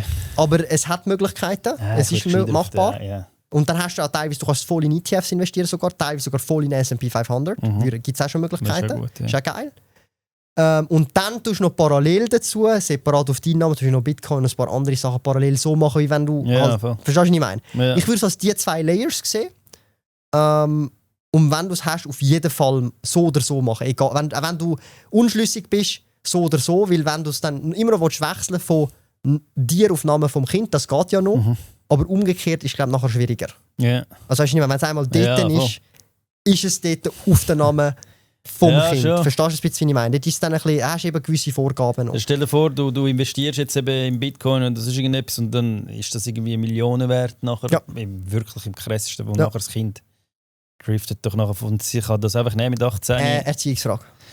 Ja, aber dann ist es eben, also bei so Erziehungsfrage. grossen Beträgen ist es schon auch ein bisschen, Erziehungsfrage. auch dann, meinst du? Ja. Also ich denke, es ist zum Großteil mit 18 Erziehungsfrage. Millionen hättest du oder so. Also, Ja, aber ab dem Moment, wenn du es dann smart machst, also weißt, wenn du dann wirklich in die Gefilde gehst, überlegst du auch nochmal anders. Dann tust du vielleicht Ja, auch sagen, hey, ich mache einen das ist auch Trust, sehr selten der Fall. ein Holding oder whatever. Also, ja. Dann gehört sich nicht direkt um. Also da hast du jetzt schon noch Möglichkeiten. Aber ich würde Minimum, also das ist so, finde ich so, ich glaube, wenn du das Kindergeld auf die Seite legst für deine Kinder und das dann investierst, egal jetzt in was und egal ob es auf Kind oder auf dich selber, ich glaube, ich würde jetzt behaupten, du bist dann einer der älteren Teile, wo wenn du das machst, ich glaube, dein Kind ist dir nachher so dankbar. Also so, das ist so, also ich kann das nicht erklären, aber das ist wahrscheinlich etwas, wo erst heutzutage so gut möglich ist, weil Ja, unsere machen's, älteren machen's. Boomer-Generationen eigentlich die ganzen Sachen aufgebaut haben und wir jetzt eigentlich heutzutage von all dem Wohlstand, der aufgebaut worden ist, profitieren, Ja. sozusagen.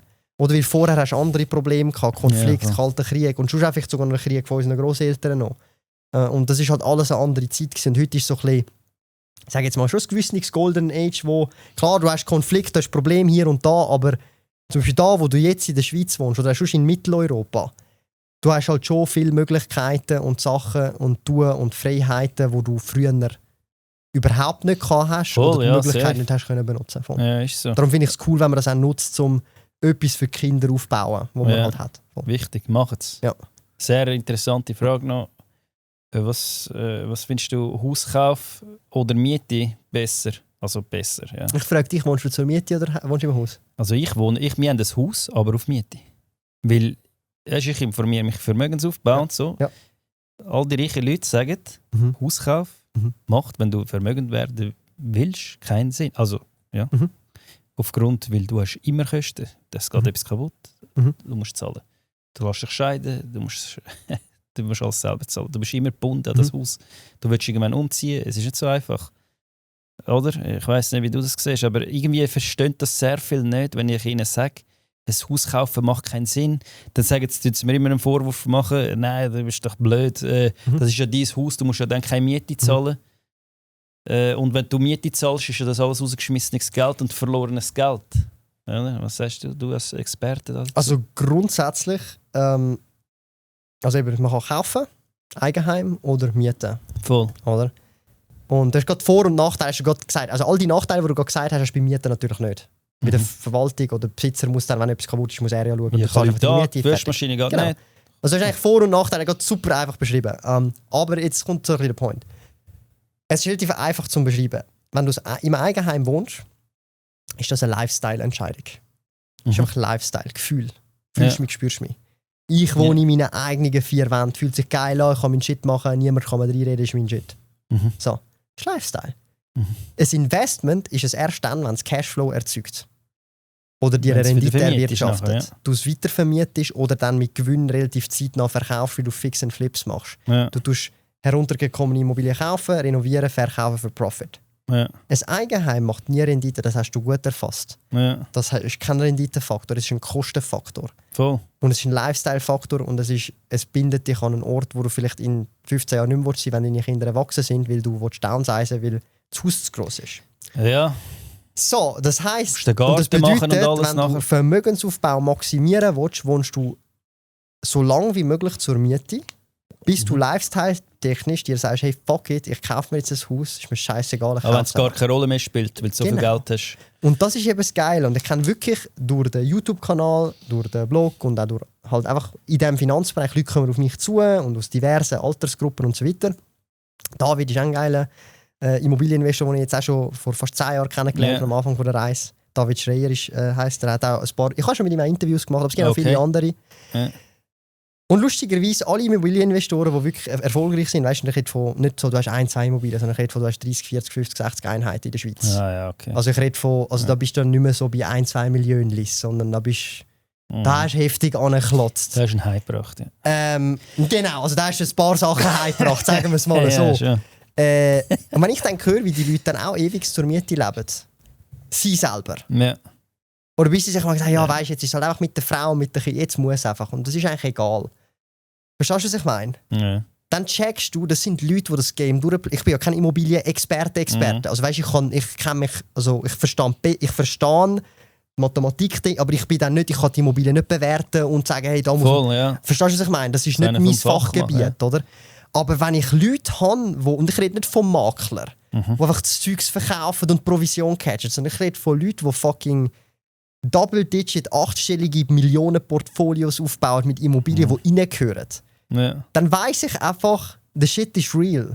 Ja. Das ist nicht irgendein Hans Jöckel, der sein Eigenheim jetzt, und das klingt jetzt zwar ein bisschen ab, aber ich meine auch nicht irgendein Hans Jöckel, der sein Eigenheim gekauft hat und mir jetzt sagt, das ist das beste Investment, das ich jemals gemacht habe und nachher sonst nichts mehr auf der Seite hat, weil sein ganzes Geld dort reingeschoben worden ist und er jetzt ein Klumpenrisiko hat in die Immobilie und wenn es mal klopft, ja scheiße, ich war jetzt da und eine Hypothek und was soll ich jetzt machen? Ich habe jetzt nicht noch Aktien, ich habe jetzt nicht noch da, sondern ich habe alles in die Immobilie gesteckt und in die Renovation von diesem Haus. Ja, und weißt nachher die Küche wird ja irgendwann moderner. Nein, und vor allem hast du die Küche nicht renditeoptimiert neu gemacht, sondern du hast einfach gesagt, ich will den Marmorboden, der 3-mal so teuer ist. Ja, voll. Aber rein renditetechnisch tut dir der Marmorboden nicht das 3-fache an Miete rausholen. Nein. Oder? Und das sind dann so Punkte, die dann reinfallen. Fühlst du mich, spürst du mich, Renovationen wären teurer, als sie müssten sein. Du investierst mehr, als eigentlich nötig ist, sondern weil du es einfach lifestyle-technisch willst. Darum sage ich, Eigenheim ist Lifestyle. Und egal zu welchem Zeitpunkt in deinem Leben, auch wenn du es geschafft hast und halt sagst, hey, look, ich kaufe jetzt Immobilien für 3 Millionen outright, ohne Hypothek, weil einfach fuck it, Alter. Ja, ist genug, ist scheißegal. Dann ist es scheißegal. Ja, und dann finde ich ganz ehrlich, so dann kannst du sagen, schau, dann hole ich es mir. Und weißt du, du hast den gleichen Lifestyle, du wohnst in einem Haus. Es ist genau das Gleiche. Es ist genau das Gleiche. Du lebst die gleichen Vorzüge und du hast sogar wahrscheinlich, und ich sage dir so, wie es ist, du könntest jemanden nehmen, der als Peer ein ähnliches Leben wie du mit 2 Kindern und Frau lebt, in einem ähnlichen Haus oder ähnlichen Ort. Er hat das Eigenheim, ähnliche Karriere und du hast es gemietet. Du wirst in 10 Jahren mehr Vermögen haben als er. Fertig. Das erste Mal, eigentlich, wo ich so ein Gespräch führe, wo der andere mir 100% eigentlich recht gibt. Nein, also nicht, ich muss mich erklären. Also nein, es macht keinen Sinn. Beim anderen sind wir jetzt weniger d'accord beim Portfolio, aber beim Immobilien. Du sagst genau das, was ich auch würde sagen. Aber das sage ich nur, weil ich schon sehr viele Gespräche mit Leuten haben, die das beruflich machen. Okay, ich und nicht. Nein, noch nie. Beruflich aber auch besitzen. Nicht nur von anderen Leuten, die reich sind, das Zeugs vermarkten und verkaufen, sondern von Leuten, die das auch besitzen. Ja, weil mir sagen viele Leute, oder letztes Mal mit meiner Mutter laufe ich da durch, sehen wir ein Haus dort, sie so, hey, tun wir doch das ganze Geld, kaufen wir das Haus. Ich so, nein, das ist schon die Ortschaft, weißt du, wieso sollte ich das Haus kaufen? Das macht ja keinen Sinn, ich muss 20%, ich tue das ganze Geld rein, das ich jetzt habe, das ganze Vermögen, am besten noch 3 Ansäulen, alles verkaufen und alles dort in das Haus rein. Das macht ja für mich null Sinn, weißt du. So. Also wenn du es vermieten kannst, ist natürlich etwas anderes. Nein, zum selber drin wohnen, weißt du. Also was natürlich geht, das ist natürlich ein bisschen tricky, aber es geht auch, wenn du zum Beispiel eine Mehrfamilieneinheit ab 3 oder 4 in einem wohnst und die 3 vermieten. Das geht am besten auch. mit der Familie noch, ja. Genau, also das geht auch. Und das wäre dann sozusagen noch die Variante, wo ich dann sage, hey, okay. Macht Sinn. Wäre das Eigenheim okay, weil in der Regel, wie du es dann eigentlich machst, es ist dann sozusagen wie das, was du eigentlich zahlst, ist dann praktisch nur noch, ich sage jetzt mal, die Hypothek, knapp oder Krippe zahlen, weil deine Eltern können gerade auf das Enkelkind schauen. Also da gibt es so Einzelfälle und Konstellationen, wo es definitiv Sinn macht, aber da bist du dann halt auch wieder, es ist dann ein bisschen komplexer, es ist dann nicht mehr so einfach. Weil auch wegen der Bankfinanzierung läuft dann alles ein bisschen anders. Ja. Also das ist tatsächlich, das habe ich auch schon gefragt, das würden jetzt die also zwischen David würde ich sagen, hey, das würde ich jetzt am ehesten noch machen. Ja. Oder wenn ich jetzt am Anfang von der Reise bin. Sinn, Weil dann hast du noch einen Mehrwert, es dreht sich schon fast selber. Und wenn du rausgehst, kannst du immer noch die eine Wohnung vermieten und dann ist sie schon voll vermietet. Zum Beispiel. Ja, voll. Genau. Also da bin ich voll bei dir und dann finde ich auch, würde ich beibehalten, smart und Eigenheim wirklich nur dann, oder Eigentumswohnung, wenn du sagst, oder die Familie sagt, Lifestyle, ich will das, ich fühle das, ich will sagen, Feeling, ich will das und sonst No-Go. Und wenn auch natürlich genug Geld ist, nicht der letzte Rapp ins Haus hineinstecken. Das machen viele. Eben, das machen sehr viele leider. Und das finde ich auch nicht gut. Jemand fragt noch, was sind wie verdienst du Geld? Was sind alles deine Einnahmensquellen? Redest du da offen darüber? Ich glaube schon. Hey, ich habe ja mehrere Companies. Aber du kannst sagen, welches deine grösste Einnahmequelle ist? Ich habe viele grössere Einnahmen. Du kannst gar nicht sagen, welches ist. Also es kommt immer ein bisschen drauf an, kommt auf den Monat drauf an, Saisonalität. Also es ist immer die letzte OnlyFans eben gerade können sagen. Also ja, nein, OnlyFans läuft bei mir nicht natürlich. Aber so realistisch speaking kannst du einmal sehen, ich habe eine Medienfirma. Da mache ich Medien, Social Media, alles was Social Media lastig ist. Was machst du dort genau? Eben, das ist Sparkoyote, alles was mit Social Media zu tun hat. So genau. Meinst du, für dich selber? Genau, für mich selber, aber teilweise habe ich auch gewisse Leute, die ich für gewisse Sachen mache. Ja. Auch im Background. Also es ist eine Medienfirma als Ganzes. Also hast du auch Kooperationen dort mit den Werbepartnern? Natürlich, da habe ich Kooperationen mit gewissen Partnern, wo ich auch lange zusammen arbeite. Zum Beispiel jetzt mit einer Swissquote, wo ich seit fast 10 Jahren zusammen arbeite. Genau, auf YouTube, auf dem Blog und so weiter. Aber jetzt habe ich sozusagen die Medienfirma, wo ich halt eben Blog, YouTube und so weiter Content mache, Kooperationspartner habe oder eben auch für andere Leute Sachen mache. Oder also in Form von jetzt zum Beispiel Beratung, eben Thema Medien, Beratung oder Social Media Beratung und so weiter. Oder also Consulting. Das ist das eine. Dann haben wir natürlich Retail Store und E-Commerce Business, Amazing Toys. Das ist eine weitere Company. Natürlich es ist völlig unabhängig voneinander, weil das eine ist das. Also es sind ja völlig 2 verschiedene Businesses, praktisch mit gar keiner Überschneidung, oder? Das ist mal das eine. Dann habe ich noch ein paar stille Beteiligungen, wo ich einfach Mitgründer bin, wo ich mitgegründet habe und einfach strategisch involviert bin. Und dann habe ich eben noch so, ich sage jetzt mal so ein paar Hobby-Projects, die ich einfach gerne einfach so on the side mache. Das geht dann so ein bisschen mehr in E-Commerce-Beratung oder Retail-Beratung, wo ich eigentlich dann wirklich Leute digitalisieren oder halt, wie soll ich sagen, kannst du dir halt vorstellen, wie du bist jetzt ein KMU, oder? Ja. Wo, sagen wir mal, hey, das macht schon seine paar Millionen Revenue im Jahr, was ja sehr anständig ist, oder? Dann hast du halt irgendwie ein 10-köpfiges Team, machst deine, keine Ahnung, 2, 3, 4, 5 Millionen im Jahr an Topline-Revenue und ist halt noch absolut halt Papier und das ist noch manuell, das ist noch manuell, das wird noch gemacht. Ja. Und dann eigentlich das Digitalisieren. Das ist aber mehr so ein bisschen Hobby, das mache ich auch nur, wenn das ist dann meistens so aus dem Umfeld, Leute, die ich kenne, Okay. Leute, die halt mich kennenlernen, ich finde sie sympathisch. Alles klar. So einen Transition-Prozess, da bin ich dann mehr auch wieder in beratende Funktion, nicht operativ. Also das heisst, ich sage eigentlich mehr, das kann man machen, das sind Tools, das müsst ihr umsetzen. Umsetzung müsst ihr selber machen. Ich kann nur Guardrails sagen, so ein bisschen das in die Richtung soll es gehen. Oder auch die Umsetzung gerade erklären, das machen und das sind die Tools, aber umsetzen müsstet ihr dann implementieren oder jemanden holen oder ich kann jemanden empfehlen.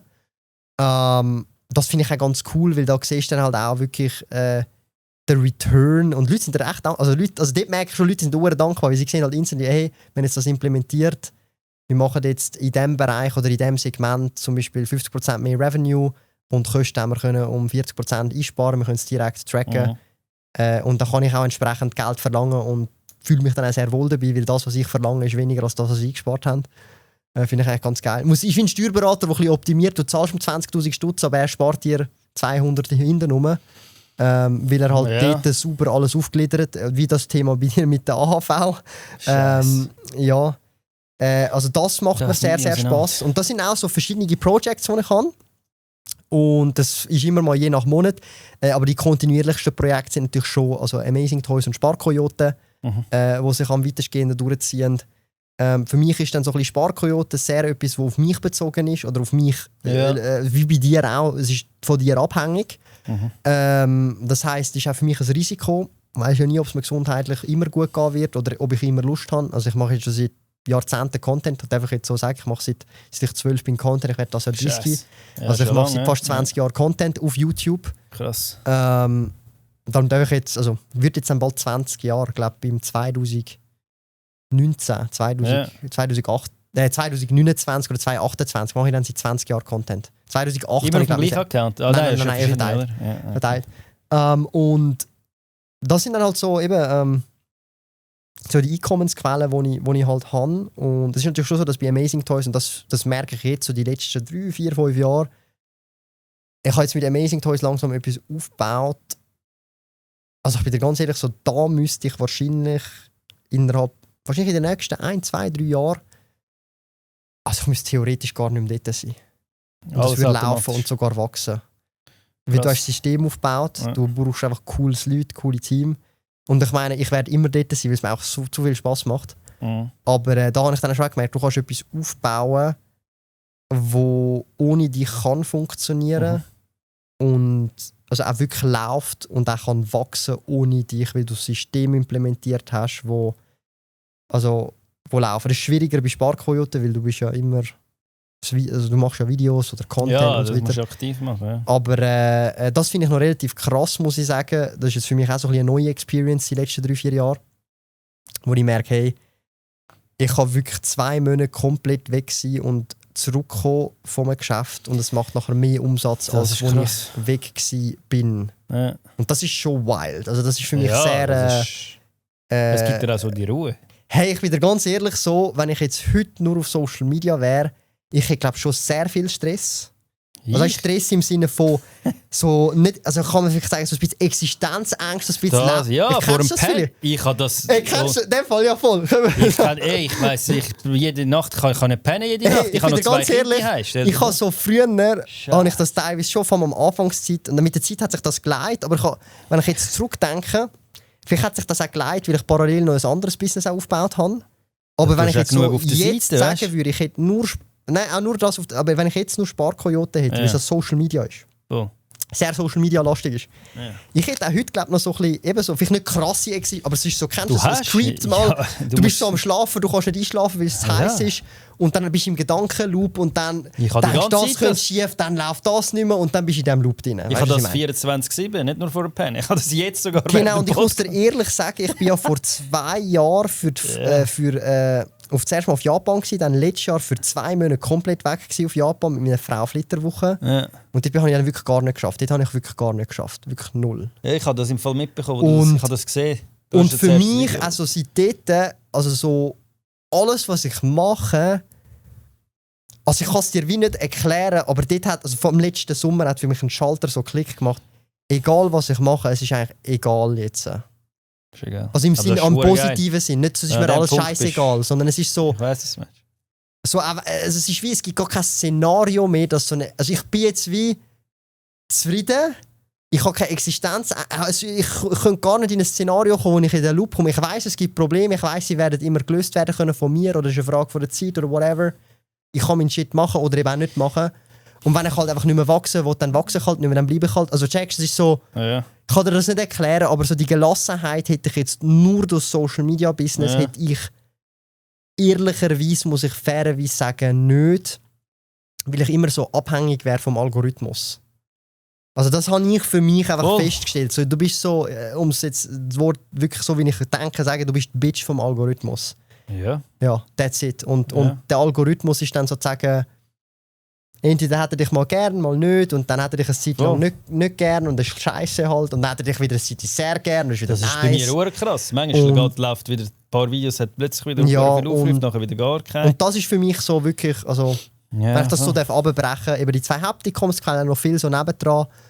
Aber die Kombination habe ich herausgespürt, ein Business haben, das dann auch unabhängig ist von mir, hat mir viel, wie soll ich das sagen, Lebensqualität gegeben im Sinne von, also dass ich, wenn ich Stress habe, dann ist so der positive Stress von, ich will wie zu viel machen, weil es gibt zu viel To-Dos und ich will gerne alles machen, weißt du, was ich meine? So, aber es ist dann so der positive Stress, so nicht der, oh mein Gott, was ist, wenn es morgen nicht mehr läuft? Ja, so, den habe ich. Ja, also ich hoffe für dich, so, ich wünsche dir alles Gute so, aber du wirst den Weg schon finden. Und, ich bin an dem Punkt, ich will einfach, dass meine Kinder das nicht haben. Ja, aber den musst du anklotzen, Ja, ich bin dran. Weißt, ich habe jetzt auch 100'000 auf TikTok erreicht, Followers, 50'000 jetzt fast auf Dings. Geil. Aber eben, ich halt immer so ein bisschen eben wegen Anzeigen und so also Anzeigen wegen nichts eigentlich, ich bin ja freigesprochen worden. Ja, aber es kommt gut, jetzt Podcast läuft auch mega gut, bin ich zufrieden, ja. Freut mich für dich. Danke. Ja, ich glaube, ich muss eben... Ja, nicht schon halb überziehen wir da. Aber da würde ich gerne noch mal irgendwann in einem Jahr oder so noch mal einen Recap machen. Dann schauen wir noch dein Portfolio an. Dann schauen wir bei mir noch mal im Bullrun dann. Im Bullrun. Sagen, ja, jetzt habe ich einen Hype gebracht. Ja, okay, das wäre es gewesen. Danke euch fürs Zuschauen. Liked den Beitrag, kommentiert und folgt ihm. Und wenn du noch einen Abschlusssatz willst sagen, hast du da, oder auch Abschluss... Hey, ich will jetzt nur noch eines erwähnen. Ich habe es glaube schon genug erwähnt in diesem Podcast. Wenn ihr in der Schweiz seid, ihr habt die Möglichkeiten. Ich komme aus einer Familie, die wirklich nicht sehr vermögend ist. Und ich habe meinen Eltern sehr vieles ermöglichen können, was sie jetzt vorher nicht haben können. Darum sind einfach dankbar, dass ihr in der Schweiz sind. Ihr könnt wirklich sehr vieles aufbauen. Ich komme mit Migrationshintergrund von einer Familie. Ich bin die erste Generation, die da geboren ist. Und mir ist auch nichts in den Schoss gelegt worden. Darum sage ich einfach immer, man muss dranbleiben, sich wirklich festbeissen. Und nachher ist eigentlich nur noch eine Frage vom Durchhalten, weil heutzutage meiner Meinung nach sehr viel geben zu früh auf. Und nicht jeder ist bereit, etwas jahrelang zu verfolgen, ohne dass es Früchte trägt, damit es dann im 5., 6., 7. Jahr so krass kann explodieren, dass dann auf einmal alle fragen, ja, beim Thomas ist schon immer gelaufen, Ist aber nicht der Fall. Und darum bleibt dran und lasst euch einfach nicht einreden, dass ihr es nicht könnt, sondern sucht euer Umfeld. Eben, wir sind bei der Erziehung und beim Umfeld, wo euch auch bestärkt in dem, was ihr macht und sagt, hey, schau, das ist eine coole Idee oder hey, mach einfach mal. Ich finde es zwar scheiße, aber hey, mach es einfach. Das ist ja nur meine Meinung. Aber Leute, die euch so ein bisschen bestärken im Umfeld. Und da habe ich das Glück, habe ich gute Kollegen gehabt, gute Familie, Freunde, Frauen natürlich sowieso, die da immer sehr supportive waren und auch gesagt haben, hey Thomas, mach mal, wir sind da, wir supporten dich, darum bin ich da sehr froh drüber. Genau. Bringen den heim.